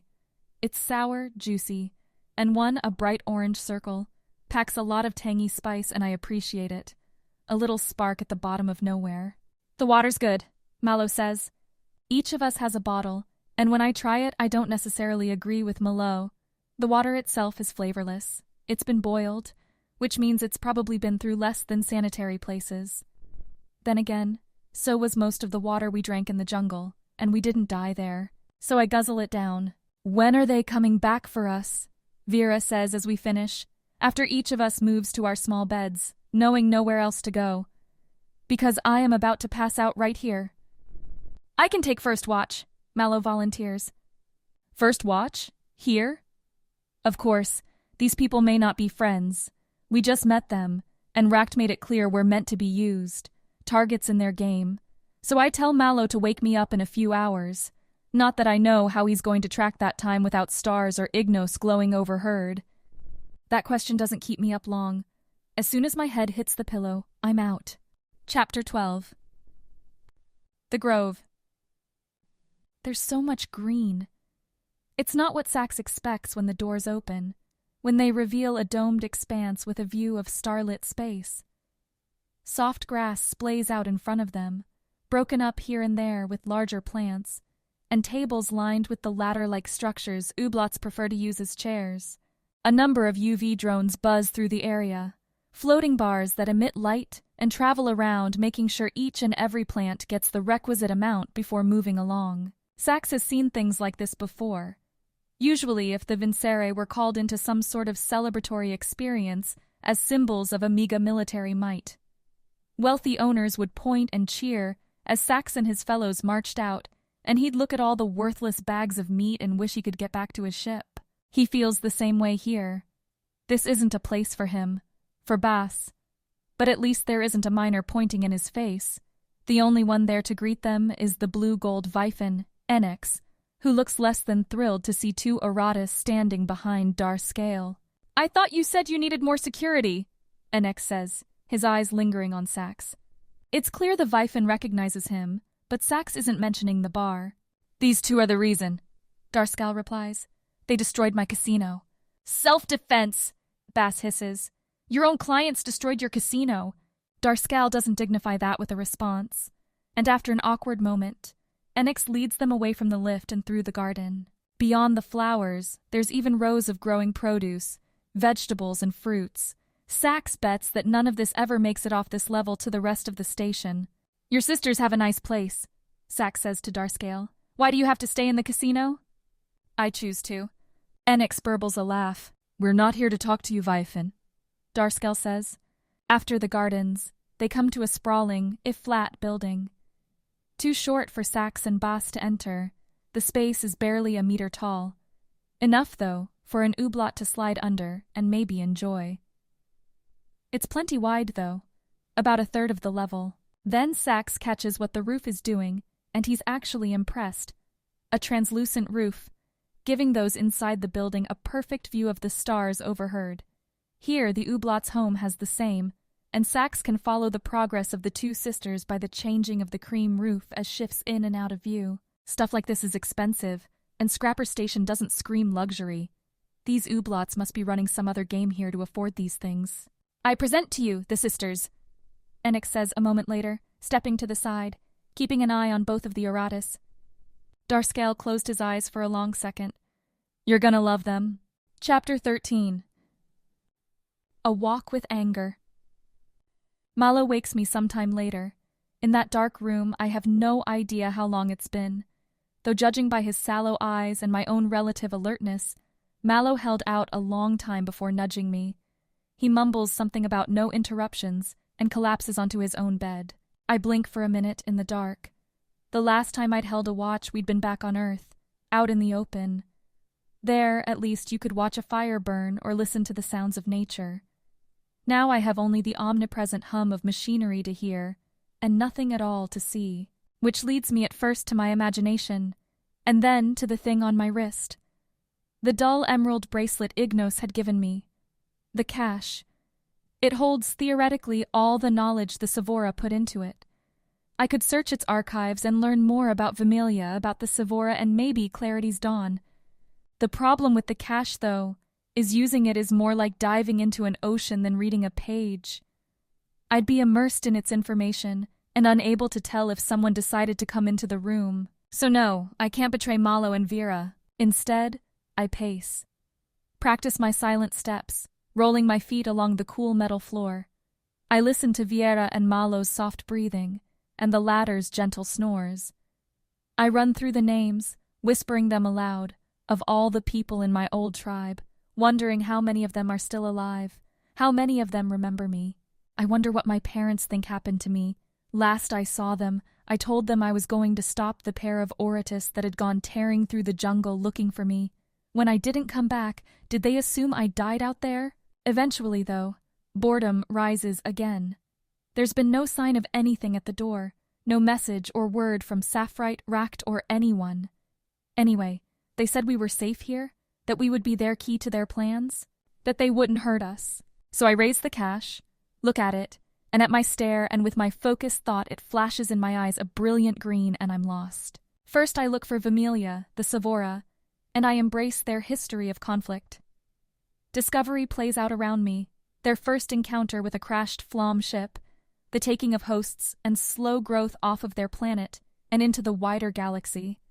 Even as these events play out, however, I catch one constant refrain overriding everything. Fear. I press the cache on this. On how fear relates to the Sevora and Scenario Swirl. Fear of discovery before they as a species are ready. Fear of losing a valued host. Fear of their own weakness. And 2, fear of their own irrelevance. For the Sevora, according to the cache's records of thousands of debates, writings, and more from their own historians, have never been able to answer the question of why so many other species are self-sufficient while they are linked inexorably to the taking of others. I rise back out of that despairing pit and instead try to find traces of clarity's dawn. When I do, one thing dominates all else. Sapphire, the Amiga. The first and only Amiga ever captured by the Sevora, and done so early in their ongoing wars. The scattered bits about Sapphirite's capture reveal that, like Dalachite, Sapphirite had been found on a lonely outpost running all kinds of experiments. I'm about to dive into the recording of Sapphirite's capture when my perception shakes. The cache goes hazy. The words blur and then disappear entirely, and I'm back in our room. Only now we're not alone. Sapphirite is waiting for me to break out of the cache, and it's by itself, staring at me. The room remains dark, and so far as a glance tells me, Malo and Viera are still asleep. "Come with me," Sapphirite says. There are any number of reasons I should say no to this, but the reason I agree why I follow Sapphirite out of that room is that, to me, I'm still the Empress of the Shar. I still have a people, even if they're far across the stars, and those people deserve an Empress who tries all she can to keep them safe. I can't do that by hiding in the room. Sapphirite's chair goes slow, which I don't mind as it gives my eyes time to recover from the dark room. We wind through the bunker's corridors and back out towards the wing table. There's nobody waiting for us, and Sapphirite keeps on going, down into the tents. "You have a cache," Sapphirite states. As the Amiga caught me using it, there doesn't seem to be a reason to lie, so I just nod. Sapphirite doesn't respond, and I remember the Amiga, and it's facing forward now, guiding us through the piles of refuse and sleeping bodies. "Yes," I say, "the Sevora gave it to me. It is a dangerous tool," Sapphirite says. "I've known many who have lost themselves in one. Knowledge can be as intoxicating as any drug, and if you forget your body while you slide through a cache's endless troves, they can be fatal." I get that the Amiga's probably making conversation, but I'm not in the mood for pointless chatter. "Where are we going?" I ask. "Nowhere," Sapphirite replies. "I want you to take in this place, the species that are suffering here, waiting for hope, so that when we ask you, you'll say yes." I'm not so cold that I don't see what Sapphirite's talking about. For all the small cook fires, most of the species here look gaunt and tired, sickly or old. Fur, when present, is patchy, and the slug-like bodies of the whelks bear a number of crusted, calcified patches. "The Sevora could crush you whenever they wanted," I say. "It's not that they can't find you, it's that they don't care." "Not enough," Sapphirite agrees. "We used to be stronger. We would hit the surface often, cause chaos, try to get off a message to the Vincere with Vimelia's location. But we never succeeded, and now we've lost many, while the Sevora only get better at keeping their hosts contained. So what are you going to do? If the chorus learns about Vimelia, they'll send a force here too strong for the Sevora to survive. We need to get the location of this world out, Kaishi. You can help us do that." "And what do we get? Malo, Vera, and I?" "You get to go home," Sapphirite says. "You get to forget about this world, this fight. Go back to the life you used to know." I laugh. It's a cynical bark, but I can't help it. Forget? I would never, and I wouldn't want to. "There's no going back once you've had a voice in your head," I reply. "Once you've seen and felt what we've seen and felt." Sapphirite doesn't argue the point, but the Amiga does turn itself around. We're at the foot of another stair, and I realize there's no elevators in this chamber. None of the doors have ramps leading to them. The Amiga must have someone carry it, or else it's been stuck down here for a very long time. Perhaps not, but you can try. Sapphirite starts puttering back through the tents, and I have no choice but to follow. If there's one thing I've learned since Malo took me away from my tribe, it's that charity is rare. Sapphirite's offering us a getaway, but it has to have a reason. Dalachite didn't care at all about anything other than itself and its experiments. I can't expect Sapphirite to be different.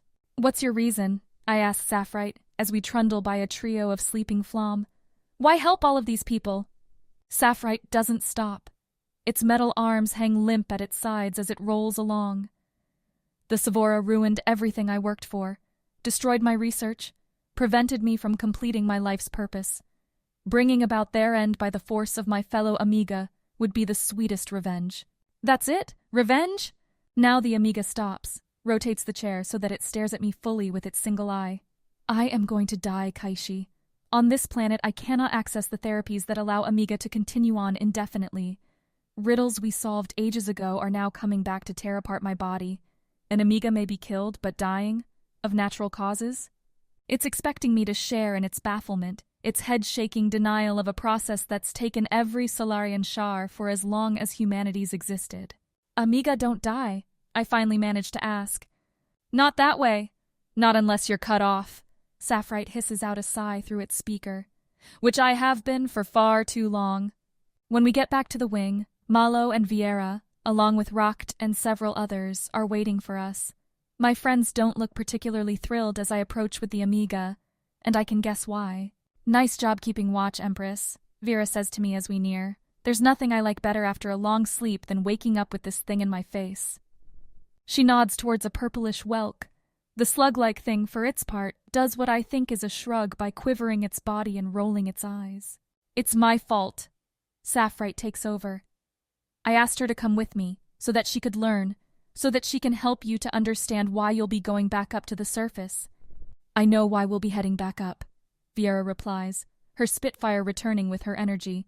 To get off this place and head home, right, Kaishi? Malo doesn't say anything, but by his straight look, I know he's wishing the same thing. Sapphire, apparently done for the moment, only stares at me and waits. They want our help, Vieira, I start, and they're going to give us a chance to go home, yes. The way you're saying that makes it seem like there's a catch.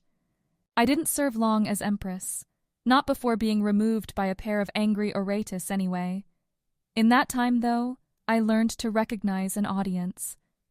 To understand, I'm not really delivering a speech to one person when I answer a question, but to everyone. Clarity's Dawn needs help, I say. They're going to lose this fight, and soon, unless we help them turn Vamilia into a target for the Vincere.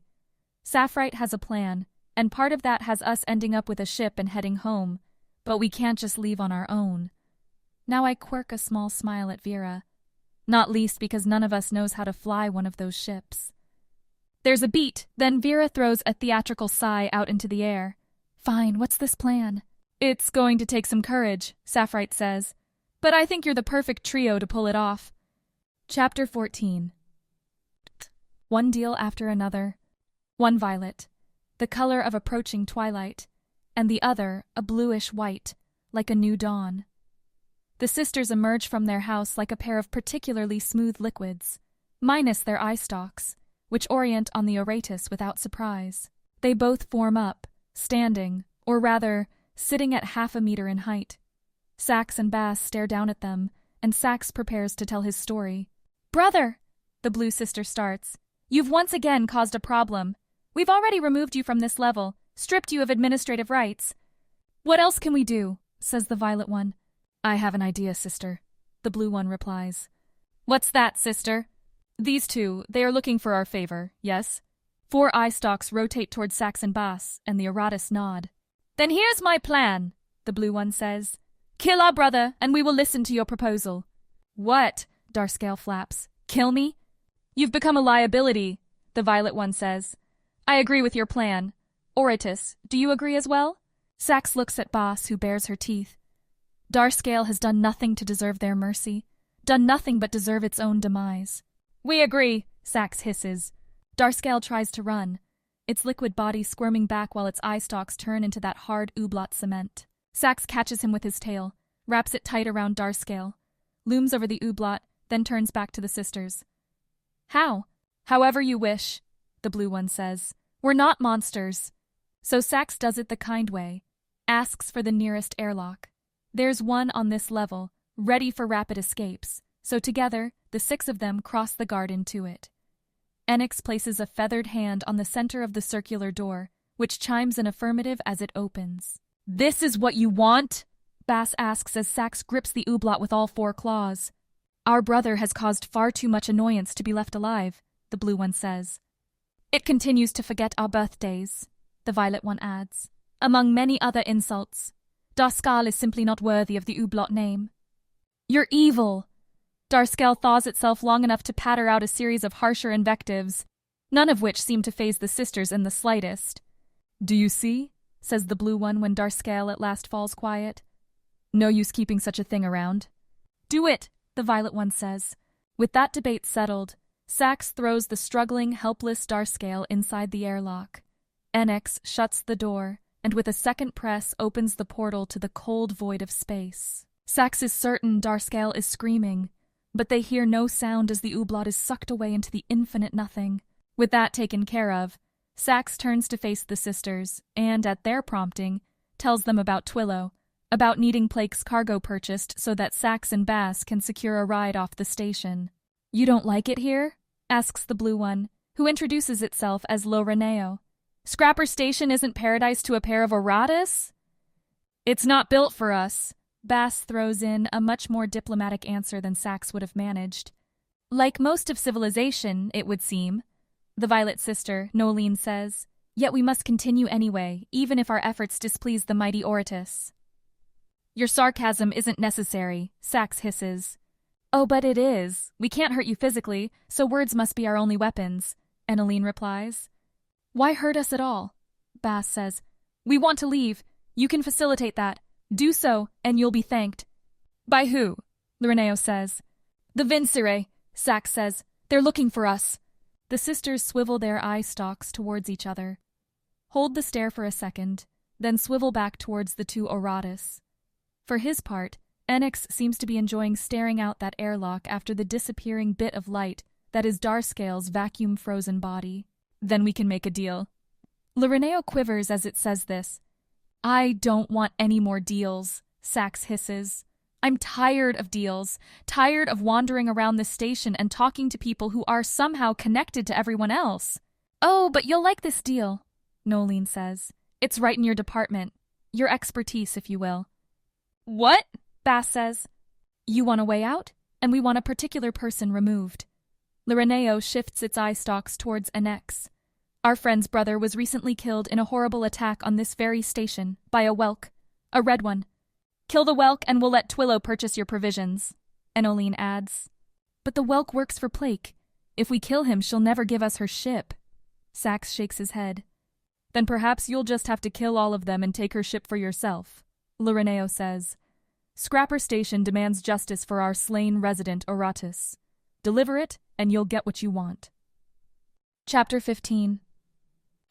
Playing the game. I'm exploring the tents with Malo as a way to relax, to see and walk among the colored lights, sights, and sounds of species abuzz. I don't think the details of Saphrite's plan have made it out to the public, but anyone could tell there's major movements going on.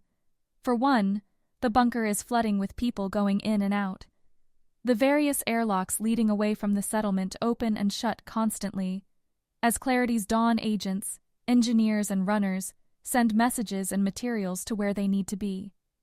Vera's off with Racht, who's promised to find her some miners and make sure she knows how to shoot them. Malo's happier with the jagged blades they have scattered around, most seemingly broken off from scrap, so he takes on the role of my protector as we wander. "In a lot of ways, this feels like my home," I say as we shift past a quartet of Tevin, huddled around a cook fire. Everyone living, working together to survive.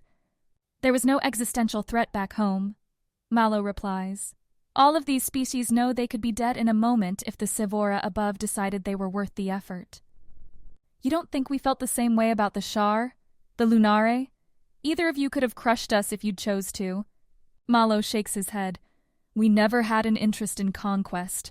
Plenty of land to the west for us. Raiding your tribes was more about keeping our soldiers ready, confident, about gathering honorable sacrifices." Well, now I feel better. We pass by a ramshackle shop that's glowing with blue light. I look inside and see racks and racks of small cubes against the walls, most of them pulsing.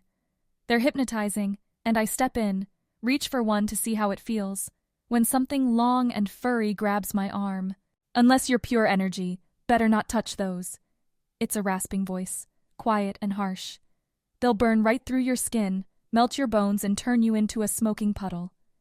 I follow the arm and see it's linked to a 3-limbed, monstrous thing with what looks like a half-mouth sticking up and out of a wide torso, as if a Flom and a Miga had been smashed together, without much care for how things fit. "Keep your hands off her," Malo says, stepping between us. Meant no harm. The creature's mouth twists and snaps as it talks. Just trying to keep your friend from killing herself. Thank you, I speak quickly, for the warning. I don't see any eyes on the creature, yet it clearly knows where we stand, as it's oriented towards us, and its central arm, the one that grabbed me, hangs ready to reach out again. The other two limbs, its legs, end in what appear to be massive but thin feet. What are you? Malo asks the question, which I'm thankful for, even if it comes off as rude. An accident. The creature doesn't seem the slightest bit embarrassed about this. A Sevora mistake? An old one, too. Tried coupling different species in one of their vats, and when it didn't work out, they tried to have me killed. You escaped? Freed. The creature scrapes a laugh. The Sevora scientist that grew me thought it'd be cruel to burn me down. So it let me go in the sewers instead, like that's some kind of mercy. Fell my way down here and look, a useless split breed keeping watch on batteries. What an achievement. So these go in the miners? I nod towards the cubes. Everything else too, the creature replies. We siphon off what power we can from up above. It's not much, but it keeps this place warm. The filters running and our weapons with enough juice to cause some damage. You don't seem that excited. What's there to be excited about? That attack Sapphirite's planning? Again, the creature falls into its hacking laugh, which is starting to annoy me. We've done hundreds of those. They cause some chaos, but the Sevora always drive us away. Then they come for revenge, but their factions keep anyone from committing too much, so we nurse our wounds and wait to try again. You can't win a war that way. Malo glances at me, his eyes moving towards the exit. There has to be drive, a willingness to keep fighting until the enemy is gone. Or you've made peace, I add, taking my own step away from the creature. Peace. There's a funny idea.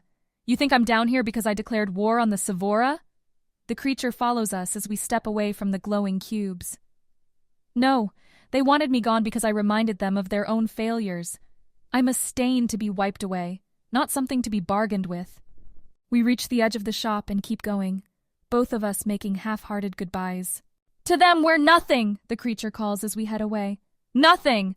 We make it to a quiet spot with a few scattered boxes between a pair of larger tents. A string of glowing green lights gives the clearing a calming ambience, which is what I'm looking for after the encounter with the strange battery keeper. Looks like the jungle, doesn't it? I say to Malo as I head for the box. It's not exactly a comfortable chair, but just sitting for a moment gives my mind a chance to reset, to breathe in the smells and wind them around thoughts. So many of them on the edge of familiarity, so many entirely new. I don't know what jungle you lived in, Kaishi, but the one I remember didn't have lights like these. Malo sits down near me. I notice he's picked up a broken bar of metal from somewhere and holds it like he used to hold his spear. It hasn't been all that long, I say, but it feels like forever since we've left home. The flow of time is driven less by the passing of days and more by experiences, Malo replies. At least, that's what our warriors would tell novices when we trained. Their point, I think, is that we would forget the hours in their monotonous lessons and remember the results. Did you? I'm still alive, so I suppose so. I nod towards the metal stick. And you've remembered to always keep a weapon handy. I don't need to remember that, Empress. Malo looks at the staff as if it's the most valuable thing he owns. These adventures have taught me that every moment I'm without one, I'm vulnerable. You're a good soldier, Malo, I say, and throw him a smile to take the edge off what I say next. But you could be a better friend. A better friend? You're so serious, always about the mission, keeping me alive or watching for the next threat. Not every danger comes from the outside, you know. Are you okay, Kaishi? Look, Malo, let's not ask about me for a change. What about you? Are you okay? This question seems to have Malo confused. I'm fine, Empress. No, that's not what I'm asking. How do you feel about everything we've been through? About what Sapphirite's asking us to do? Now he gets it. Takes his eyes from mine and sweeps them along parts of the settlement we can see. There's nothing I've lived that could have prepared me for this. Malo starts. It's one surprise after another, which I'm able to handle. What's harder, though, is seeing all of the constructs I've lived with torn away. I once thought the Shara were the best people alive, and now I know we're nothing next to all of these others. If they wanted to, the Sevora could destroy us. So could the Villainy. I have no doubt that Clarity's Dawn, bedraggled and lost as they are, would make a mockery of all our warriors and their years of wielding spears and shooting arrows. In short, Kaishi, I feel pointless. In Malo's words, I hear my own thoughts crystallized. We, humanity, are being reduced to bargaining chips by races far stronger than our own. We'd gone from masters of our own destinies to pawns in a game I can barely conceive, much less play. But then, here we are, immersed in a band full of rebels, refugees, and refuse who won't accept that their role is one of servitude, that their destiny is decided by others. We have to take it back. I whisper the words at first. Our agency, our choice. How? We start here, with Sapphirite's plan. We start by speaking up. You've led 100 raids. I've been sneaking around jungles since I could walk. And Vera's unpredictable, but always in our favor. Malo finishes for me. Exactly. This might be the home of Clarity's Dawn, and this might be their idea, but if we're going to carry it out, then humans are going to have a stake in it. Just saying the words helps. My blood pumps harder. My smile feels more confident than it has been at any point since we've left Demantum. Malo grabs my left hand hard. It's been a long time since I felt his grip, warm and rough. There's a lot packed into his touch, and I meet his look not as Empress, not as a Solare chief's daughter, but as a friend finding strength in another. Chapter 16. Interrupted Negotiations. Once again, Sax finds himself wishing for the simple clarity of a Villainy mission. A commander, an objective, and a horde of evil Sevora to destroy. Instead, he and Bass set off down the lift, back to the station proper, in search of Agra Red. Though what he'll do when Sax finds the Welk is a question he can't answer. Back in the Nexus, Sax takes a step out of the lift, looking for the way to the docking spoke, when Bass taps his shoulder with her right foreclaw. Sax, before we go on, I need to take care of myself. Bass looks down at the cuts and gashes, her bent scales. As if the act of recognizing their living, breathing creatures breaks a spell, Sax feels his own crushing exhaustion weighing in. They need a place to sleep. They need medical supplies. And neither can be had for free. Still, they first go to the only infirmary on the station, a place labeled only by a glowing bright green circle, that universal sign of health. Inside, a pair of cheery Tevin tell Sax and Bass that the cost of treatment by the medical robots and staying in one of the recovery rooms will run far more than either Oratus has to give. Sax is ready to return to the tried-and-true flashing of his claws, but Bass stops him with a tap of her tail.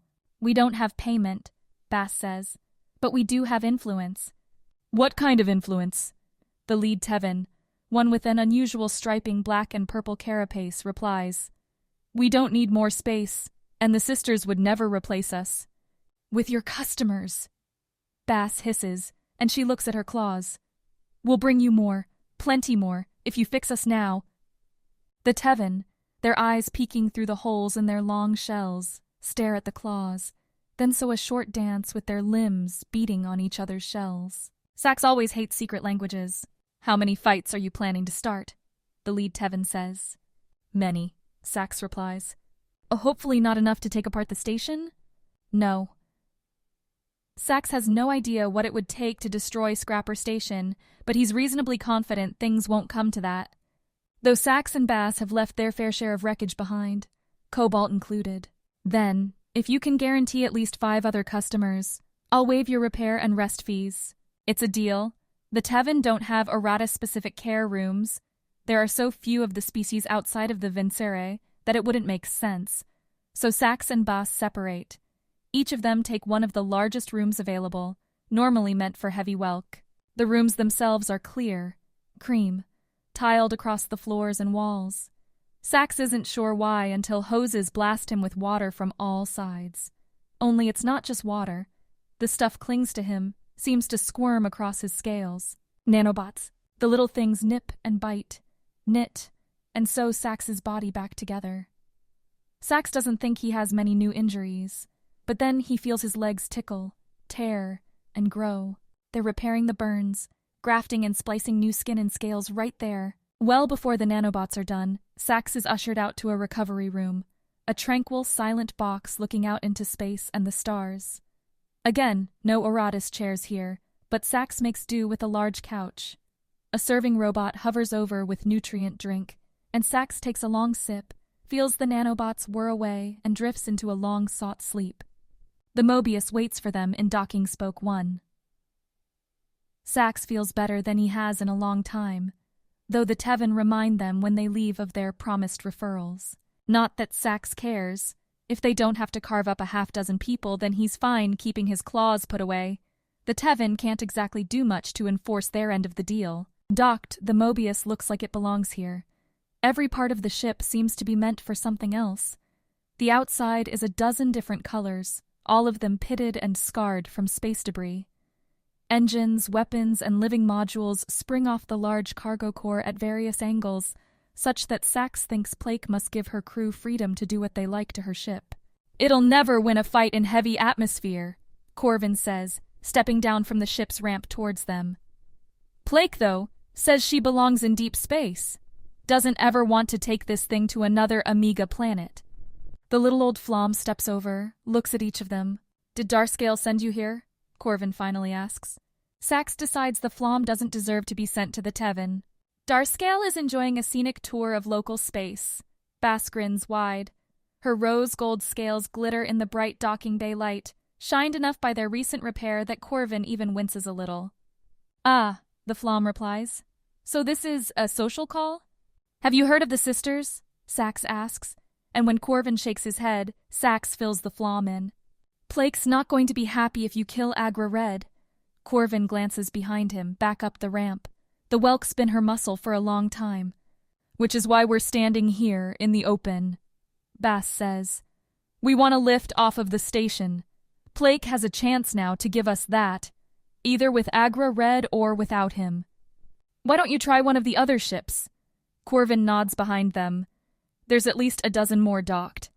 If Sax has to explain all the twisting events that led to them being here one more time, he's going to start murdering everything in sight. "We have no money." Sax leaves his summary short.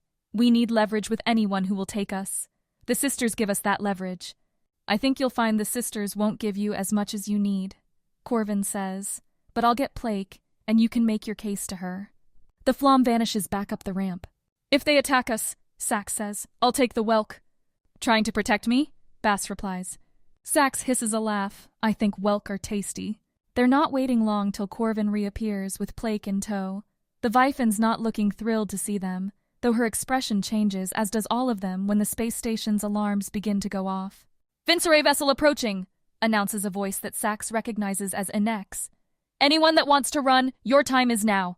Scrapper Station accepts no liability for any consequences of your attempted escape." "Guess that means you should run," Sax says to Plake, who laughs. "Why, you going to try and get revenge? I was just selling my cargo for a good price." "You sold us into slavery." "Hardly." Plake's rubbery mouth slides into a frown. "Darscale said you'd eventually be released to the Vincere, that he'd take any blame for keeping you." "Darscale is an icicle now," Bass replies, "which means—" Plake waves her feathered arm. "Stop. I don't take threats from Oratus. Your way out is here. Take it. You can try to implicate me if you want, but I saved your damn lives. Feel like that's worth an even trade for mine and my crew. You Oratus are all about honor, right?" Sax feels the Oratus are more about highly efficient slaughter, but honor works. "We'll let you go," Sax acknowledges, and together the two Oratus turn to leave the twisting mess of demands from the sisters, from Plake and Twillo behind. Guess the Tevin definitely won't be getting their payback now. The docking spoke clears rapidly after the Vincere arrival is announced. Ships scatter off the station, leaping away to anywhere other than here, anywhere they won't be trapped and inspected, and without doubt or mercy, eviscerated. What fascinates Sax, though, is that the Vincere vessel, a light frigate with plenty of fighter support, doesn't make any moves against the smugglers, doesn't make any attempts to enforce the police action that is the reason for its existence. All it does is stay near the station and launch a single shuttle, an oval-shaped, unarmed transport craft that floats over to Scrapper Station. Sax and Bass watched the entire thing play out on one of the several giant displays within the docking spoke that show everything happening around the station. Ships are represented as little diamonds, the points showing their headings, while the frigate is designated as a big red circle. The red, according to a wide legend on the right, a glaring reminder of its likely hostility. The shuttle shows as a bright blue diamond, a harmless designation, and as it nears the station, a number 6 appears inside its shape. "Betting that's our ride," Bass says, and Sax agrees, so they head to Bay 6 and wait. The shuttle lands shortly after, tall struts untangling themselves from the base of the craft, and with magnetic jets burning silent, the shuttle settles onto the bay floor. Rather than a ramp, a platform descends from the craft's center, plenty wide for 4 Oratus, though this one only holds 2. One's Bass and Sax recognize, Gar and Lan, and they're ready for war, loaded with miners wearing masks and casting their heads about for trouble. When they center on Sax and Bass, Gar looks disappointed. "Guess we scared away all the prey," Gar says as the 2 Oratus bound over. "There's plenty back in the station if you're hungry?" Sax shrugs. "That's the not mission," Lon says. "It never is." Gar looks mournfully at his claws. "What is the mission?" Bass asks. "You." Chapter 17. A plan begins. I resist reaching for my scalp, scratching at it, drawing attention to what's there. The ride, though, is boring. A slow crawl up the tubes towards the surface in a mostly fixed beast. Taoli is back at the controls, its hard white form navigating the beast around bumps and ridges as we scale the walls. The machine's treads bite into the tube's sides and allow it to climb, to bring us closer to death. Malo and Viera sit next to me, strapped into a trio of hard slats that explore new dimensions of discomfort by pressing into seemingly every nook of my back at once. "Made for ooblots," Toli said when we climbed in. "We fit everything, so everything fits us." So to keep myself from going insane at the pinching, I think about how, in other tubes all throughout here, Clarity's Dawn is sending all they've got into this fight. Or rather, they will. We're going in first. Start with a surprise, one that the Sevora won't see coming, and that ought to give us a real shot at getting out. "Anyone think this has a chance?" Viera says as we ride. "It has a better one than sitting down there," I reply, "and at least this time we get what we want." "Right, because instead of being kept out of the fighting, we're bait instead. Just what I was hoping for." Saphrite's plan had called for us to act as a draw, a distracting target for Sevora while the real work went on elsewhere. "Clarity's Dawn would keep us safe," Saphrite said, "and then deliver us to the spaceport after. Problem is, I'm not a fan anymore of After of Trust. There isn't any guarantee that Clarity's Dawn won't use us as pawns after the mission. So instead, Malo and I made some recommendations, swapped some places. "This gives us the best chance of escape," Malo says. "We're in control of our own destiny now, rather than someone else." "I believe I'm controlling your destiny right this moment, Malo," Taoli notes cheerfully from the controls. "Could turn this thing right around, or stop it and let us all plummet to a messy end." "But you wouldn't do that, Taoli," I acknowledged the joke, "because that would hurt your beast." "True enough," Taoli replies. "Did I tell you how long it took me to clean her out?" "Yes," all of us reply in unison. "It was a monster job is all I'm getting at." I reach for my scalp again, catch Malo's eyes and pull my hand away. I haven't seen him make a single twitch towards his own black hair. Suppose that warrior discipline comes in handy sometimes. "Did we decide who gets to fly our ship when we steal it? Assuming we get that far?" Viera asks after another few minutes of trundling. "I've got the cash. I'll use it." "So you're going to fall into one of your trances right when we're running from a bunch of angry enemies?" "Do you have a better plan?" Malo asks, leaning around me. "Are you equipped to fly one of these things?" "I grew up with gadgets under the mountains," Viera replies. "I can figure it out." "Then we'll call it when we get there," I say. "There's only so far a plan can go, anyway." "You just don't want me to have any fun," Viera pouts. "Get stabbed by Malo, captured by Oratus, imprisoned by Sevora. The list goes on and on. But look at what you're wearing. Doesn't that count?" Viera's sporting a new set of synthetic armor over her mask, though its mismatched colors give away the fact that it's a blend of other sets. After all, Vimelia doesn't exactly have human-sized gear, seeing as they didn't know we existed.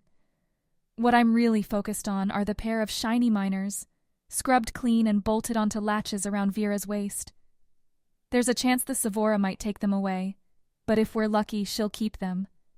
Guess you're right. Vera glances down at herself. I did get the best outfit. She looks over at us, does a theatrical headshake. Kaishi, what are you even wearing? A robe? It's a simple brown-green sheet. With the mask on underneath, I just need something to keep the Sevora from recognizing I'm coated in the mask's invisible shell. If there's one thing I'm not concerned about right now, it's fashion. And Malo, did you fall into a fire? He's sporting the thickest set of all of us, mostly because Malo's got the frame to support some of the same gear given to heavier Flom. Like Vera says, though, most of it's blasted black, a relic of prior battles and hasty repairs. Racht told Malo not to bet on it holding up in a fight, but they didn't have anything better to offer, so Malo took it. Tolly drops us near the surface, though there's still plenty of muck for us to slog through before getting to one of the wide ladders up. At least I felt clean for a day, Vera says, as the brown stuff once again clutters up our clothes and the stench overtakes any pleasant memories my nose ever had. There's a reason for this, though. If we're going to be convincing as survivors who've scrounged in the Vermilion sewers, we can't look refreshed and clean. So we're properly filthy by the time Malo pushes open the surface hatch, and we find ourselves once more in the chaotic wonder of Vermilia's streets. Admittedly, I'm a fan of seeing the beige-white sky after so much time underground. Just feeling a true breeze and knowing that I'm not trapped inside something sparks energy and a smile. Don't know how you manage to live this way, I say to Vera as I stretch out my arms. It's what we know, Vera replies. And it's not all bad. Hard to sneak up on somebody in a cave.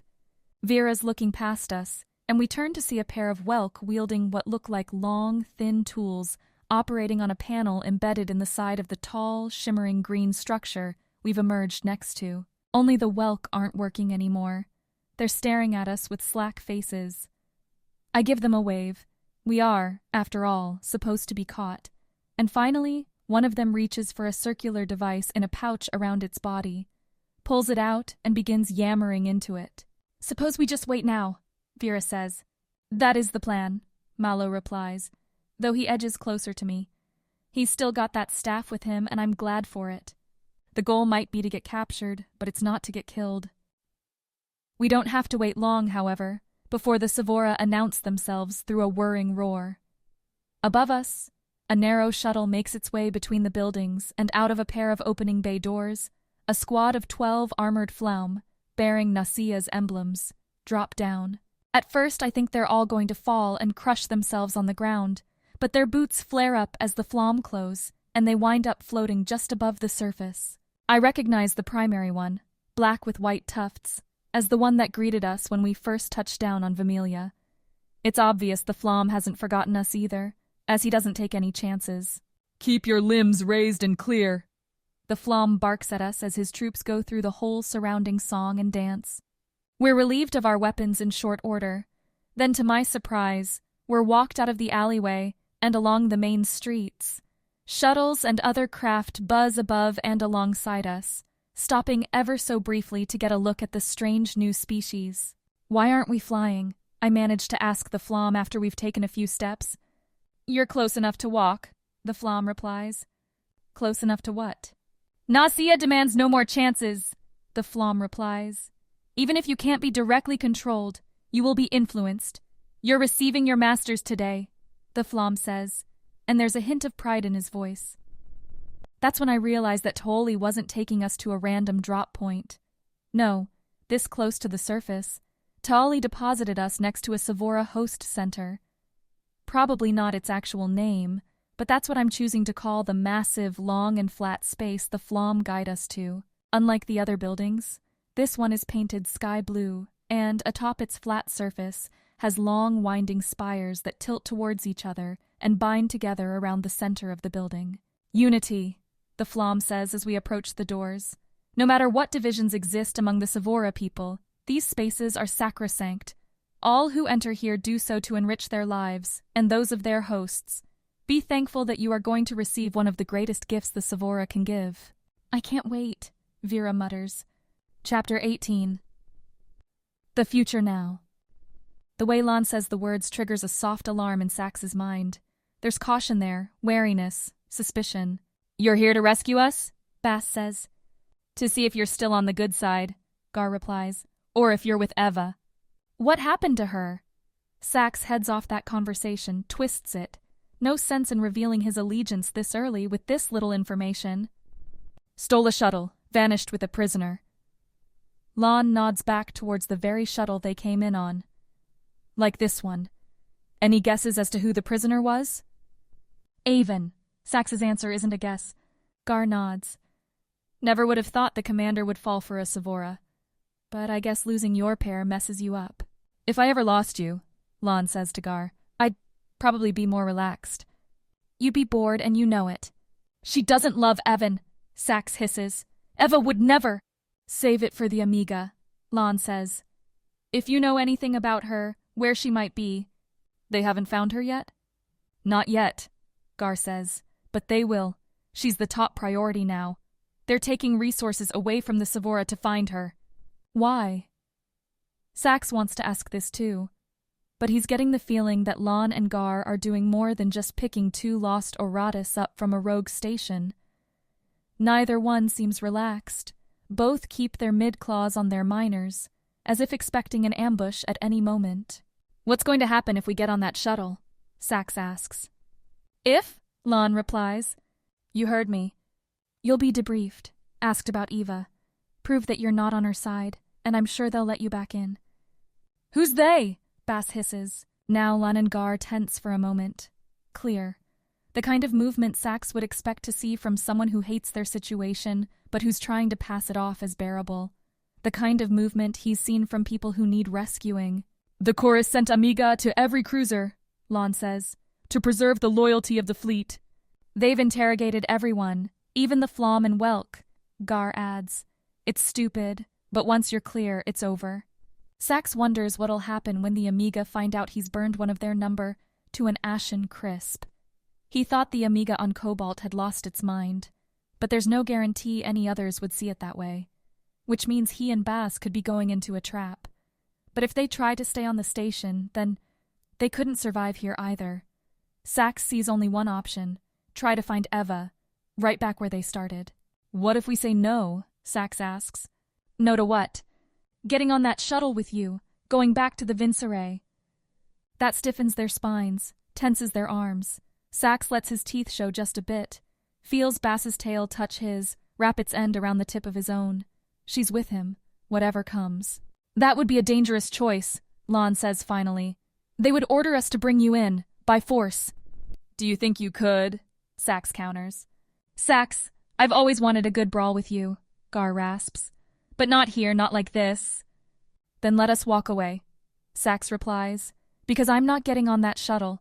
The Villainy isn't what it was, and I'm not liking the new look." In a flash, Lon and Gar have their miners raised, pointed at Sax. "Bass, don't be like him," Lon hisses. "You don't have to pay for his choices." Bass laughs. "The thing about pairs, Lon, is that I do." It takes a long moment to pull the trigger on a friend, on someone that you've ridden with into the bleakest of fights, the deadliest of environments, whose life you've saved, and who's saved your life more times than either of you remember. Sax and Bass use that moment. They both slide to the side, turning and flicking their tails at the miners Lon and Gar are holding. Batter the weapons away from the claws and send them clattering to the floor. Gar springs at Sax, claws outstretched, mouth opening in a wide hissing roar. Sax, body angled aside from Gar, catches and throws the oncoming Oratus past him, feels a cut across his midsection as Gar's talons go by. Gar, though, smashes into the ground, rolls against the wide door leading back into the station, and, digging grooves into the metal floor, turns himself around and launches back at Sax. The two Oratus are nearly the same size, and Sax can see the blind bloodlust has taken Gar's senses. It's going to be a raw brawl, so Sax jumps forward, meets Gar in midair, and the two crash to the ground, rolling and snapping and clawing at each other. It's a rush of instinct, a flash of claw here, glistening teeth biting there, and at the end of it, when Gar winds up on the bottom and kicks Sax off, both are bleeding, both are grinning. Ready for the next round. Never took you for a traitor, Gar hisses as the two circle each other.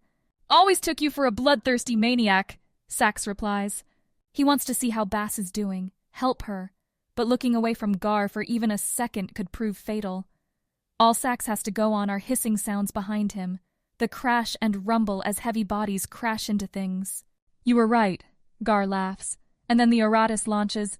No, a feint. Sax bites, though. Jerks forward to meet a leap that isn't coming as Gar reaches behind his back and pulls another miner from his mask. Aims, fires. Sax has a split second to move and doesn't clear the shot, which powers into his left leg. It goes numb. Not the burn of a killing laser, but the blue ice of a stunning shot. You want us alive? The commander thinks you might know where Eva's heading, what she's after. Gar raises the miner again as Sax keeps limping, trying to get towards a long rack of batteries. Personally, Sax, I'd rather not kill you. I'm not getting on that shuttle, Gar, Sax hisses. He gets close to the batteries, there in case a ship's dead and needs a burst of energy, when Gar fires again. Hits Sax's back, and now almost everything's lost feeling. Sax falls forward, his head jutting against the rack. Don't think you have a choice, Gar says, though the Oratus doesn't shift closer. A smart move. Keep your distance when you've only got a small miner and a big target. Stunning's an imprecise science. Better to overdo it. Gar raises the miner again, aims for Sax's head. Sleep well, the Oratus hisses. And Sax, with the flickering connection in his left foreclaw, throws a battery at Gar as the Oratus pulls the trigger. A bright blue-white burst engulfs the universe for a quick moment, and Sax's eyes dazzle in the light. His mind goes fuzzy, and the only thing he does, for longer than he'd like, is lay there and try to reconnect with the rest of himself. That much supercharged electricity could have killed him. Probably would have if Sax wasn't an Oratus. If he didn't have two hearts and layer after layer of thick muscle, protective scales, and a half mask catching what it can of the blast. Gar, though, fares worse. The battery, freed from its enclosure and nearly to the Oratus by the time the trigger depresses, catches Gar with the full force of its fury. The physical push of the blast has knocked the Oratus on his back, but what's more evident is that Gar has no control of himself at all. His body is a wriggling mess as synapses run wild. The other weapons on him short-circuit too, exploding or melting with a variety of pops and sparks, burning through the mask or melting into boiling puddles on the floor around him. Not that Gar's stuck there for long. Sax, whose head is lying on the floor staring at his distressed former friend, sees Lon dash into view, sees her scoop Gar up and lope away from the broken remnants of his weaponry. She pauses for a moment, glances towards what Sax believes is Bass, though he can't turn his head to look. You're broken now, Lon says. You're on the wrong side. Did Eva ever do you wrong? Bass hisses back. Did she ever send us on a bad mission or leave us to die? Why would she do this now unless she had a reason? Our job, the whole reason we live, is to support the chorus. Do as they say. Fight as they command. Lon keeps backing towards the shuttle, Gar in her arms. Turn your back on them, and you've denied your reason for being. Your reason, maybe, Bass says, but not ours. Go back to your ship, Lon. Tell them what's happened. We'll be here when you return. We won't come back alone. You'll be outnumbered, captured and hauled before the Amiga as traitors. As dishonorable a death as you can imagine. Fighting for what we believe? You have a strange notion of honor. Bass appears in front of Sax, kneeling over him, sniffs him quick, then reaches beneath Sax with her claws and lifts him up. Lon and Gar get on the platform, which rises up into the belly of the shuttle. Bass doesn't stay to watch, lugging Sax from the docking bay towards the lifts out of the spoke. We're going back to Plake, Bass hisses as they move. Her ship is our best shot at getting out of here now. Sax tries to agree, but his mouth doesn't work. So instead he lies in his pair's arms and hopes the next fight won't come too soon. Why should I help you again? Plake says, this time on the Mobius. Corvin led Sax and Bass up onto the ship, where Agra Red waited with his new heavy miner in hand. Apparently Plake didn't want to be seen talking with the two most wanted Oratus on Scrapper Station. Because of what we'll bring you, Bass says. Sax is slowly recovering. He's able to control his own breathing now, and he can use his muscles to keep himself upright, if not walk with any stability. Still, He tries to look strong, even as a bit of drool escapes his numb jaw and plops down to the floor. Plake eyes it, then looks up at Bass. "What's that besides a ton of angry soldiers?" "You said you hate the Oratus, the Amiga, that you want to see them beaten." "Lots of people wish for the impossible. Doesn't mean I'm trying to make it happen." Bass breaks into a quick story about Avon, the Sevora traitor that promised galaxy-changing secrets, about how Eva's escaped with him, about how if Plake helps Sax and Bass reunite with their commander, they might be able to do something. "You don't even know these secrets?" Plake laughs. "Avon might be playing all of you. Another Sevora trick to get deep into our society." The Sevora was sincere, but even Bass can't put much force in this one. "Look, Aratus, I don't like you. I'm not going to risk my crew and my own life on your crazy idea, which may be nothing." Plake nods at Agra Red. "Get them out of here. With any luck, the military will take care of them and leave us alone." "Mistake," Sax manages to rasp. "Weak, but it's there." "Oh, he can talk now." Plake shakes her head. "Too late. Leave." Agra Red doesn't give Sax another chance to argue. Forces the both of them out of the ship, keeping its miner trained on them the entire way. Then, once the two Aratus are on the floor, the ramp raises up and seals them out. "That didn't go as I hoped," Bass says as she pulls Sax out of the bay. "There's only one other place we can try." The sisters let them in, let them up the lift back to their beautiful garden. Now, though, the Aratus frigate wipes through the viewing window every so often, spoiling any sense of peace. Rather than taking the Aratus to their building, the sisters, with Enix and a couple of armed flam that Sax recognizes from the casino, greet the Aratus immediately as they come off the lift. "Your circumstances aren't good," Loreneo says. "Not good at all," Nolene adds. "That's why we're here," Bass says. "For help." And by the way the sisters' eye stalks swivel, by the rapid clatter of their ooblot forms, Sax knows they're in trouble. Getting your feeling back is like waking from a dream. Gradually, reality filters in. Your feet get their traction, your talons passing along the usual edge as they dig small cuts into the floor. Your vents open wider and wider, and you can actually feel the air rejuvenate your muscles. Your tail twitches when you want it to, and your foreclaws start to open and close on command instead of by nervous whims. Sax gets all this back in time to hear the sisters laugh in Bass' face, in time to see the flam guards pull their miners up while the lift doors behind them shut. "The Vinceres offered good terms for you," Lorene says. "We hold you here, they come get you, and Scrapper Station gets forgotten about for a long, long time. Know what it's worth not having to deal with Vincere inspections?" "They wouldn't," Nolene says. "They're not one of us, not normal people." Sax squeezes Bass' shoulder slightly, lets her know that he's back, most of the way. She keeps holding him, though, because if there's one thing to keep hidden, it's an Aratus surprise. "So if you'd follow our friends to the airlock there, we'll be keeping you safe and sound till they come pick you up," Lorene says. "A nice ride home," Nolene adds. The flam gesture with their miners and Bass pulls them both along, across the garden towards the airlock. Every step brings another iota of feeling back. Every step makes Sax a deadlier weapon. The sisters order the two Oratus into the airlock, with Enix again stepping up to open the door. It shunts ajar, leaving a gleaming cream tube waiting. Stepping into that tube means death, a slow and awful one once the Amiga find neither Sax nor Bass knows where Eva is. And death by torture, death in captivity is not one Sax will stand. He pushes off of Bass, sending her flying to the side, and uses the momentum to pivot and leap at the first flam. The furry guard fires, but the shot's hopelessly wide of the crouched, scrambling Oratus. The flam doesn't get a second one. Sax turns from his downed target to see Bass splitting apart the other guard's miner, a scorch mark on her right shoulder. The sisters, meanwhile, are running away with Enix, rolling across the grass towards their building. It's a futile effort. "You'll stop or you'll die," Sax hisses as he catches up to them, the flam's miner in his right mid-claw. The weapon's not made for Aratus hands, but at this range, accuracy doesn't matter so much. He'll just spray lasers until they submit, or burn. They choose the former, huddling up together and staring at their new captor. Enix fades from his blue color to a sickly purple, and picks at his feathers while his bulbous eyes blink. Sax isn't used to having hostages.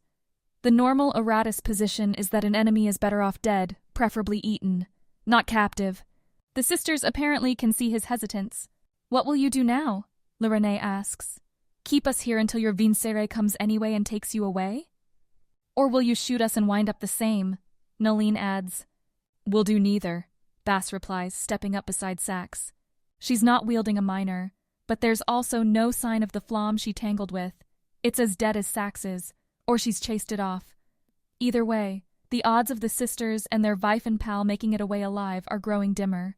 This station must have some defenses, yes? Bass asks. Nothing major. Enix hazards a reply. It's not meant for fighting. But to ward off pirates? Certainly a place like this is a raid target.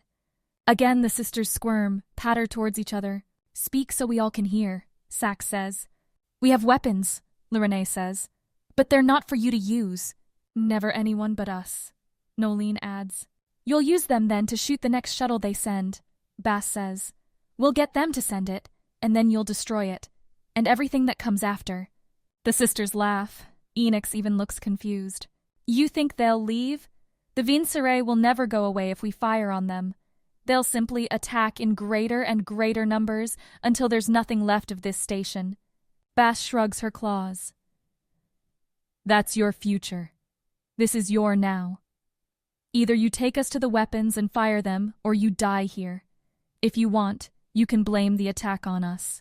There's not much debate after that. The sisters roll off across the garden, with Enix and the Aratus following, until they reach the building, which is far too small for any Aratus to enter. The sisters, though, scramble inside before Sax can react. Bass grabs Enix before the Vifen can try to run, leaving Sax to make the obvious threat.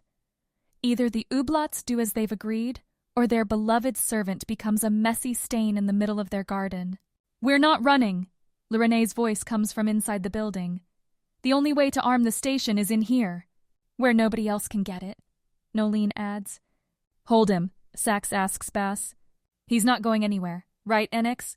The Vifen shakes his head, feathers ruffling wildly.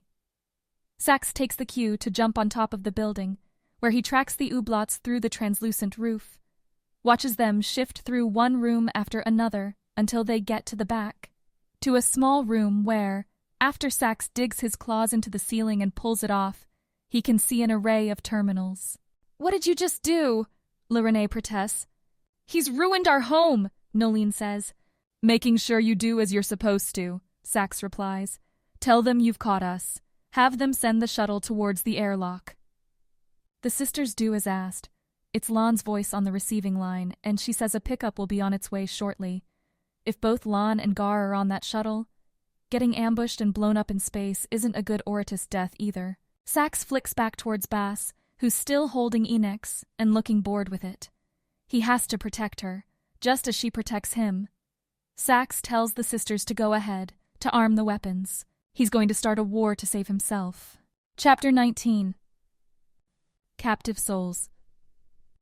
The inside is long, wide, and unbroken, and I recognize it. These are the same pools Ignos had me making back in Demantum, frothing purple liquid with textured lips to allow for easy in-and-out access. Only where we were building 2 or 3, here there are easily a 20, if not more. The space is crowded too. All sorts of species are being herded around by Sevora-hosted Flom and Whelk. Everyone's being pushed into various lines, though our Flom guards keep us away from the rest of the throng and take us to the far end. No common Sevora for you, the Flom leader continues. You'll be receiving the best of hosts, experienced and capable. You should be honored. It's never an honor to lose your freedom, Mallow replies. Then think of it as sacrifice if you prefer, the Flom replies. What you're doing here is only going to help your people. By submitting to the Sevora, you will save them, either from yourselves or from the rest of a hungry, brutal galaxy. Is that the pitch you make to everyone? Vera asks. Because it's not very good, I add. You should try talking up the miracles you'll be giving us. How we'll never starve, how we won't need to worry about making our own choices, how we'll never have to want for anything ever again. The Flom stares at me for a moment, trying to decide if I'm joking or being serious. Or can the Sevora not grant all of our wishes? I finish. We will change your wishes and then grant them, the Flom replies. That's clearly enough talking for him, as he turns and heads along the outer edge of the pools, and his guards push us along after him. As we go, I look to the right and see a lanky Tevin slowly walk towards a pool, its tiny limbs sticking out from the long reed serving as its central body. It hesitates about halfway across the pearly flagstones, and a Flom comes up behind it, reaches out with a clawed hand and pushes the Tevin forward. The Tevin whirls at the touch, and for a second I think it's going to mount some kind of resistance. But then the Flom raises his minor, and the Tevin decides not to risk its life in the face of the laser cannon. It turns, wades into the pool, and disappears beneath the purple waters. "How many do you take every day?" I ask the Flam, because I'm realizing if I don't talk, then I might panic. "Thousands across Vimilia are exchanged daily," the Flam replies, once again falling into his boastful tone.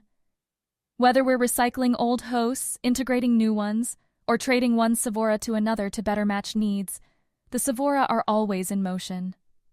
I first met Ignos in a crashed pod outside my tribe, deep in the jungle. When I approached its ship, thinking it was a rock, it opened and, inside, was an inky liquid, much like what I see in these pools. I went in and gained what I thought was a god, what was in fact a creature determined to spread its parasitic race across my world. Here, though, the event seems so commonplace. As if giving up everything to another species is as normal as cooking breakfast or running through the trees. It twists my stomach into tight knots, and I take a hard swallow to get my breath back, feel Mallow's hand touch my arm lightly and breathe easier for it. I'm not alone this time. There's no line for our pool, and as we approach, the Flom asks us who ought to go first. Mallow volunteers immediately, but I shut him down. "Let me," I say. "I've done this before, and I know what to expect. If something's wrong, I'll be able to deal with it." "Nothing will go wrong," the Flom says, nodding across the hall. "This is the most common thing we do. It's the very core of who the Sevora are. Now get in and submit." There's not much in the way of ceremony for entering a Sevora pool. The Flom don't care if I keep on my clothes. I don't know if they realize I'm wearing a mask. And they don't blow horns, flashlights, or do anything other than watch me with their hands close to their minors. Mallow and Viera watch me too, of course, though their faces are etched with concern.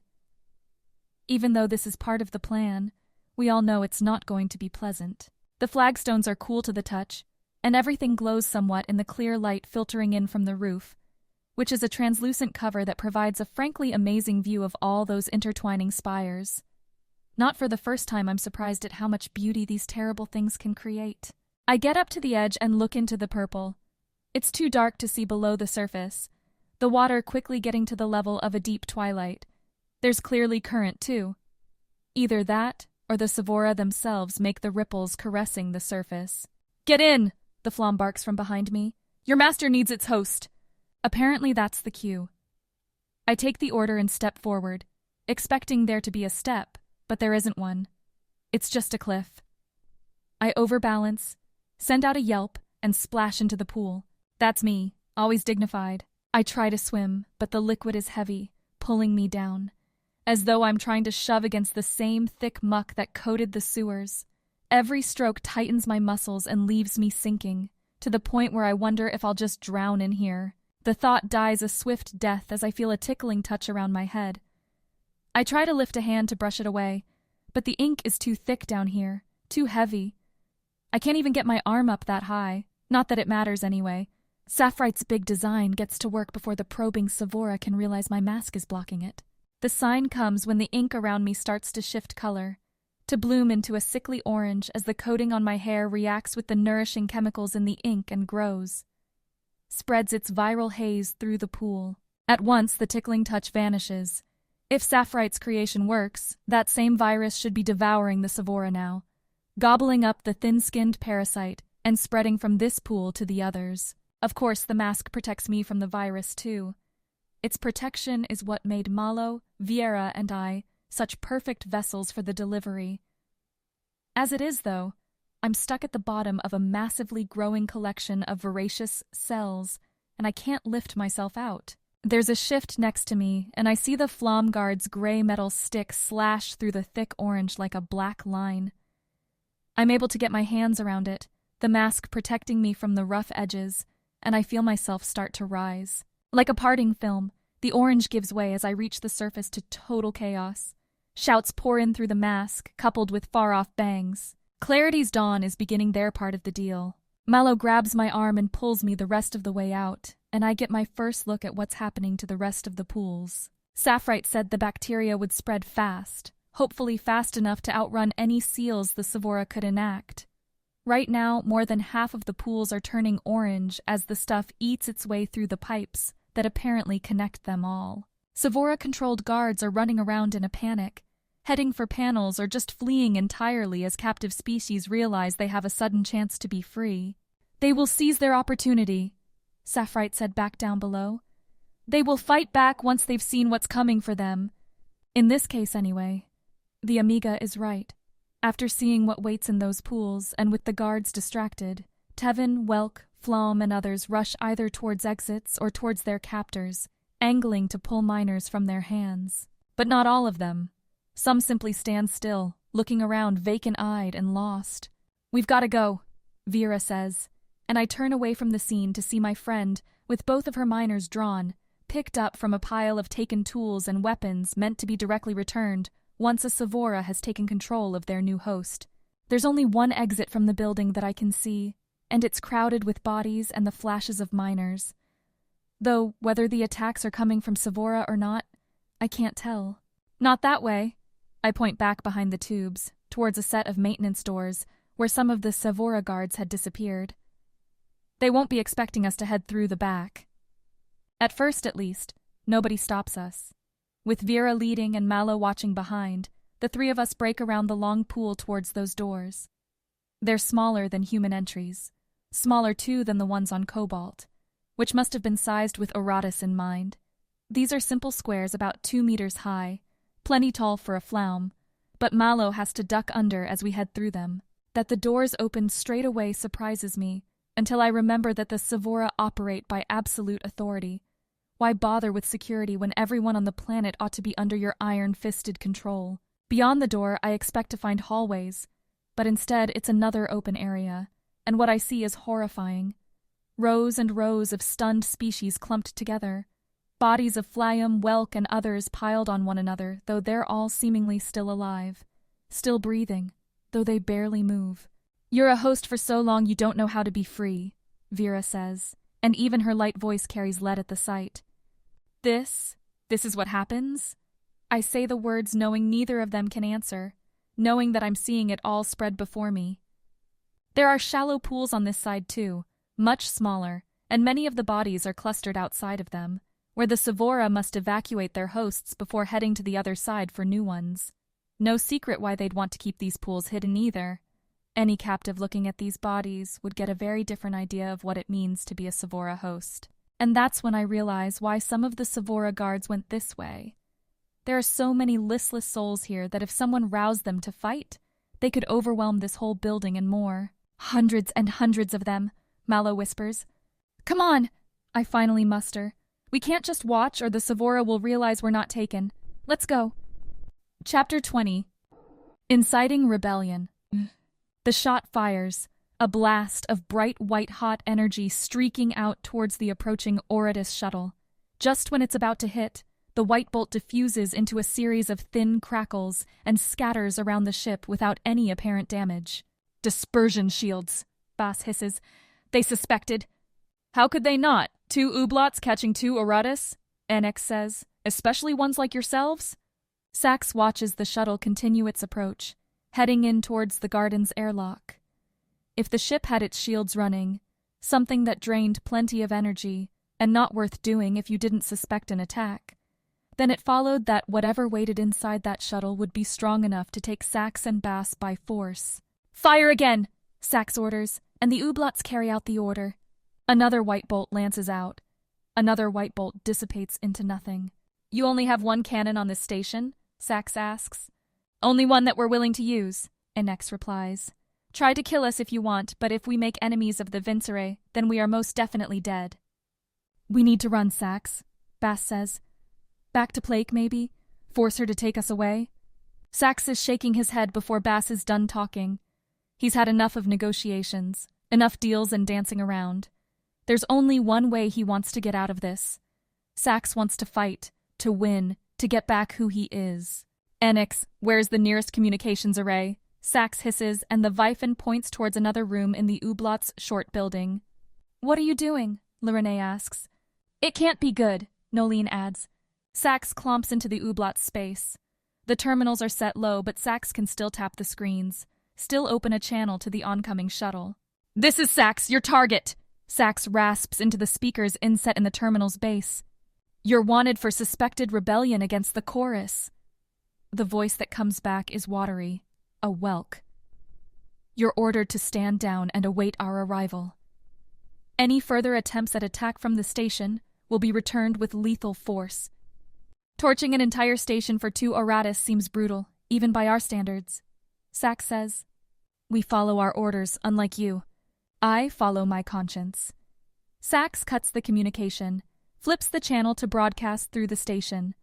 Scrapper Station, the Vincere is declaring that anyone on this station who does not submit for an interrogation, who does not give themselves up and face whatever crimes they may be guilty of, will be shot dead. He takes a breath, looks back at Bass, who gives him the nod.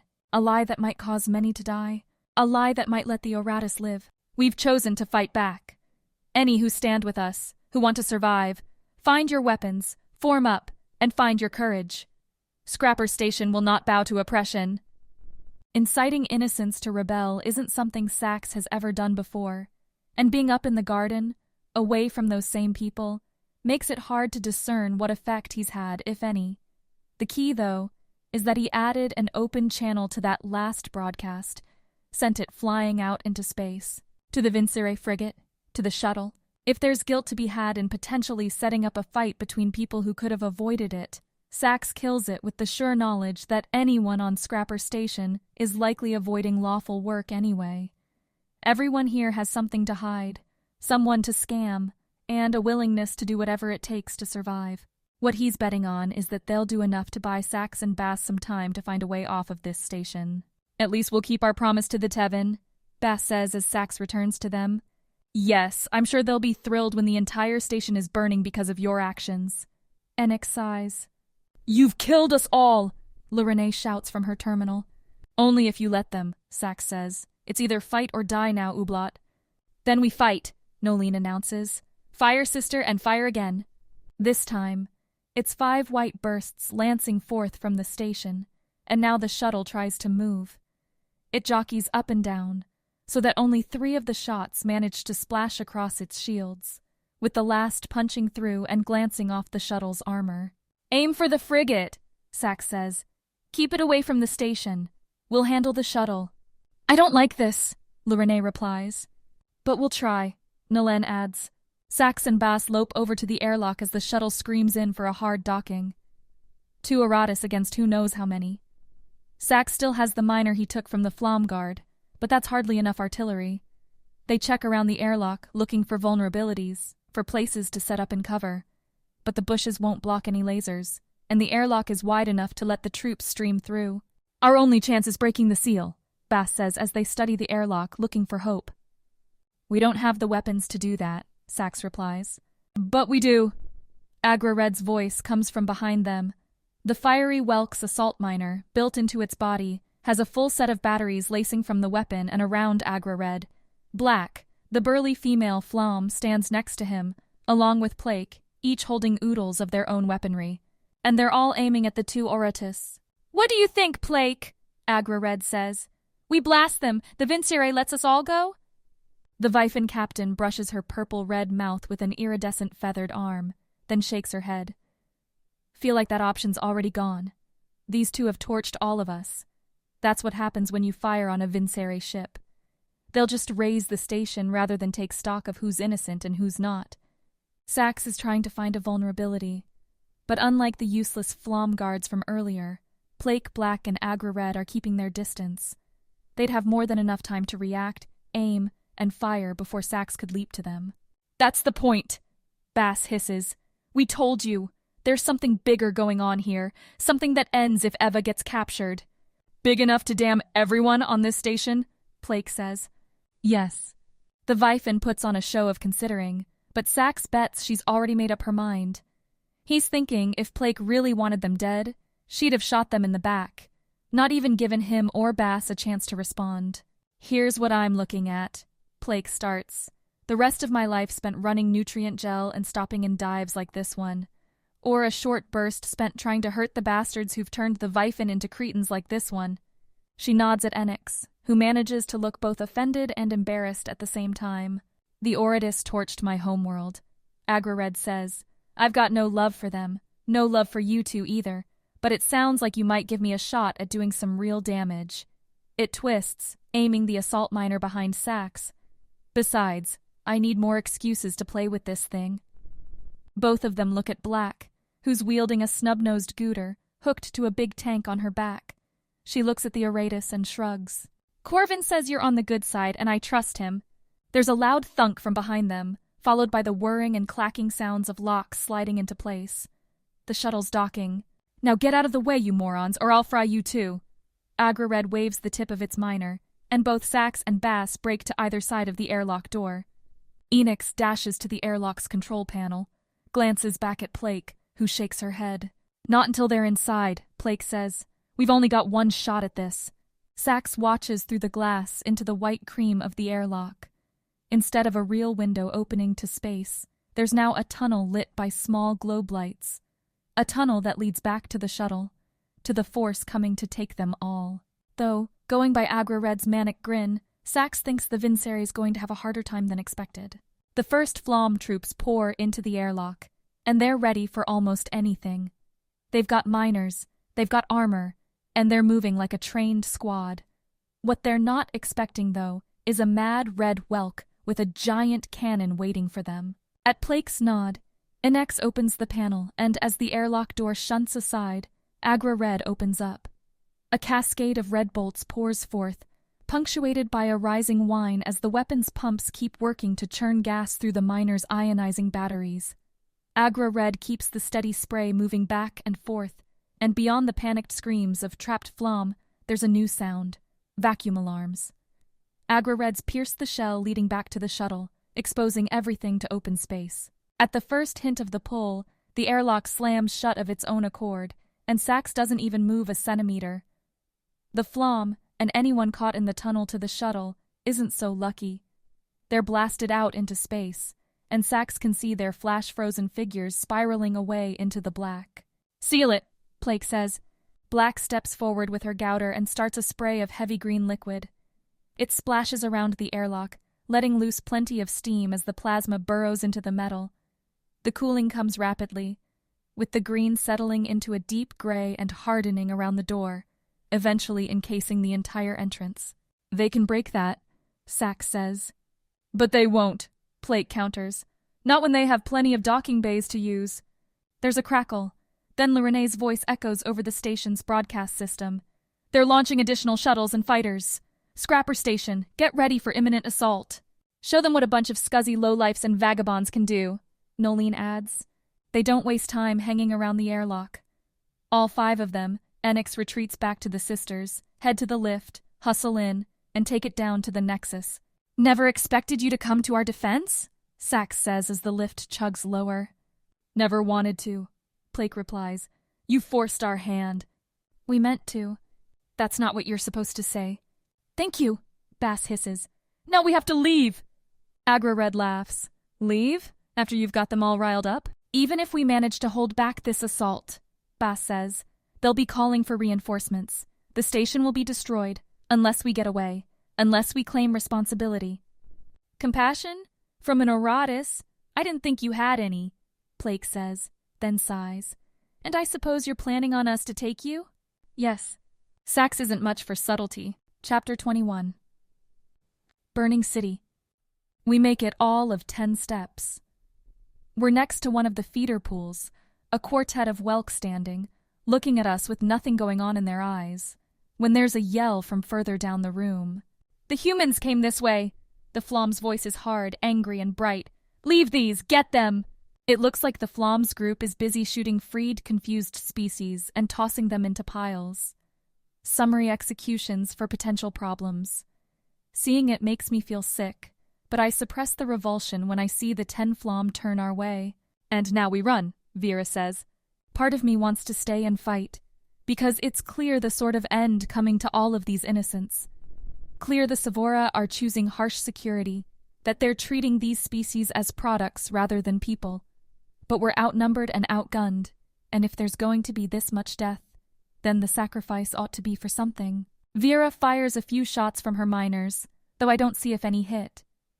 I'm looking around, trying to find an exit, and locate one along the back wall, a series of arched doors similar to the ones in Nasia's tower, the ones leading to those tubes and the white platforms. That way, through the arches! I shout as I break into a run. In the jungle, I use trees for cover, whether to hide or to dodge thrown rocks and fired arrows. Here I do the same, only instead of trees, I use the ambling forms of stupefied phloem, of clustered tevins just beginning to flex their arms and legs outside their carapaces. The Sevora flom fire away, and they don't care where their miners burn. Species drop around us as we run, many without a sound. Maybe they're so divorced from their own feelings that they don't even recognize pain. Bolts that don't hit a bystander zing into the walls and floor around us, leaving scorch marks or bubbling tile. A shot lands right in front of me, exploding a chunk of the floor, and the hot dust blasts my face, the mask blunting the temperature.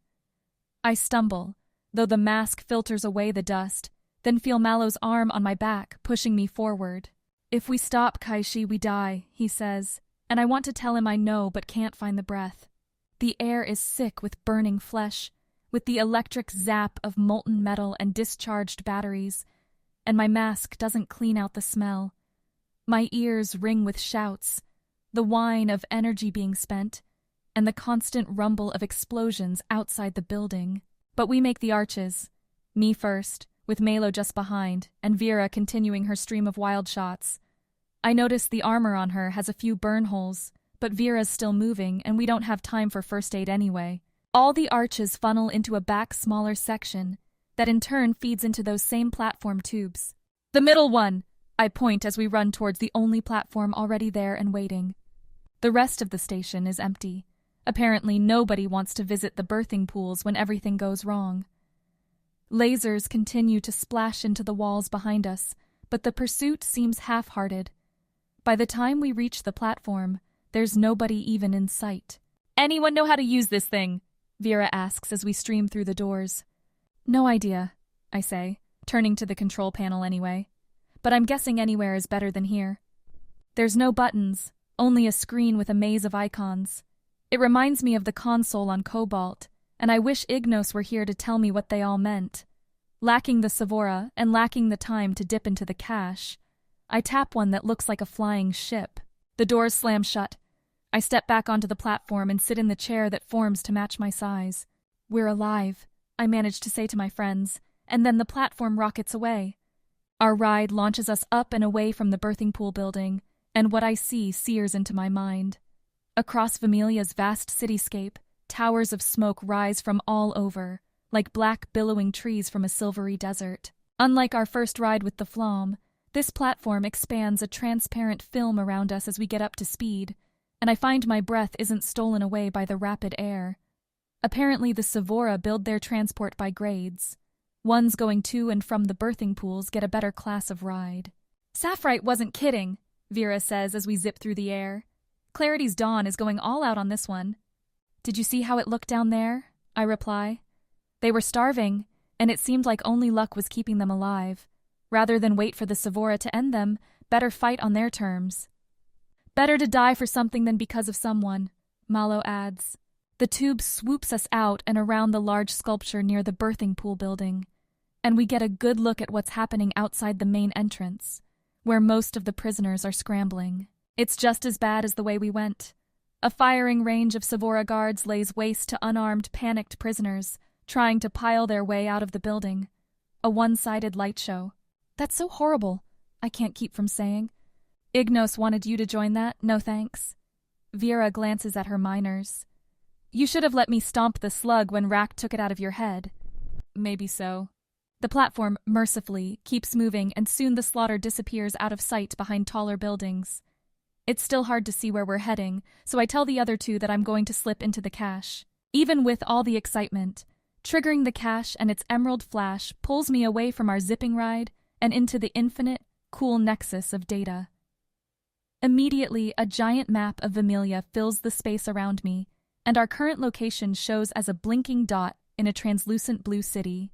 The cache traces out our current path, and it goes right from where we are towards a large oval that, with a mental question, the cache identifies as the spaceport. With our side of Sapphirite's mission done, all we had to do was poison the birthing pools. Our only goal now is to get to the spaceport, find the shuttle that Racht is supposed to have waiting for us, and get out of here. I shake away the cache and announce to Vera and Malo that we're going where we're supposed to. Settle back in and watch out the front. Filling the air now are more and more of the Sevora shuttles that dropped the initial group of Flam that met us when we escaped the sewers. Nasia's emblem blazes on some, gels on others. Both factions, it seems, are coming together to stop Clarity's dawn.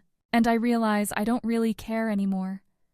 Not about the Sevora struggle, not about Sapphirite's wish to live forever with the other Amiga, or whether these creatures devour each other in their murderous politics.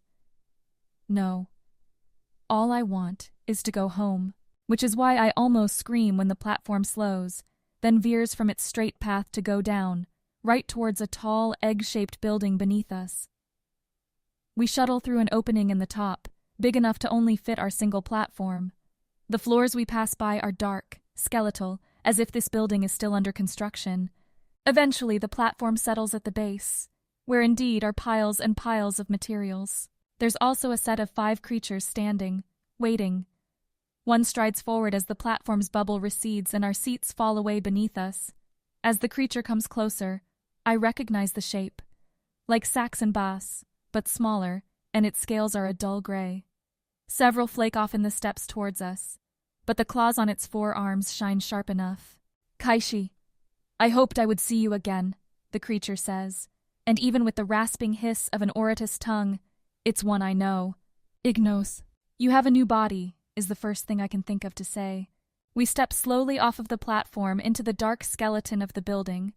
Above us, papered window frames filter brown light coming down from the sky, and a dozen open doors along the street let in the noise of the fighting. I smell dust, the twinge of chemicals. A host, Kaishi. That's what we call them. Ignos ever teaching me. But this one is a failure. It does seem to be falling apart, like it's old or dying. Why would Ignos call that a failure? What do you mean? I ask. There's never an end to our conflict. The Amiga aren't going to stop until we're all dead, which means we need to crush them first. To do that, we need better weapons. We need perfect ones. Ignos glances at his claws. So you're making Aratus? They're too hard to capture, but take the DNA from the few we have, and maybe we can do what the Amiga did, what we've already done to so many other species, what we'll do to you. Yeah, enough of this, Vera announces from beside me. Now that you're not in her head, it's time to do what should have been done long ago. She draws her minors as the 4 Flam guards around Ignos draw theirs. Vera's hands are faster than Flam claws, and she has the half-second advantage of knowing just what she's going to do. So her lasers hit first, sending a pair of Ignos's guards burning to the ground. Ignos, though, doesn't sit and watch, but leaps towards me instead. You have to give yourself to us! The Sevora hisses as it flies towards me. The Sevora need you!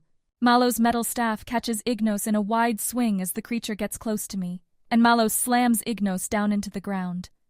The Chare warrior is wielding the staff with both hands, and he raises it up, twists the point, and gets ready to stab the parasite that had shared my mind. Malo! Vera yells as she comes out of a dive, dodging counterfire from one of the remaining Flam. But not both. The second, last Flam's aiming at Malo, and it pulls the trigger as the Chare warrior stabs with the staff. The bolt flies true, taking Malo in the chest and sending him stumbling off of Ignos. Malo falls at my feet.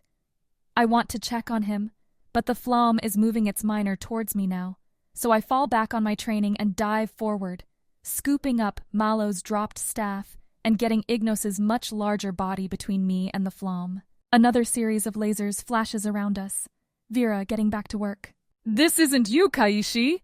Ignos hisses, standing back up, a motion that sheds more scales. You're not a fighter, you're a leader. And what are you, Ignos? I thought you were my friend. I hold the staff ready, watch those claws. I never claimed to be anything other than I was. I gave you miracles, the tools you needed to save your people. All I ask in return is a chance for my own species to survive. Not by taking over the very people you helped save. There's no other way. Ignos jumps at me after its roar, and I dance back, batting at a claw with the end of the staff. I'd seen Sax and Bass move, and Ignos seems jerky, unsure of how to manage the limbs. Of course, if it's only had the body for a few days. I press the attack, roll off my back foot and dart into Ignos's reach. The Sevora tries to adjust its long swings, claws slashing to where it thought I'd be, but can't seem to move them fast enough. I drive the center of the staff up and bash into its mouth. Then, as Ignos backpedals, bring the staff down to my waist and shove it forward like a spear. The point sticks into Ignos' side, punching through thin, fragile scales. Sick, thick blood oozes around the wound and Ignos clutches at the staff, looks at me with those yellow Aratus eyes. Perhaps I was wrong, Ignos mutters. You were wrong about many things, I reply. Ignos yanks the staff free, letting more of the body's blood flow and holds it in its right mid-claw. There's an advantage to being a host, Kaishi, Ignos says. You only feel what you want to feel. The Sevora steps towards me, and then a bright flash comes over my shoulder, strikes Ignos in the Aratus's wide chest, and drops the creature to the ground. Come on, Kaishi, Vera says, running up next to me. The thing was evil anyway. Chapter 22. Scum vs. Villainy. The lift lands in the Nexus, and the 5 of them exit into a sliding crowd of chaos. Species run back and forth, some alone and others in groups. Some carrying weapons, most looking for places to hide, asking for escape mods or how to surrender. Sax doesn't care to tell them that the Vincere won't take prisoners. Not here. Not anymore. It's a quick sprint through the Nexus to the spoke where the Mobius is parked. Even in their various levels of panic, the crowds make way for the hulking Aratus and their heavily armed friends. More than a few tag along behind them, presumably going for their own ships and figuring to be where the firepower is. Which proves to be a good decision for everyone when the sisters announce that the first shuttles have landed. The docking spoke itself is a long, wide hallway with neon-lit numbers hanging outside large arched doors leading into the bays themselves. Beneath the numbers are the names of the current occupants, and Sax can see the blazing blue of #6, and beneath it, Mobius, far down the spoke. Most of the bays, though, are empty, and most of their doors are opening. Too late, Black says. Cover? 2 choices. Either they press through, try to make it to the bay, or sit back and fight it out with the coming forces. The problem with the latter is the Vincere has more troops, more weapons than they do. If we play it safe, we're dead, Sax announces. I'll go for your ship and we'll come back for you. Cover me. He tosses Bass the miner he still has from the Flom. Then Sax breaks for the wall. Agra, Red, and Plake take up the task of covering fire, along with a bunch of Scrapper Station scoundrels, and unleash lasers at the groups of soldiers pouring into the spoke. There's not much to hide behind in the hallway. A few crates here and there, some battery racks that everyone stays well away from, so the firefight quickly degenerates into a blinding murderer's row. Sax goes up the right wall, using his claws to pull himself along. Space station walls aren't designed to resist Aratus claws, so he slices his way in a rapid scramble towards the soldiers. Shouts and screams grow loud. Then a stray shot strikes something combustible, and an explosion rocks the middle of the spoke, smoke and fizzing energy filling the air. Sax can't see anything except the flashes of those not deterred by the fact they can't see their target. He keeps moving forward, keeps his vents closed as long as possible. Who knows what terrible gases are getting blown through the air now. It's hard to hit an Aratus in perfect conditions, much less when Sax has a wall of gray hiding him from view. Sax climbs over the blue glow of Bay 5, and not long after finds himself above number 6. He drops to the ground, is about to head through the doors, when he realizes they're closed. Sax dashes to the control panel along one side, slams the button to open, but all he gets is a simple error message. Locked. So instead he taps the intercom, tries to talk through. Who's calling? It's NG, the Tevin. Sax, open the bay door. Where's Plake? Sax hears a noise behind him. The smoke's too thick to see what it is, but this far down the spoke, it's not likely to be a friend. She's busy. I need you to help me rescue them. How about you tell me where she is and we'll get them first? Sax hisses, raises his claw and is about to slam it against the panel, when a miner bolt crashes into the wall next to him. Tricked me once, Sax, Gar rasps. It's not going to happen a second time. Turning your back on an enemy is the last thing Sax wants to do, especially when that enemy has 4 sharp claws and a pair of talons. But the Mobius has to get in the air, or one of the lasers still flying through the smoke is going to hit Boss. Go up to Bay 1, they're right outside the door, Sax manages to say before a pair of claws dig into his shoulder and throw him away from the intercom. Talking to someone! Gar hisses, diving on top of Sax, teeth snapping at Sax's throat. Sax, pushing Gar back with his own foreclaws, manages to get his tail between the two of them and pushes up with the strong muscle. His tail shoves Gar up and off of him, through the air and into the smoke somewhere back up the spoke. The Eratus hops to a crouch, scans the mist. There's still plenty of battle noise, though he's seeing fewer flashes coming back this way. The little band of roughs was never going to last long. Gar drops from above, and Sax only gets a split-second warning from the sudden curl of the gray smoke. Sax tries to leap right as Gar crashes into him, and that centimeter of distance means Gar's talons only dig a long gash down Sax's neck instead of piercing his head. Without the solid landing, Gar has to catch himself on the ground, which puts him at perfect level for Sax's tail to crack into him. This time, Sax's smashing blow sends Gar into the Bay 6 door, and Sax doesn't let his former friend set himself. Sax bounds forward and in a single long leap, pins Gar. With his left foreclaw, Sax drives Gar's neck back against the metal, the tips of his claws pressing in on Gar's scales. You never did care enough about your surroundings, Sax hisses. I'm not the only one, Gar rasps. A wash of blue light hits Sax, and he feels all sensation drop away. All things fade into a numb nothing. Chapter 23. Fight and flight. Malo's still on the ground when we turn to him, and he's sporting a deep burn in his chest. His eyes are closed and his breathing comes ragged. Can we lift him up? Vera says, and I move to try. The warrior isn't light, though, and it takes both of us to even get Malo off the ground. As we lift him, Malo's eyes jerk open and he gasps. Don't move me, Malo says, leaning on us. It's too painful. It's either that or you get to stay here with all these lovely bodies, Vera replies. We're not far, I say, though it's only a guess. It's no worse than when Yakin's assassins attacked us back home. Malo closes his eyes tight for a second, then nods. One step at a time, I say, and then we move. Vera keeps one miner drawn in her right hand as we creep forward. I manage to sneak a look at the rest of the flamme, at the smoke still rising from their bodies. You're deadlier than I thought, I say to her. Apparently I have to be around you, Vera replies. Seems we get into all kinds of trouble. My hand on Malo's waist feels his sweat, his shaking skin. I don't know if he's going to make it out of this, but I'm going to do my best to try. We exit the egg-shaped building and find ourselves on a broad street.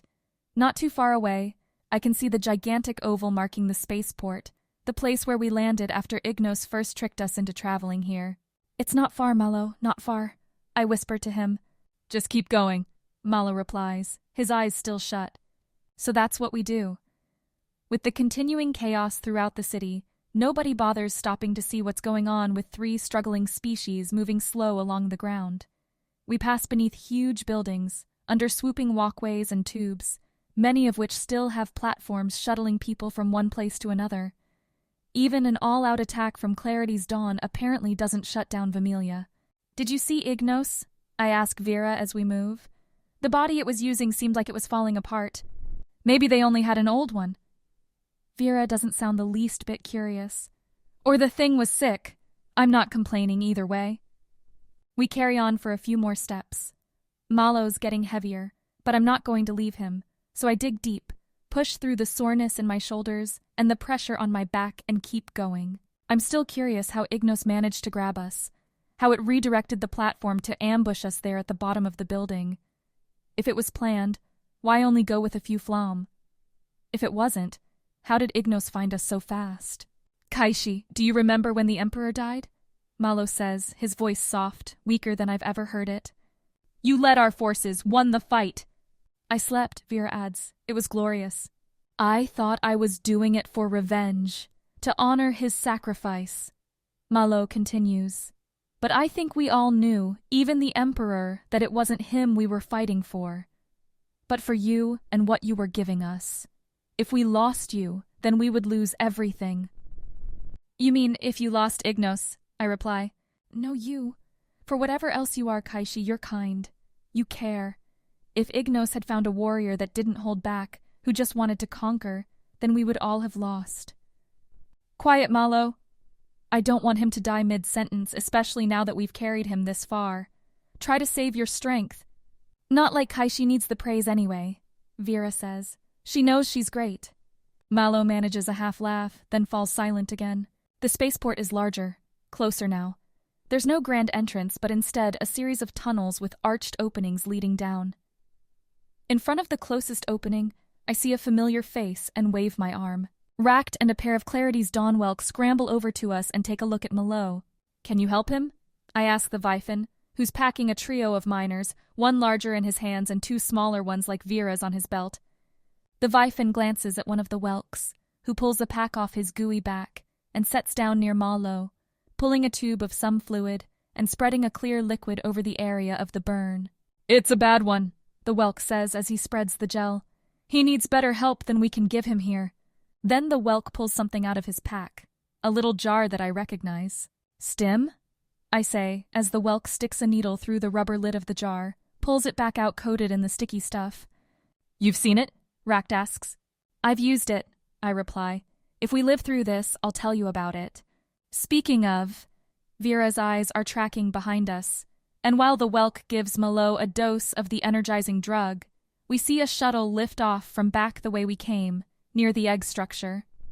The craft wobbles in the air, then tilts its nose down and begins to speed towards us. What do you want to bet that's Ignos? Vera says. No deal, I reply. Let's get out of here. I turn and help a suddenly awake Malo to his feet. The Welk throws his medical pack around his body, and then we start to scramble for the entrance.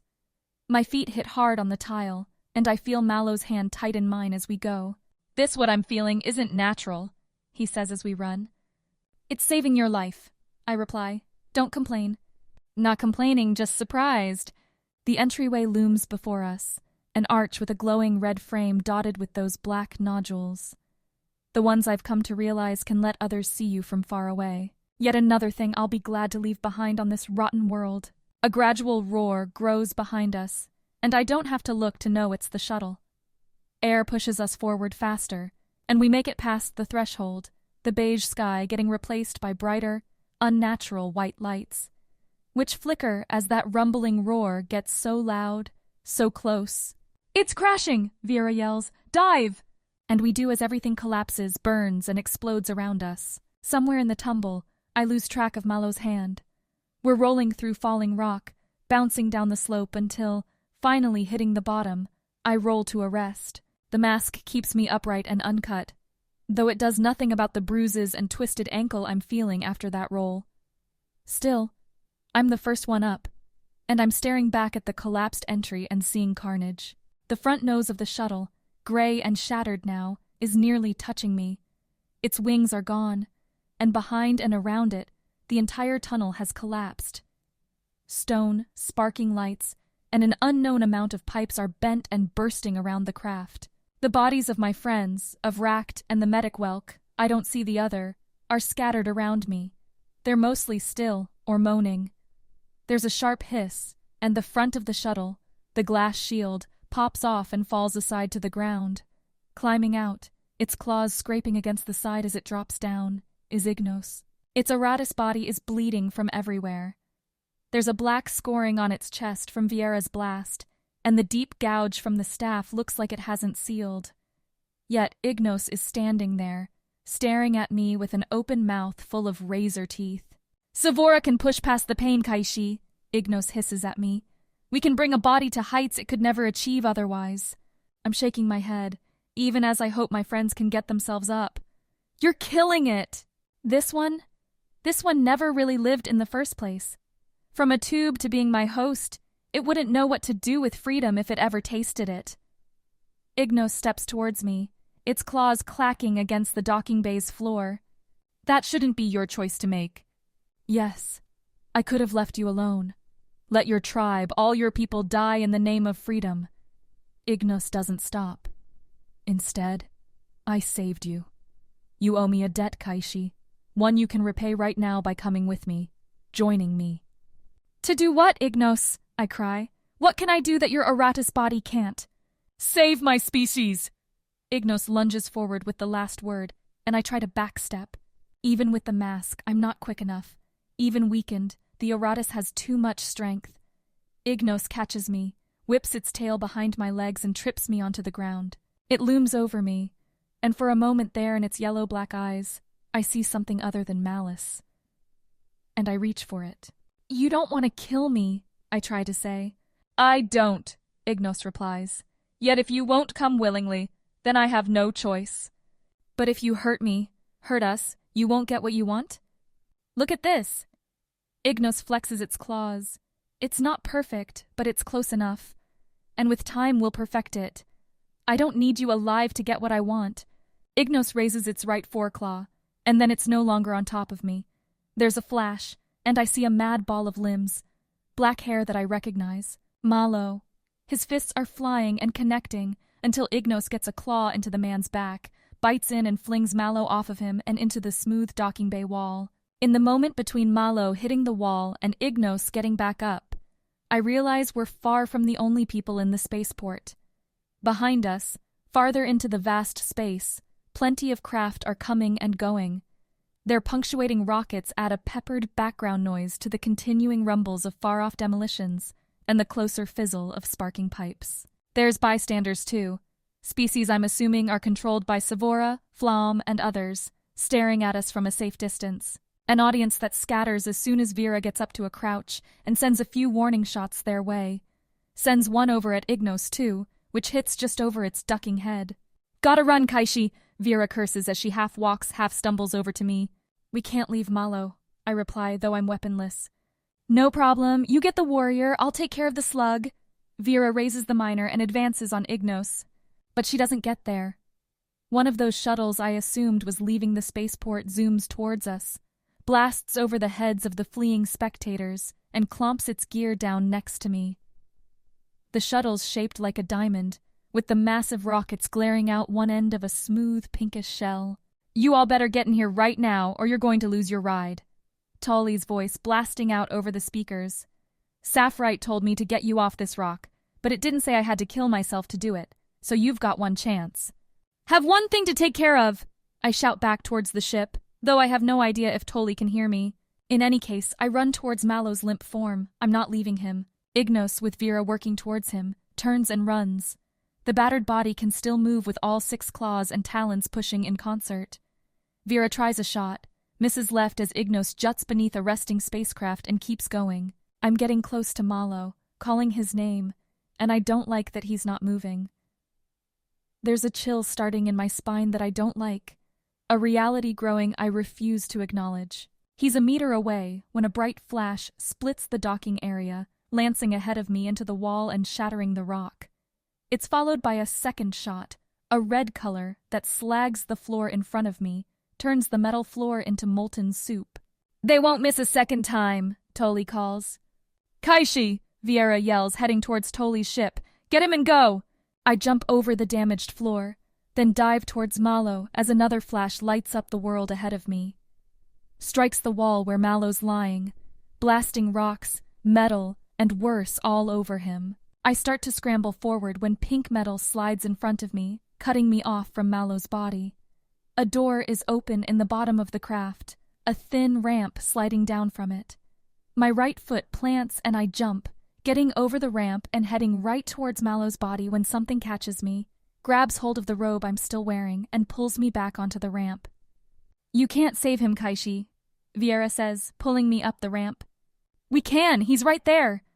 But even as I say the words, I feel the pink shuttle shake as the Sevora defense pours their next attack into it. Malo gave himself for you, Empress. Don't let it be for nothing, Viera says, and in that moment I stop fighting her. I'm not stupid, Going down for Mallow means killing Taoli, Vera, all of us. So I turn away from the warrior that had stood by me for so long and leave him to die. Chapter 24. No mercy. No connection. He's in a void. No, there's something, a spark. He can hold on to it. Push. Harder. Sax manages to open his eyes a narrow slit. It's barely enough to see, but he has to start somewhere. There's netting all around him, a forest of it. He must be in one of the shuttles, which explains the line of terminals in front, and the pair of Oratus working them. The cockpit window shows pure black space. Stars. The occasional laser flash arcing past them into oblivion. Sax should feel the vibration from the engines, but he can't. Should be able to taste the tang of recycled air, but his vents now operate on instinct alone, on reflexive nerve action. No conscious thought required. His mouth doesn't work either. This must be what the Sevora feel like in a human's brain. Gar twists his head around, looks at Sax, spreads a toothy grin. Looks like our friend is waking up. Lan twitches her own head around, then snaps it back forward, to the terminals, the radars, and flight controls. Stun him if he moves. His legs and arms are clasped. Gar shrugs. He's not going anywhere. Though I suppose I could take a few bites if we want to be sure. Until they prove he's helping Eva, Sax is still Vincere. We shouldn't hurt him more than we have to. Sounds like a gray area to me. Lan doesn't bother fighting further, which is like her. Keep Gar from going too far, but letting him go far enough. Sax tries to get more control, tries to find his own nerves as Gar steps away from the terminals. Heads over to him. We're almost to the frigate, Gar rasps as he squats down near Sax. Don't know where Bass went. Didn't think she'd abandon you, but we always thought you two were a strange pairing. Maybe she's taking her chance. Sax tries to glare. Only succeeds in closing his eyes enough for everything to go hazy gray. Don't like that thought? You'll have plenty of time to stew on it. The Amiga'll roast you for a good long while. Make sure to get every useful morsel out of you. Gar wiggles his claws in front of Sax. Then what do you do with a good weapon gone bad? I'll suggest a few things. Something causes the shuttle to shake, because Gar suddenly leans to the side, sweeps out with his tail to stabilize himself. What's happening out there? Gar looks back at Lan. We're being chased, Lan replies. Obviously. By who? I don't know, but I can guess. Sax manages to push his eyes open and sees Lan swing the shuttle to the right, replacing the star field with the solid pearl-white shape of the frigate. It's a beautiful, ridged feather of a craft, with sharp edges fanning out to provide the many docking points for fighters, shuttles, and other ships. A vessel Sax would have been proud to serve on not long ago, one that if he lands on it now will mean his death. Getting hit with a stunning minor is like receiving a massive shock. The blast overloads the nerves, fries their connections, and leaves them in a withered state, unable to send information until they recover. Depending on the shot, Sax is sure this came from a heavier minor than the one Lan used earlier. And the shielding, Sax wasn't wearing a full mask. The stun could work for hours or minutes. There's another factor, one harder to quantify. Will. Need. Desire. Sax can't make his nerves heal faster, but he can try to push movements through to his muscles. He can tell his claws to clench, his mouth to bite, his tail to swish, and while none of these get through intact, the Aratus starts to twitch. Which gets Gar moving to the weapons rack, a literal spot to store miners against the wall while the shuttle's in motion. Sax can't turn his head enough to see what Gar's grabbing, but he's thinking he has a couple of seconds until his world goes black again. Gar comes back into view, aims the miner directly at Sax's chest. They say this doesn't damage muscles, Gar rasps. Only the nerves. Not that it matters for you. The shuttle rocks again. A warning light blinks on and loud ringing tones fill the cockpit. Thought you could fly one of these things, Gar yells, looking back over his shoulder. Sax pushes harder. His tail swishes. This isn't a fighter, Lan replies. Gar shakes his scaly head, turns back to Sax, then seems to get an idea. Lan, open up a line to him. Tell them if they hit us again, Sax dies. The Amiga won't like that. We'll be dead, so it doesn't matter. Sax has to agree with Gar on that one. The conversation, though, is buying him a bit of time. More swishes. His eyes are fully open now. The air tastes stale. Not much of it in here, but the fact that Sax gets any flavor at all is good. All right. Gar raises the miner again. Time to sleep. Sax sees Gar's claw depress the trigger, and Sax puts all his effort into one thing: a roll. His back shifts, his claws and talons, clasped together, swing Sax back into the netting, which sags deeper into the shuttle. And Gar's shot, a blinding bright blue, strikes right where Sax should have been. Then the net rebounds, pushes Sax back to his spot. Nice try. Gar glances at the miner, confirms it's still got energy, raises it again. Gar! Lon shouts suddenly. They're... And the rest of her words vanish as the shuttle's roof cracks and breaks apart. The ceiling over Sax's head shifts from its boring light gray to a red, then orange and white color. Pieces of the structure start to fall, and again Sax pushes himself to roll away from the liquid drops of molten metal. Gar dances back too, forgetting about his captive and aiming the miner towards where the hole is forming. Towards where, as the shuttle's hull peels back, Agra Red's manic, helmeted face shows.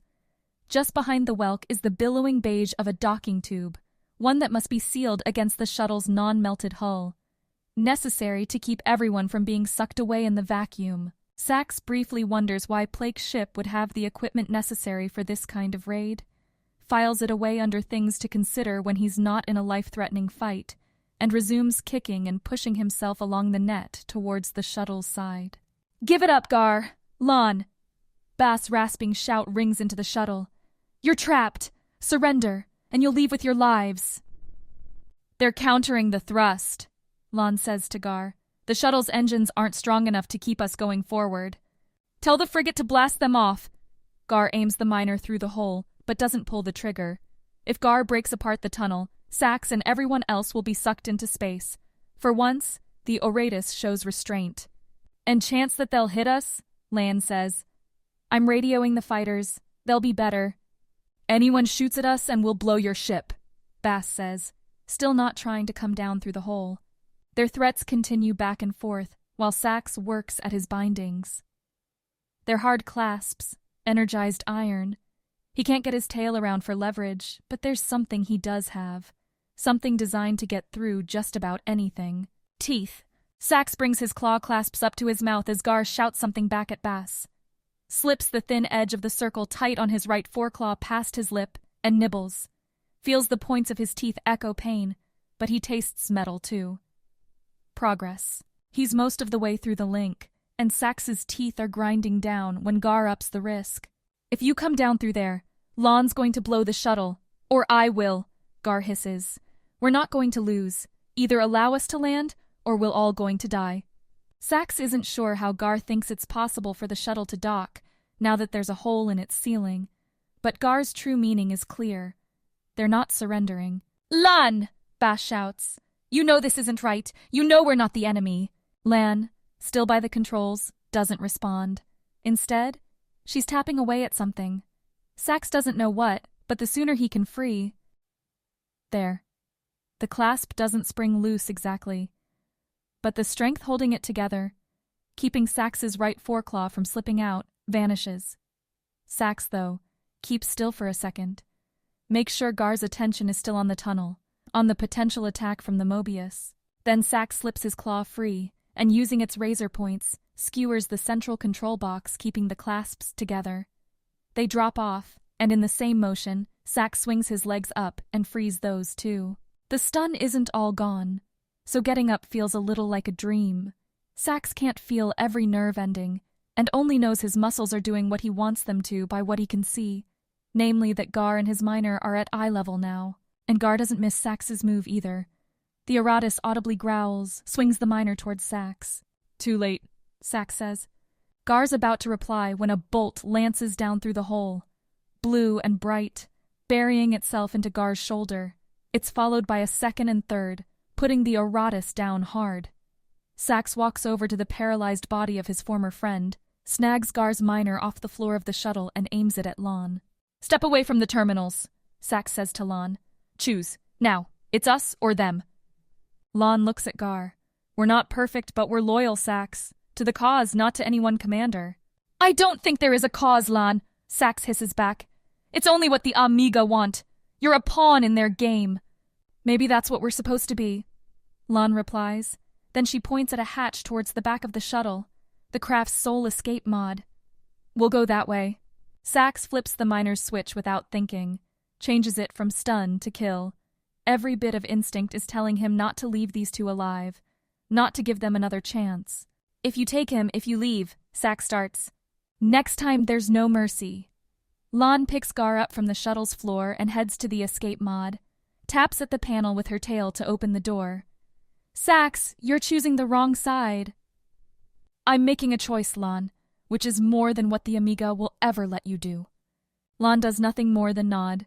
Then she slips inside with her pair, seals the door, and blasts away. Bass drops into the shuttle after Sax announces the all clear, and she helps her pair head back up, through the short docking tunnel to the Mobius. Disconnecting the boarding seal involves the same superheating method. After Agra Red seals off the tunnel behind a hatch, a gout of energy melts away the seal and the tunnel retracts. And Plake immediately sends the Mobius into a spiraling whirl. Fighters, lasers, they're all coming! The Vifen captain shouts over the ship's broadcast system. With both Lon and Gar free and away, the frigate and the fighters have no reason to be cautious, and apparently any information Sax and Bass have isn't worth letting them get away alive. Turrets? Sax asks Agra Red as the Welk moves towards the front of the ship. None made for you, Agra Red says, sliding onto the platform and riding it to the Mobius's second level. Oritus are too large, too ugly for our guns. Too ugly, Bass says, but the Welk's already slipped away into a gunnery hatch. Funny coming from a Welk, Sax rasps. The two of them head up to the bridge, where Plake is busy guiding the Mobius through one dive and twist after another. Sax and Bass grab onto some crash netting and watch while the universe spins and slides. Laser fire flashes around them, and the Mobius rattles as shots find their mark. Leap away, Sax says. If I stay still for a second, we'll be burned to ash. Plake shouts back, slipping the ship into a dive back towards Scrapper Station. Sax gets a proud moment when he sees Scrapper Station still sending hot energy out at the Vincera's fighters and retreating shuttles. Retreating. We actually drove them off? Sax says. Plake laughs and Bass shakes her head. They only wanted us. After they realized you'd been captured and I was on this ship, after NG crashed it through Bay 1, they started to retreat. But the station will survive? Sentimental, Sax, Bass says. I didn't think you cared for it. Plake guides the Mobius beneath Scrapper Station, using its spokes as barriers to block the fire. There's less of that, too, now that they're out of the frigate's range. Sax begins to think they might make it out of this one alive. They don't deserve to die for us, Sax replies. Though even as he says the words, Sax knows he'd give all of Scrapper Station up for their cause over and over again. And as Plake sets the Mobius in a level line, looking to leap, he knows they might have to.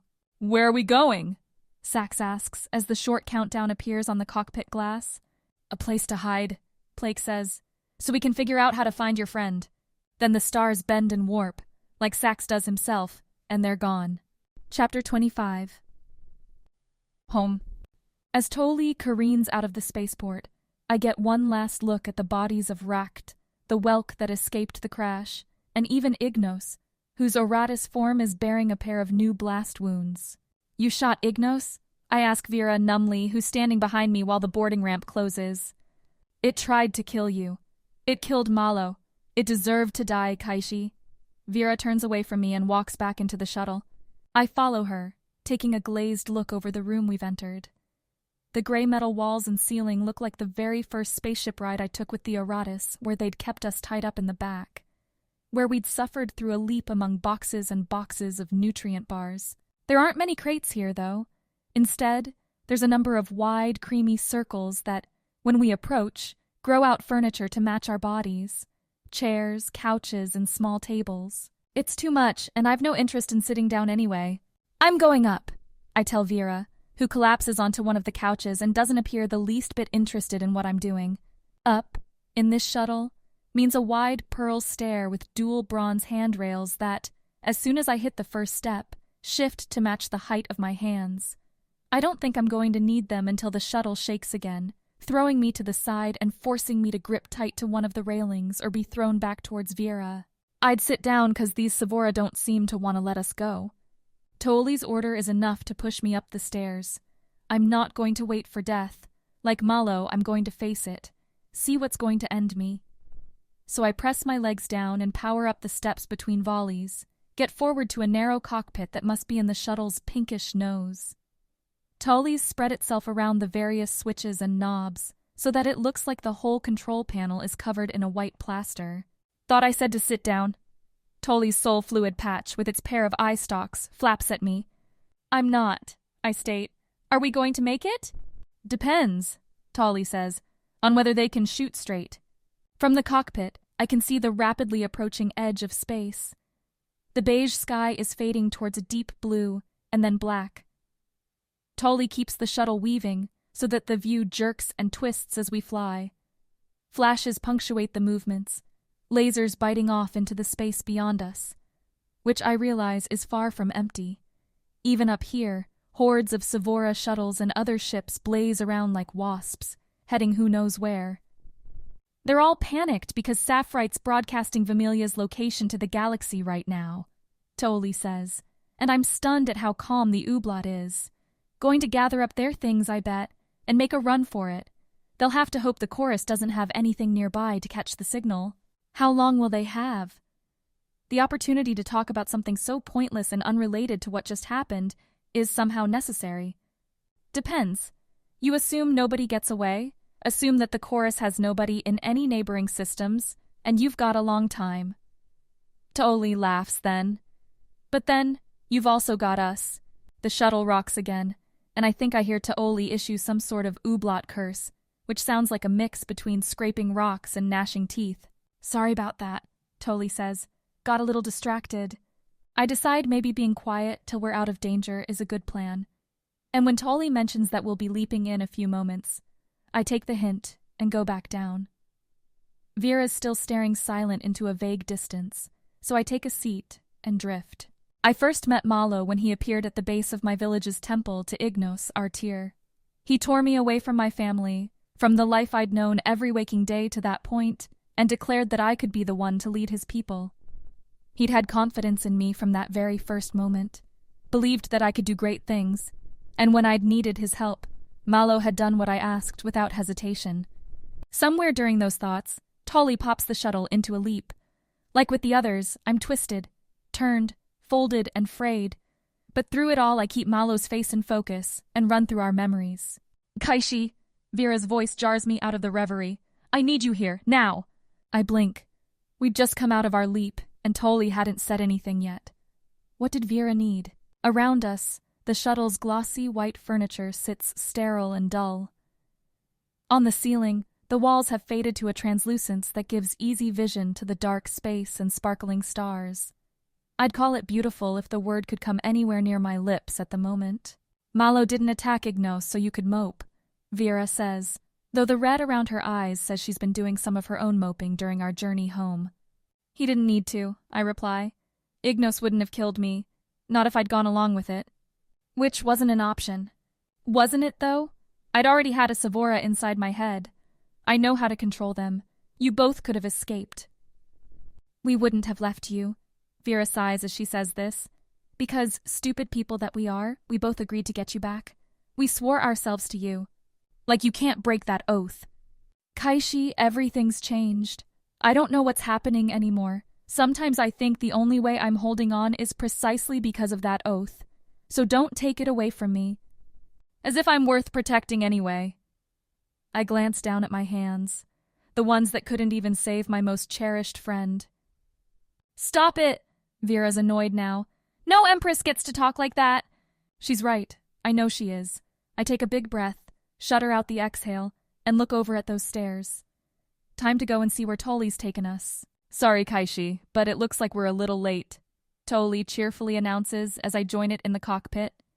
You see all those shapes around your planet? Earth, in its sparkling blue beauty, appears marred by a dozen dark gashes cutting across its surface.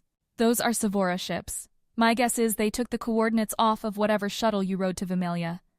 They can't have been here too long, though, I reply. We didn't stay on Vimelia more than a few days. If you're lucky, that means they'll only control most of the planet by now, Tully quips. Anyway, seeing as your home's a loss, where should we go? Rekt and some of the others were supposed to have a plan, but they, Didn't look too alive when we left. We're not going anywhere. There isn't any question of that now. Take us down, Tolly. Take me home. Might not be your home anymore, Kaishi. Then I'll take it back. This concludes Clarity's Dawn, Book 3, in the Skyward Saga. Listen on for an excerpt from Creator's End, the Skyward Saga Book 4. For more adventures, visit www.blackkeybooks.com. Text copyright 2019. Thanks for listening. An excerpt from Creator's End. The Skyward Saga Book 4. Criminal, rebel, fighter, traitor, useless words. Unable to capture the depth of feelings swarming through Sax as he stands, with Bass, on the bridge of the Mobius. Plake herself is at the controls, her skin only visible on her head, with everything else covered by rainbow feathers. She's orienting the Mobius now, pointing it towards a mustard-yellow planet whose surface swirls with passing storms. "This is your idea of a place to hide?" Bass asks as the planet comes into view. "Wrathfall? When was the last time you heard of the Villainy coming here?" Plake replies, that burble of hers tickling Sax's ears. "Vifen always sound like they're underwater. Wrathfall won't have what we need." Sax flexes his claws. They're still not moving perfectly, and he's worried the heavy stunning might have done some permanent damage.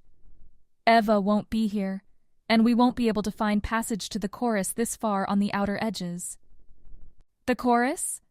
Plake laughs, then turns to the red slug-like creature at the back of the bridge, the eternally armed Agra Red. "You hear them? They're traitors, and they want to go to the chorus." "I think it's true. Oratus without the Villainy just want to die," the Whelk says. "That's—" Sax can't finish the words before a buzzing alarm cuts him off. The sound's the same no matter the ship. A signal to find your crash netting and get situated, because you're about to hit atmosphere, and going from zero air to lots of it makes for a bumpy ride. None of them have to move far. Panels in the ceiling above them pop open, and the black padded stripes fall down to connect with magnetic loops in the floor. Making himself safe is as easy as falling backwards and getting caught. Sax doesn't bother restarting the conversation because it's too late. The view outside is entirely swirling yellows now, and the Mobius is already rattling in its descent. Plake wouldn't change course this steep. After they land, Sax and Bass will have to find another way off-world, back to where they need to be. Entering Wrathfall's atmosphere is a visual treat, once Sax decides the Mobius is well built enough to handle the turbulence. The planet is the product of hyper-pollinating plants and the giant mindless insects that swarm from each flower to the next, scattering so much of the pollen that the planet's covered in the stuff. Ordinarily, the shading of starlight would have resulted in a super-cooled atmosphere, but the plants dealt with their own problem, burrowing deep into Wrathfall's soil and rock to release heat from the planet's core. The plant's practice was quickly co-opted and refined by those who found Wrathfall's natural cover a perfect opportunity for businesses the Amiga didn't want in the open. With guidance, the plants now keep Wrathfall's temperature equalized, and with that balance, trade flourishes. Outside, the pollen scatters and bursts as the Mobius plows through pockets. Some sticks to the windshield for a second, exploding out against the pressure in grainy yellow patterns. Flames appear as the ship hits the harder parts of the atmosphere, flicking in whites and blues along the edges of the glass. Sax thinks he can make out larger shadows flitting in the distance, the bugs about their work. When they get beneath the upper pollen cloud, into the pocket of pressure that splits Wrathfall's canopy with its floor, it's as if the Mobius is suspended for a moment in between worlds. Sax can see clear to the left and the right, with the windy tendrils of pollen above and the roiling, thicker mass of it below. Plake pulls the Mobius out of its dive and settles into a streak across the surface, heading towards, Sax has no doubt, one of the spires. "What will you do?" Bass asks, now that the rough-and-tumble part of the entry is over. "Leave us and run?" "You promised me a way to get back at the Amiga." Plake doesn't hesitate before replying. "We're seeing it through. I want those ugly things knocked down as much as you do." "So you trust us?" "I trust what I can see," Plake replies. "The Villainy want you dead, which means there must be a reason. You two aren't smart enough to be thieves, so my guess is that you're a threat." "We are always a threat," Sax says. Yeah. Plake sticks up one feathered arm, waves away Sax's words without looking at him. "I get it. the posturing. Oritus always have to be the deadliest ones in the room. Even when they're not, Agra says from the back. On the edge of the horizon, a dark pole appears, jutting up from the clouds beneath, and its wide, flat top stopping well below the upper canopy. Sax pushes away tempting thoughts of carving Agra to fine jelly bits and instead focuses on Plake. "So you will not take us to the chorus even to hurt the Amiga?" Sax asks. "Prove to me that's what we need to do and I'll think about it," Plake replies. "As it is, we're low on cash and I've still got all these supplies. You failed hard in that respect, Sax." "Not our fault," Bass replies. "Guess who doesn't care?" Plake ruffles her feathers, then her long tongue wicks out of her mouth and brushes a few of them that didn't fall back into place. "Here's the plan. We'll dig around on Astra's spire for a bit, see if we can't find out something on your missing commander. Agra-Red'll sell the supplies, and NG can make sure this ship isn't going to fall apart after the hits we took getting away from Scrapper Station." "We're not much good at digging," Sax says. "It's not, as you say, what Eratus are for." "Oh, I know," Plake replies. "That's why you'll be staying on board. Guard the ship so that when Corvin and I figure out where to go, it'll still be around." "Guard it from what?" Scrapper Station was lawless enough. How all these places continue to exist on their own, without the Vincere enforcing basic rules, makes no sense to Sax. Then again, if guarding the ship means he can spend the time threatening smaller, more pathetic species, he'll at least be entertained. How should I know? Plake presses a hand on the terminal to her right, and immediately, the windshield covers the visible area around the growing spire with diagrams, statistics, and news. "Read up, everyone, because in 10 more minutes, this is going to be our new home." Landing in Astra's spire means doing some light dodging around the mess of cargo drones coming and going, ferrying raw materials to much larger ships that would break apart if they attempted to enter the atmosphere. Plake doesn't seem the slightest bit concerned as she weaves around the blocks and their big engines, and she settles the Mobius in with a half-dozen other passenger craft. Almost immediately after, the captain and her crew disembark, leaving Sax and Bass alone with Engi, the Tevin who prefers her endless experiments and her lab to interacting with the two Eratus. At first, it's annoying being left behind. Sax burns to move, to get going after being stuck for so long. After an hour of watching ships come and go, and waving off the occasional robot asking if they have cargo to sell, Sax finds himself settling in, finds himself falling into a long conversation with Bass, as the two of them stand at the base of the Mobius's entrance ramp. It's the first time in a long time they've been able to just be with each other for hours, and the time begins to whirl by as they walk back their memories. Yet even when Wrathfall goes through its deep night, with Astra's spire lighting itself up in a bright blue glow to be more visible against the yellow murk, there's no sign of Plake, no sign of Agra Red or Silver and Black, the two Flom that vanished with them. This concludes the excerpt from Creator's End, the Skyward Saga Book 4, available now. Thanks for listening.